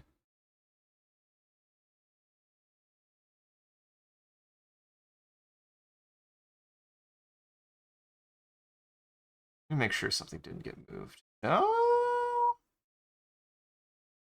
Sorry, I got distracted by something else. So we're on this frame. Not doing it anymore. And let's say they're like, okay. You're like, oh, okay, I want it to be up here. Ish. Right? His hair starts going the other way. But they're like, okay.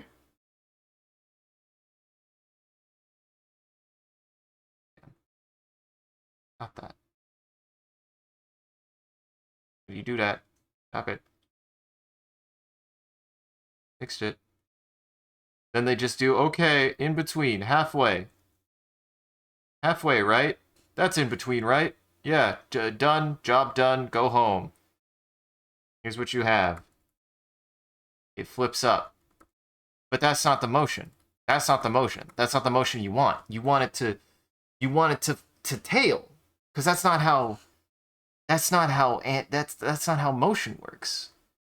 It's not like you're holding. That would be like if somebody was pinching it by the hair and pulling it. But that's not what's happening. The hair is moving. What you want is not just one, but you probably want 2 animations. Or at least one animation that's like this. So your in-betweens still have to have some brain power of understanding, oh, right, what direction are things moving? It can't just be an in-between. You have to think about how the in-between. You have to think about the in-between. Can't just you can't just put something in and be like, it's done. You still got to use your brain, which is the hard part when you get into this, which I'm now realizing is you get into this part where it's the tedious part. You still got to use your brain, even on the tedious part. Or it's easy to just turn your brain off. Now I understand why animators lose their minds. This is perfect for me.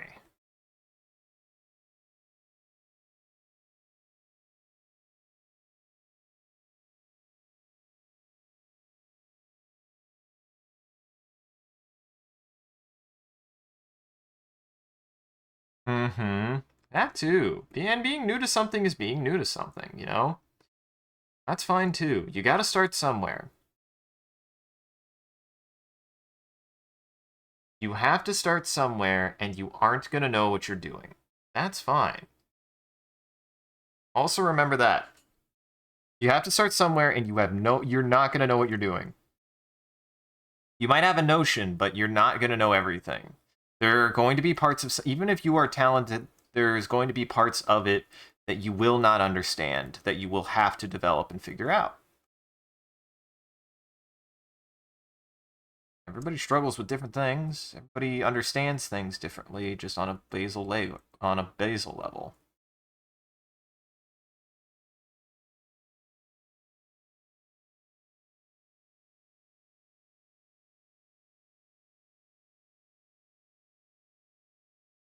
a basic level too.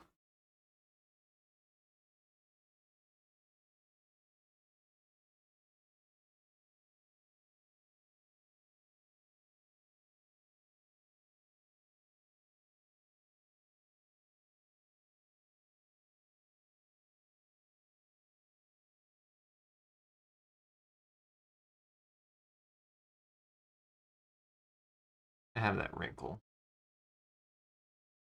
Pop in that way.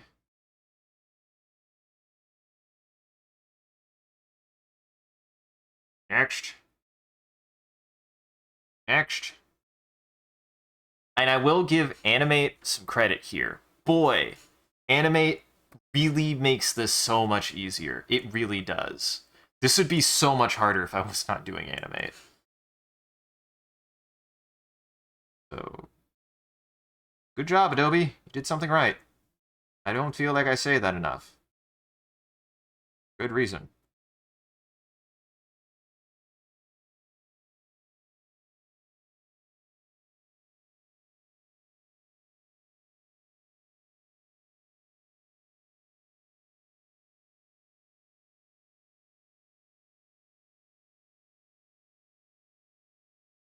There we go.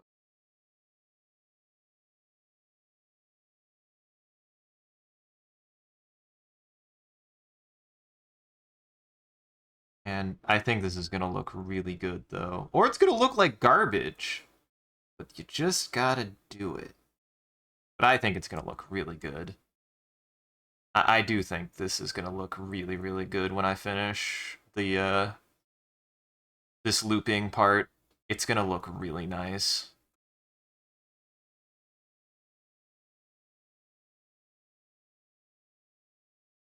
And again, this is on 2s, so this will take a second.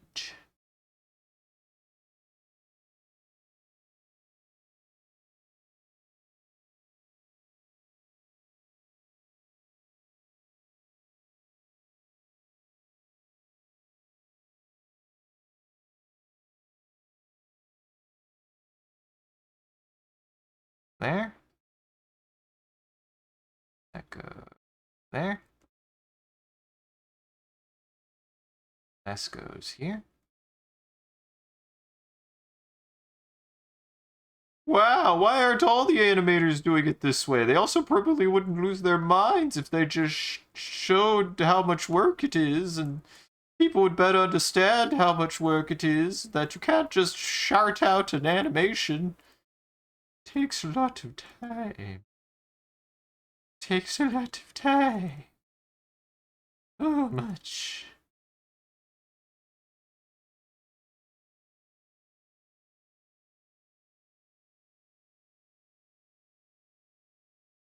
And I mean, there's, obvious, there's tweening tools and whatnot, but I want to learn the basics. I want to learn the basics. There's only one way to learn the basics.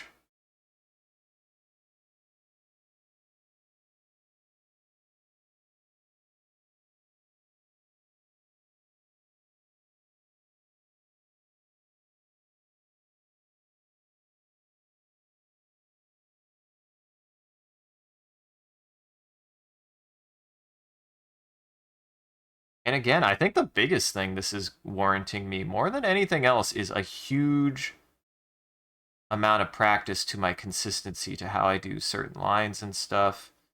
How to better control my hands. How to better control my hands. How to better control how I do certain things.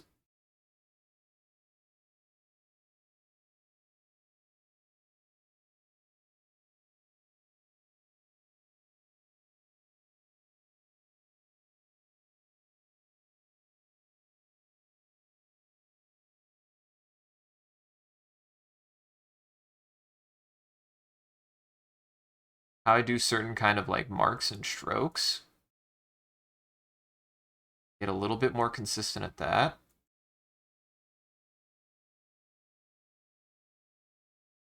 Get a bit more flip there. See, now this is like pose to pose. Now I'm working at pose to pose. And that's where, again, that's kind of his recommendation is you have to do some kind of mixture. They're tools. You got to know when to apply each. Makes sense.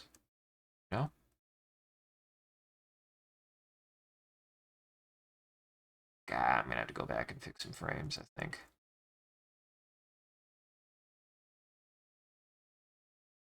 And sometimes, and I can't explain this when this happens, because this is kind of what happens to me. Sometimes you go through what I'm going to call art puberty.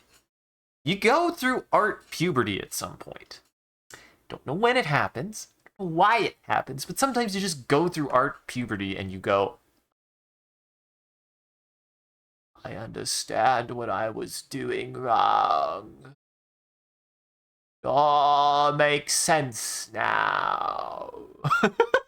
But the bad thing about art puberty is you do not get to art puberty. Art puberty happens at different times for everyone. And it's just something you kind of stumble on one day, and you gotta keep practicing art until it happens.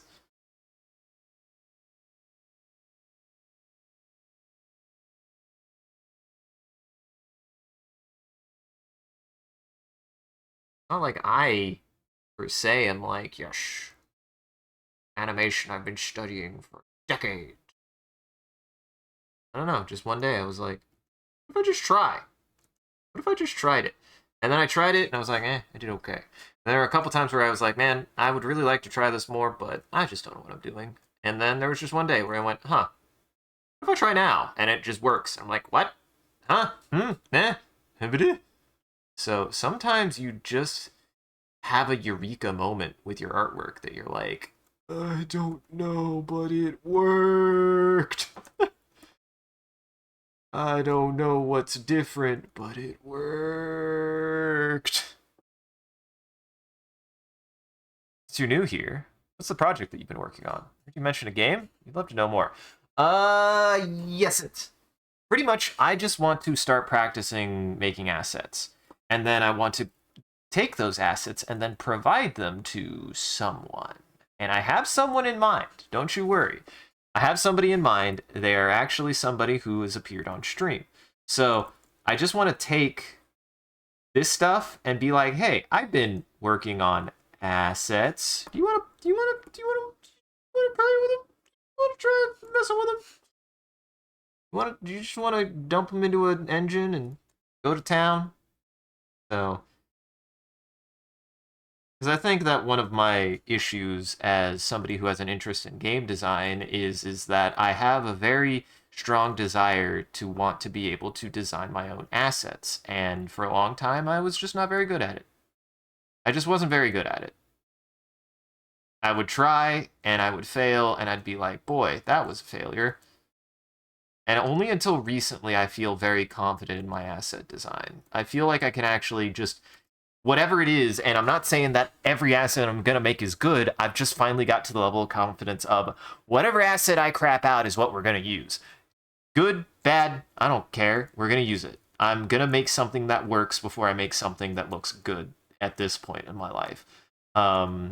Looking good can happen with polish. I need something that somebody can start using to make game mechanics. And that was something I struggled with a lot. Like a lot. Understanding how to do that is hard, man.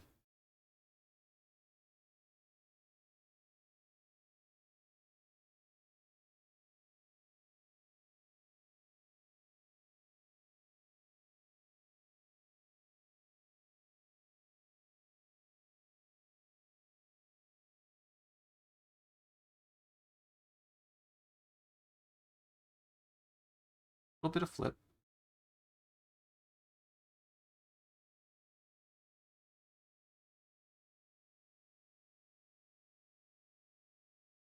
So yeah, it's something that I have, like, I mean, I have an interest in game design from both a technical and um, from a mechanical and an aesthetic standpoint. But I think that I always kind of lean that my aesthetics are what I'm the most interested in being capable of contributing to. I think aesthetics is something that I have a very good sense on, making something very aesthetically pleasing, both visually and orally.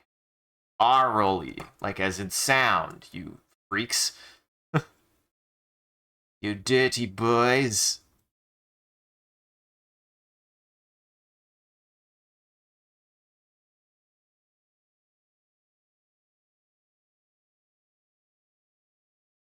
Ooh, oh man. I want to see it in motion so bad, but I gotta finish it first.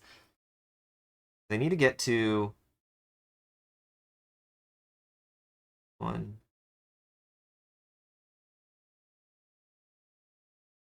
5, 6. I need to get to here. Because this is the last frame. I think? Yes. That one.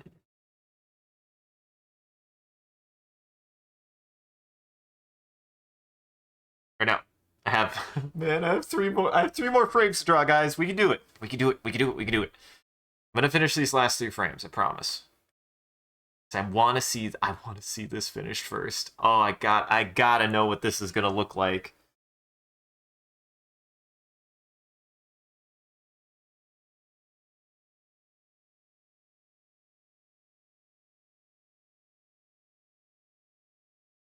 So the project is just finally starting to build a combination of a portfolio and an asset library that I just want to be able to use for something in the future. Hopefully the near future, ideally, but just something in the future that I can just start working on assets over time and just continually add to it until we have enough that we can just fucking make something with it. You know? That's where I'm at with a lot of this is like I just want to get better at making asset design. It's something I have an interest in that I definitely know that I have the knack and the skills to be able to do. I just gotta do it. Gotta do it. And one thing I kind of ran into was actually a little bit of design paralysis. I would run into a little bit of what I'd like to call design paralysis, where I would get in my head about something and be like, is it good? Is it not good? And part of that was actually stemming from a real crippling notion of like, I don't want to make something that's going to step on somebody else's toes. I want to make something, but I know somebody else wants to make the same thing. I don't want to like make something and waste my time or waste their time, or make them feel like they made something bad. What I had to realize is I'm sometimes you run into moments where you're the creative director. You're the creative director. What you do just has to be done. Or rather, you're the creative director not because someone asked you to be, but because you have an idea. You just have to make that idea and then pitch it. If somebody likes it, they like it. If they don't like it, they don't like it. But if they're not doing it and you're doing it, you're just the one who's gonna do it.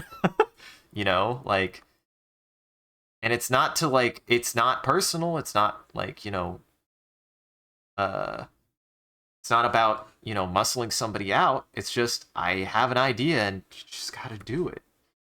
You just gotta do it sometimes. Now, why is it not letting me erase that? There we go. So weird. I don't understand how this program operates sometimes. It operates under magic. Yes, I am too, honestly. I think this is going to look really good.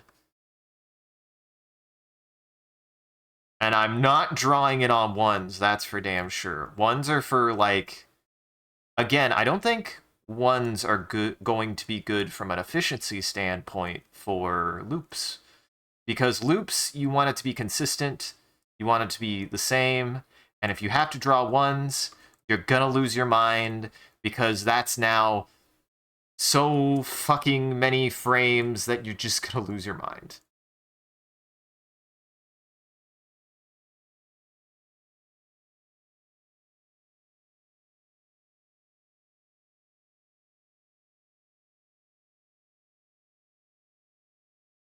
Especially with stuff like this, there's enough motion that you want to be able to show it, but it's nothing special. It's just like some swaying, it's just some motion, it's just supposed to smooth it out, make it look a little bit more jazzy.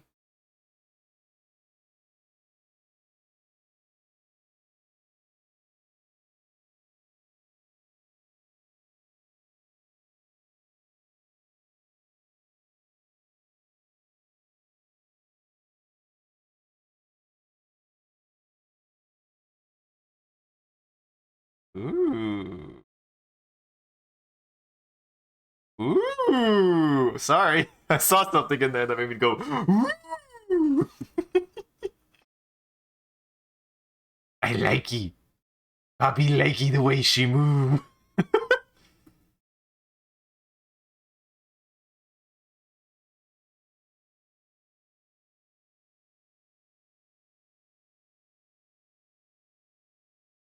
Dude, this is gonna look really good, I think.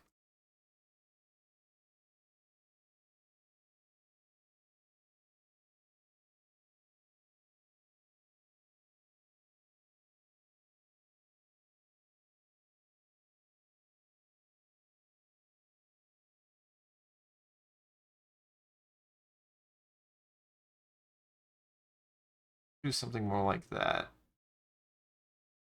Have a little bit of freedom here with like how the hand moves.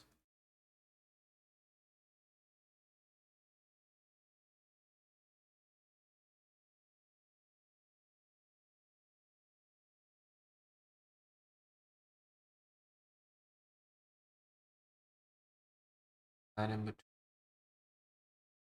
That in between.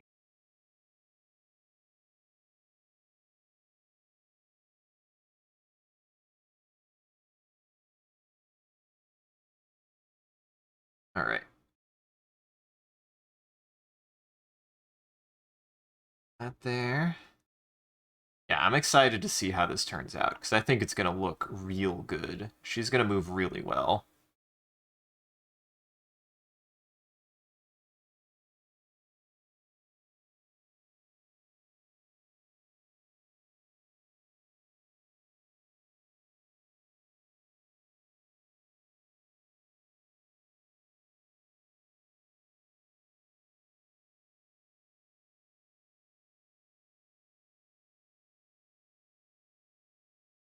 There. Right there.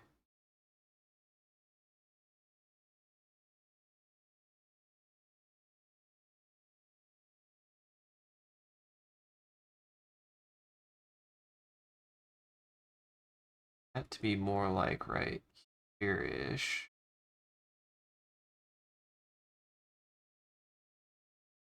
It's funny is this kind of like extends out. So I'm trying to get like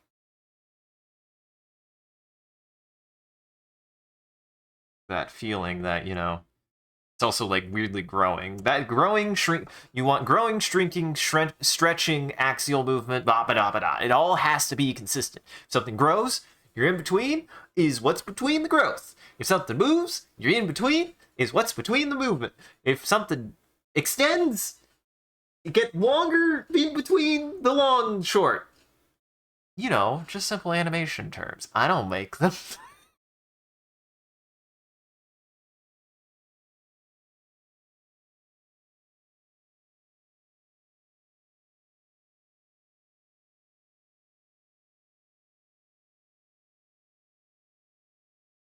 You know how it goes.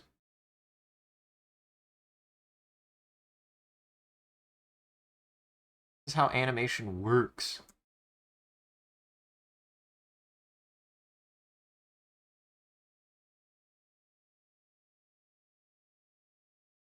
God, this is the part where I'm just like, now I feel the crunch. Now I feel the crunch, and I'm just like, oh God, I've got 2 more of these to do.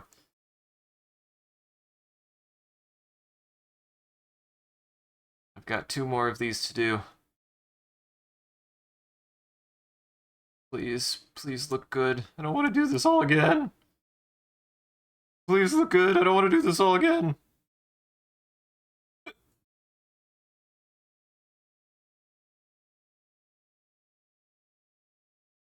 Pain and suffering of dreams.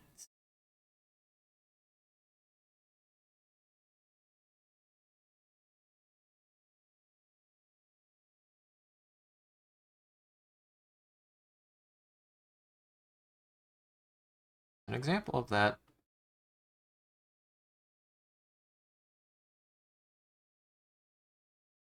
I make sure that the hair moves consistently the same. That's how hair do, baby.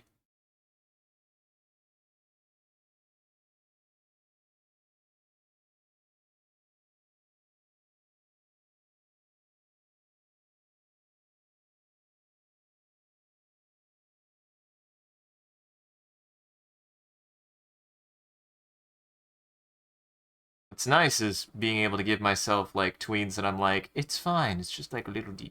You don't gotta worry about that. You don't gotta worry about that. Just worry about getting the ding dang drawn.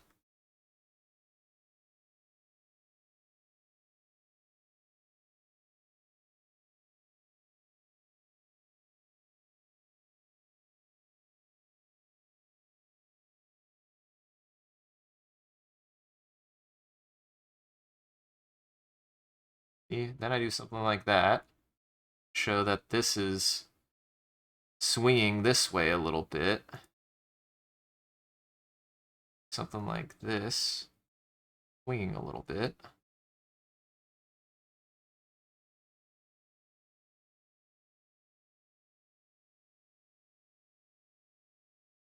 Here. Why do you have so many lines, Canary? Canary, why do you have so many lines in your body?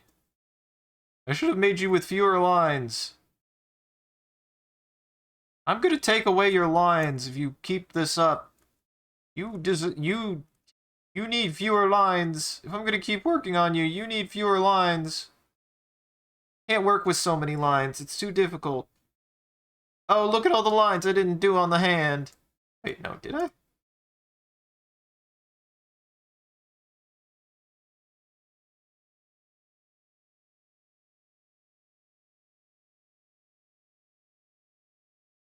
I don't know what these lines are, but I'm gonna draw them.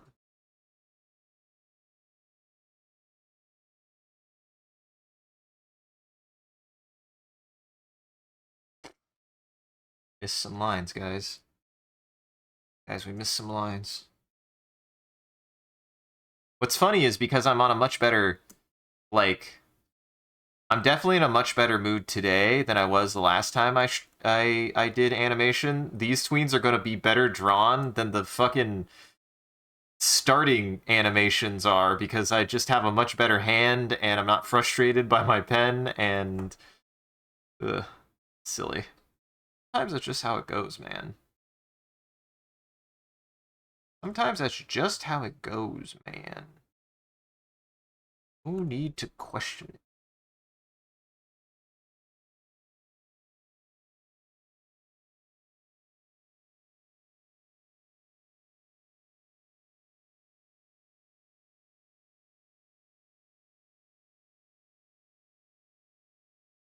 Oop, got that part. I also am getting much more in there. I don't think I was getting as in there the first time, which I need to do more. I need to zoom out and zoom in. I need to zoom out and zoom in. Got a line.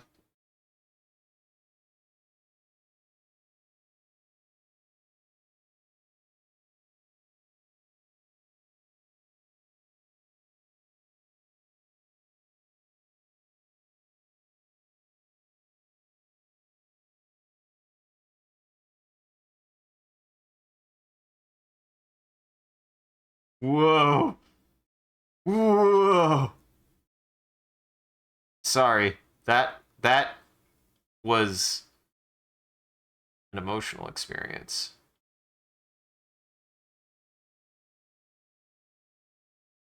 I'm gonna say, did I go too far? No. Go to there. Two more. Two more. Two more. I can do this. I can do this. I can do this. I can do this. Do two more.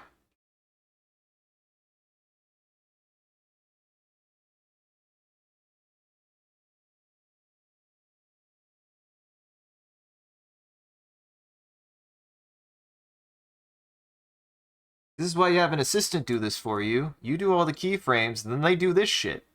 So they're the paid intern. They get paid less. They work at ungodly hours to do the stuff that you don't need to do. I mean, I do need to do this to learn how to do it, because I would easily be somebody who could do this as well. In-betweening is an important job. It's an important job.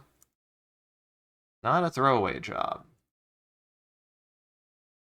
As kind of illustrated earlier, you need to actually still have a mind of understanding, like, oh, hey, you can't just draw an image. You can't just draw a line between two lines. You have to think about what that line is. You have to think about what that line is. What that line is attached to. It's still an object. You have to think about how the line is moving.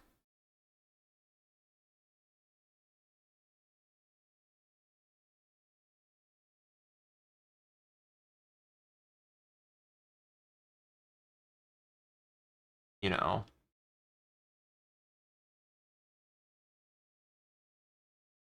Funny. I want that to cross over that way.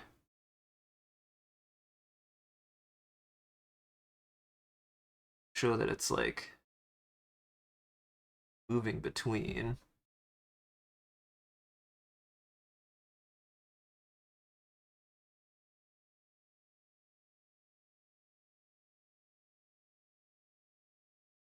Why did I make so many lines, guys? This would have been so much easier if I would have just not drawn so many lines. Why did I give this character so many lines? She has too many.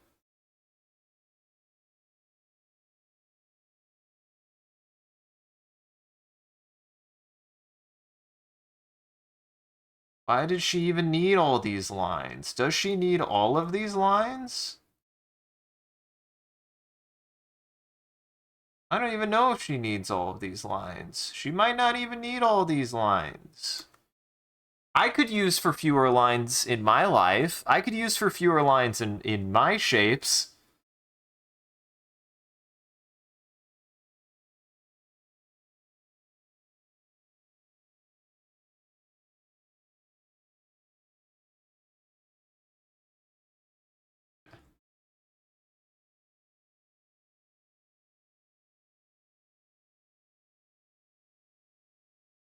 Ooh, okay, I've learned something. That was a good thing to learn. Well, you can really tell that by the end of this one, though. The end of these two tweens, I was getting tired. I was getting tired. And that was pretty early in the stream. I was like, oh god. Oh god. Well, was it? I feel like that's when I returned back to that, and I was like, okay, I got my shit working. Calmed down. I felt like the last stream of this, I was having a pretty tough time keeping my composure because my shit kept on breaking.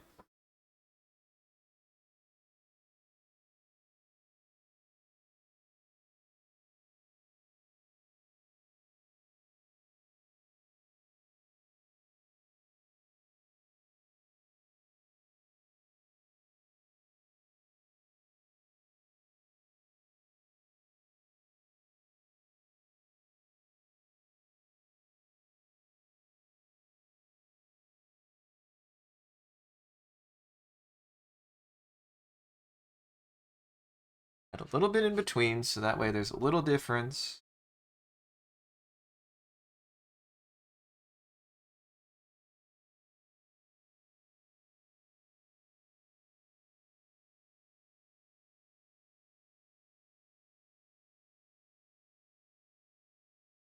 Yes, because I wanted to swing. I want it to swing. I want to give it that swing. You know what I mean? I want to give it that swing. I want it to have a little bit of that swang. You know what I mean? Oh man, I'm gonna go overtime. Screw it. We're gonna focus on finishing it because it's got 2 more frames. We're gonna go a little overtime, but I do need to focus on finishing it.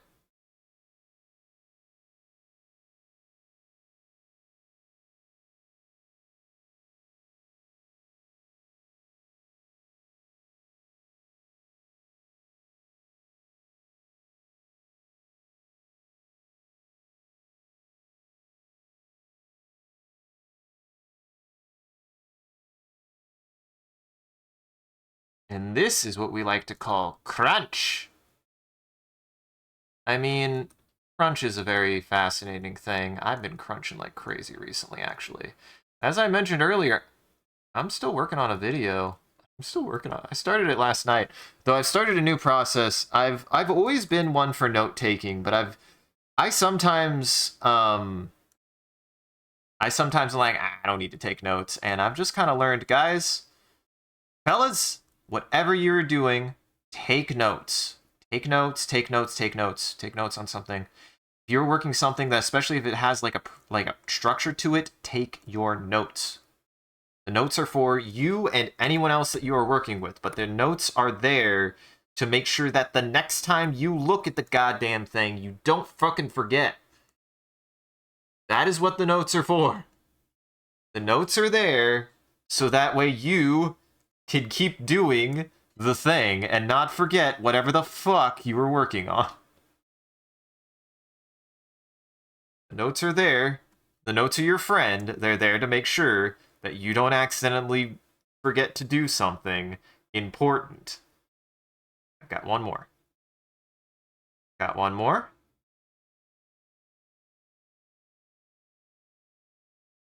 We're just going for it.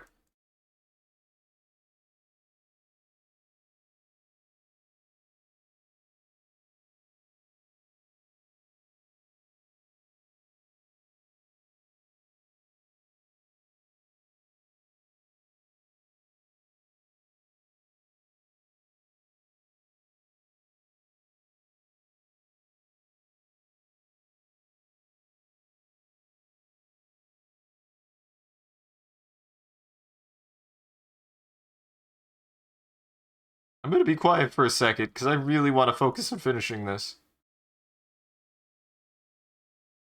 Well, this isn't the moment of truth. The moment of truth will be coming. We'll know the moment of truth. I'm going to do a big stretch, though, before I do it, because I'm like, so tense right now. Well, I'm not tense. I'm actually not that tense. I'm pretty loosey-goosey, but I definitely need to blink more. I definitely haven't blinked enough.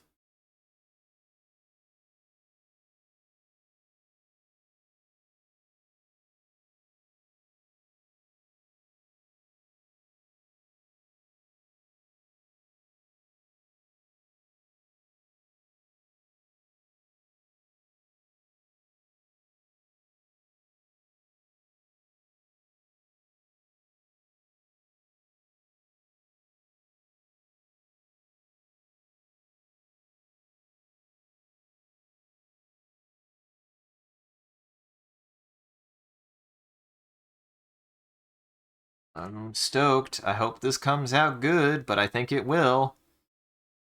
I think it'll look good. Hope it looks good. You know, that's all we can hope. This is the thing I like about animation, is part of the fun of it for me, actually. And this could be a sign of, this could be something that stresses people out too much to do animation. But for me, it's the excitement of knowing, like, okay, you did all this work. Did it work? And in my opinion, if you have a mind for this, it will work 9 times out of 10. But that's part of the fun, is getting to see it come to life and be like, did everything I do actually work the way I wanted it to? And also, kind of, there's an element of surprise, of not really knowing what is going to work in animation, at least hand-drawn animation like this.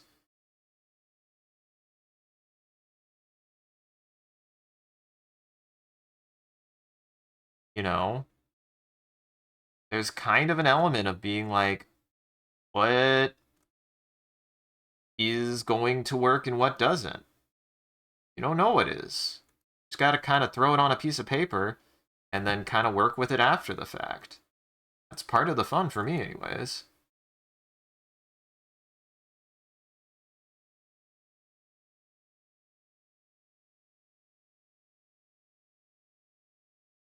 Especially with this looping animation, this is going to be...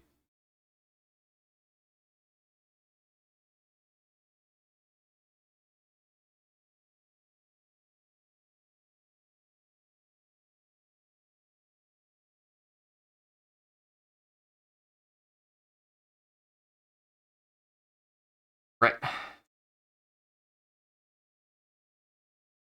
Actually.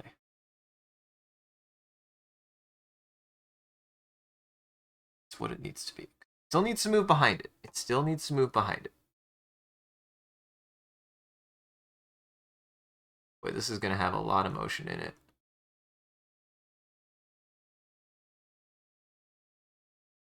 Actually going to do like that.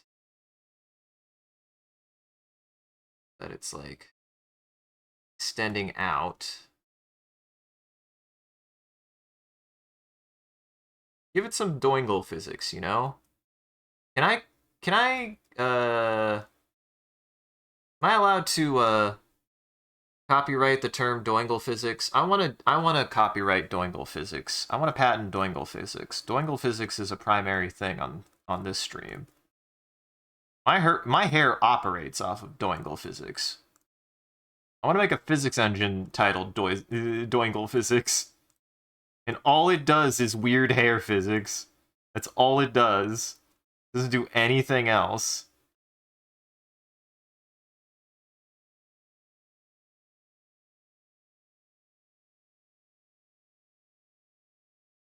So close.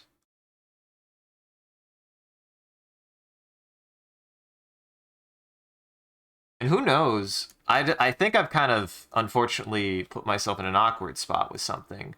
But I think what I'm going to do is probably Mondays, but at least a second day a week, if I can open it up, I might look at doing an animation stream like this, Gardic Phone, and then a drawing stream once a week. Again, because I really just want to increase my output on this kind of stuff. Because it is the thing that I'm really interested in right now. It's what I'm growing, probably, most. We'll see. Could just make Wednesdays a full art day. We'll see. Also an option. Could look into that. I don't think today, though.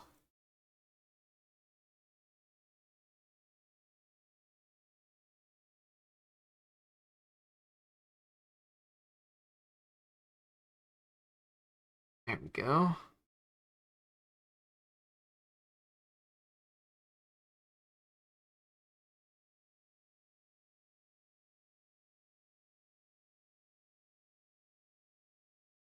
Perfect.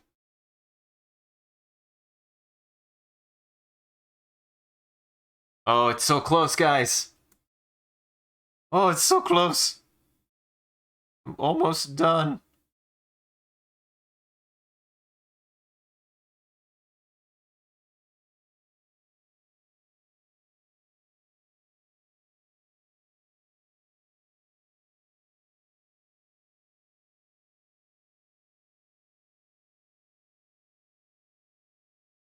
This still needs to be on this side of it.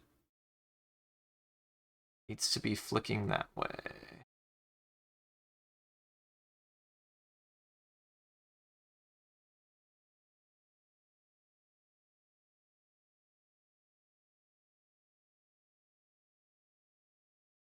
That's how it works.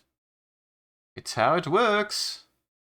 That is how hair works. Hair works on almost delayed physics. They've got drag. They drag behind. When hair moves, it drags behind.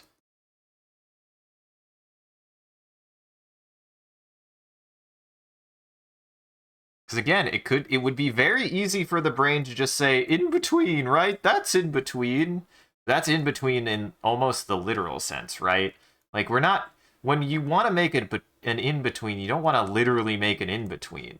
You want to make something that would make sense to happen in between, not make something that's in between two objects. It's the hard part. All right, everybody. This is the moment of truth. Oh, give me a big stretch. Oh, God. So here's what we got to do now. We got to take this. Well, here. Just got to do that first. Actually, we just got to do that first.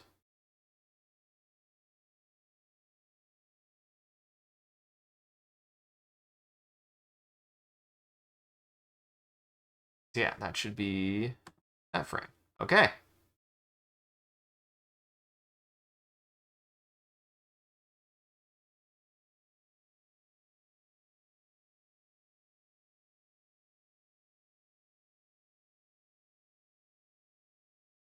I obviously need to fix some stuff, but I'm fucking animating on twos, babies. Babies, I'm animating on twos now. This is guys, I'm animating on twos now. Gents, I'm animating on twos now. There's no fucking question. Okay. Hey, hey, William, sir, William Richards, Richard Williams, my bad. I'm sorry, sir. I'll get your name right next time, I promise. I destroy my computer. Now I'm just like, am I saying your name right? I'm paranoid.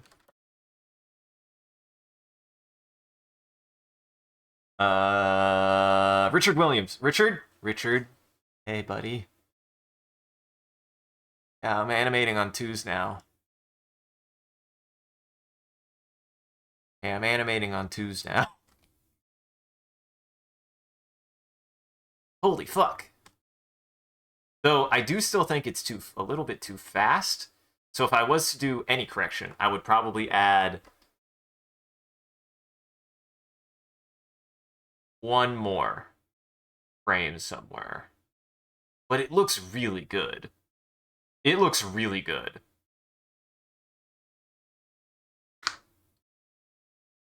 It's still a little bit too fast, is what it is, but I think that can be adjusted in post in a lot of ways. Like, actually. Like, there are ways to futz that, and it definitely looks much better. It looks so much better. There's a couple things I need to change. Obviously, like, the face has a little bit too much motion in it, but the hair actually works. The hair works. The main motion that like really works is the hip motion though. The hip motion works really well, like really well. Holy crap! Now we throw it all together. Now we throw it all together. Hold on. Hold on. Now we throw it all together.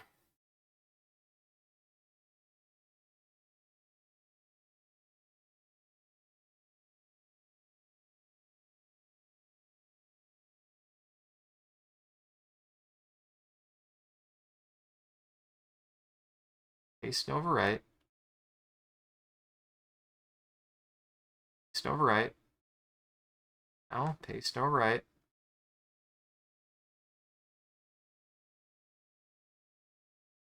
All right. Now, hmm.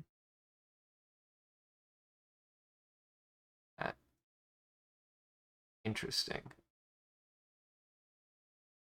For some reason, it's interesting. Did the copy and paste not work?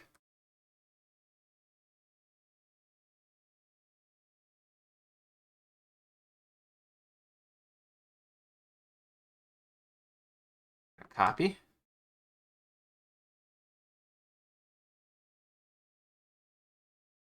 Paste. Okay, now it worked. Whatever. Worked that time. Couldn't tell you. Couldn't tell you why, but it worked that time.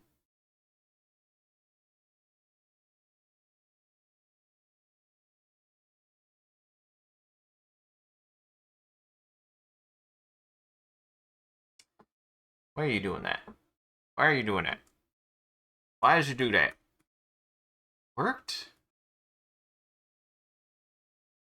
It worked this time. Not? One of the frames is getting fucky. Paste and overwrite. Yeah. Oh. What the? That doesn't make any sense.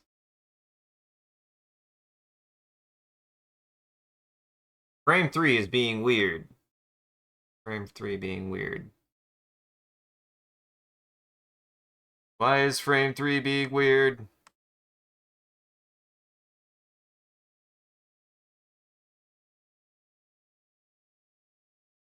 Copy frames. Boy.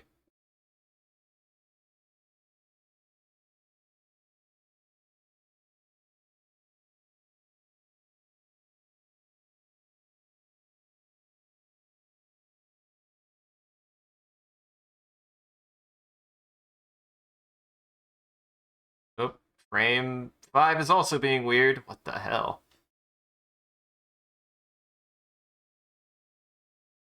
So weird.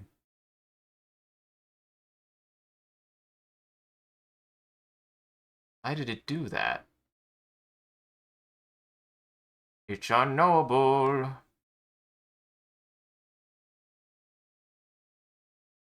Just frames 3 and 5 are being weird. Whatever. Okay.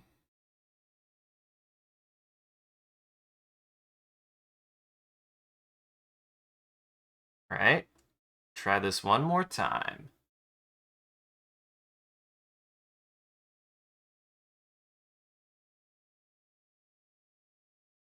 Nope, it's fine now.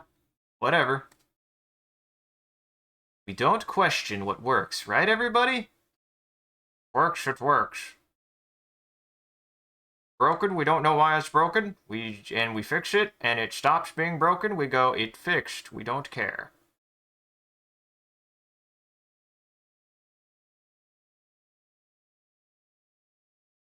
Yeah.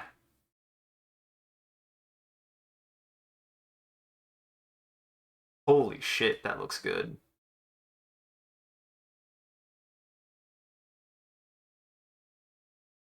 I forgot one of my hairs on one of them. Yeah, that looks really good. It looks quite good. I like it. Holy fuck. Holy fuck, that idle animation is good. And look, everyone, I'm not going to work on ones with that. I will lose my mind. Twos makes me happy.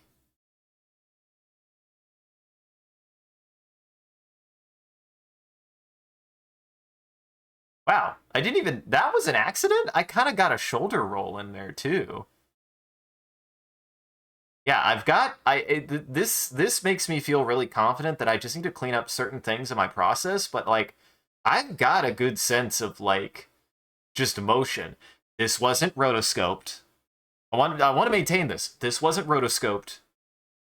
This was from memory. This is all from memory. This is from experimentation and memory. So this was not rotoscoped. This was not like, I didn't even use a reference, even though I should have. This is just how my brain works, buddy. You see how my brain operates in motion. It's fucking cool. Holy shit. So yeah, I'm gonna send that some places. But I'm now over time. So I gotta call it here, guys. But woo! That looks fucking awesome. That looks amazing. Oh. Oh, shit. Let me do this real fast, everybody. I just need to... Let me reposition this real fast.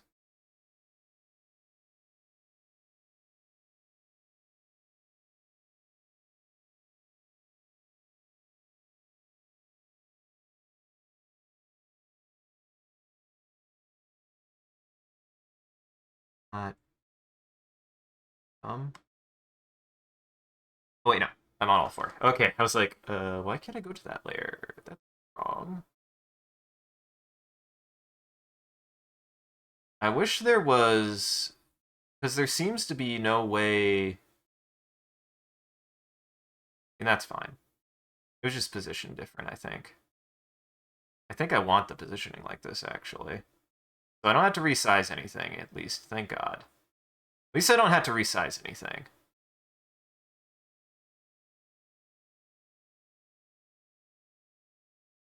That's so cool.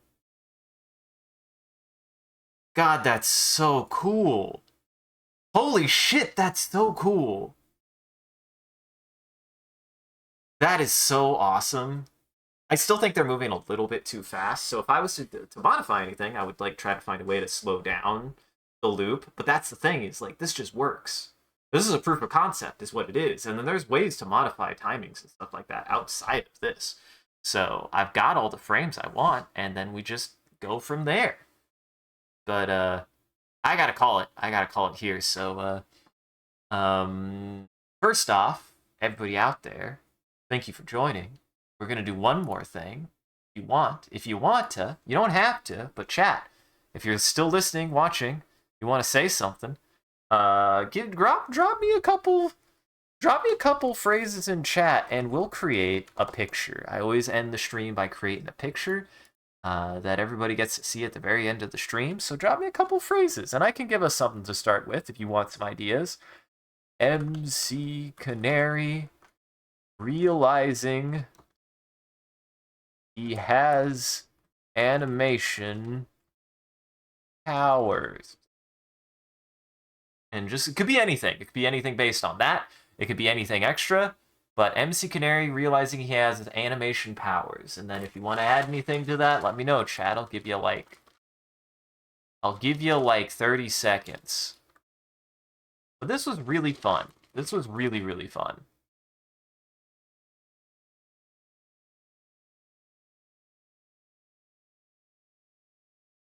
Like, I had a great time. And these came out fantastic. Like, holy shit. It's like magic. It is like magic. It very much is like magic. Disney, you were onto something, baby. Disney, you were onto something. I'll give you that. You were onto something.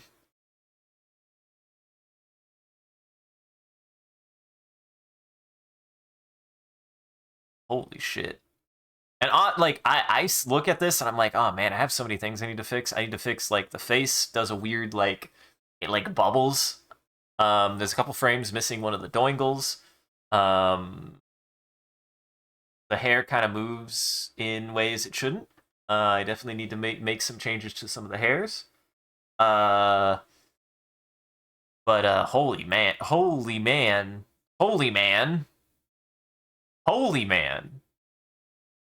The positives definitely outweigh the negatives. Holy shit, this came out good. Alright, I'm gonna let this cook. MCCanary realizing he has animation powers. So if you want to see that image, stick around to the very end. I also do a bit of a closing bit, and we do raid after every stream, so that way the daywalkers in our chat keep watching. Just everybody else out there, make sure to go unlock your doors and windows, because it's no longer lunchtime for vampires. Thank you so much for everyone for joining. I hope you had a good time and you enjoyed the show. If you're able to join the live show, thank you for stopping by and chatting and watching. If you're watching this in the future, thank you for taking the time to go back and watching the VOD. We appreciate it. If you're out there and you enjoyed this and you want to see more of what we're up to, I recommend scrolling down below and following or clicking any of the links. There's a link to an Instagram, a Facebook, a Twitter, and a Discord. We post when we go live on any one of those platforms, as well as anything else that we're up to, and just generally, you can come hang out with the rest of the community there. Good time on the Discord. Speaking of which, a shout out to our community there and everyone who follows. You guys are a wonderful audience and we appreciate you. If we do anything particularly entertaining or noteworthy, feel free to clip it and share it on the internet. Just make sure to also hashtag with MCCanary or link it back to the stream so people can find more of the good stuff we do here. So people can find more of the good stuff we do here. Also, if you want to see the stream grow, you gotta let people know.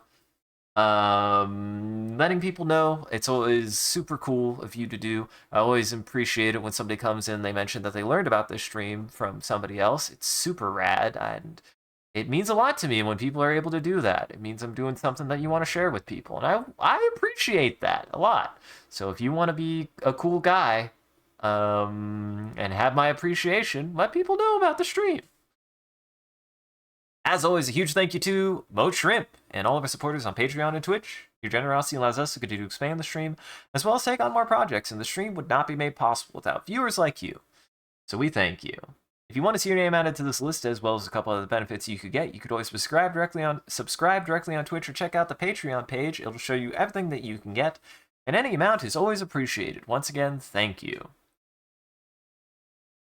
And thank you to Amatsu, do a wonderful job of looking like the robot I made pretending to becoming famous. Thank you everybody for coming and hanging out. Practicing animation with me. I had a great time. I learned a lot. I learned a crap ton. An actual shit ton. So, I'll get you through housekeeping and get you on your way. Also check out all of my friends' stuff in Goblin Entertainment. All of my friends also have channels of their own that you can find here in this link tree. And everything that they've done and worked on and everything that they are up to, you can find it all in there. And you can find the rest of my stuff here. I have my own link tree that you can check out that has everything that I work on, such as a VOD channel for the Twitch, as well as a YouTube for my own videos, an ArtStation for my art, and a SoundCloud for my music. So go check everybody out in Goblin Entertainment. Alright. We'll head to someone. We will head to someone. We should head to someone. Ooh, Mino is live right now, and I think he would really like to see the things I've done. I think he'd like to see the... Oh, he is playing Metroid Prime as well. We'll go ahead and head over to Mino. And... everybody go say hi to Mino. He's a good guy. He's doing a Metroid Prime randomizer. Oh boy. That's going to be a nightmare. I think that's going to be a nightmare. So everybody, be prepared for that. Otherwise, have a good afternoon. Take it easy. And remember that you sometimes realize in a blinding flash as it shoots directly into your skull that you can create. You can create the simp. The simp. The simp is there. He's right there. You just have to touch him. And be formed from your soul. Realizing Hioen to Hey MMA fun. The power to create the simp was always inside me all along.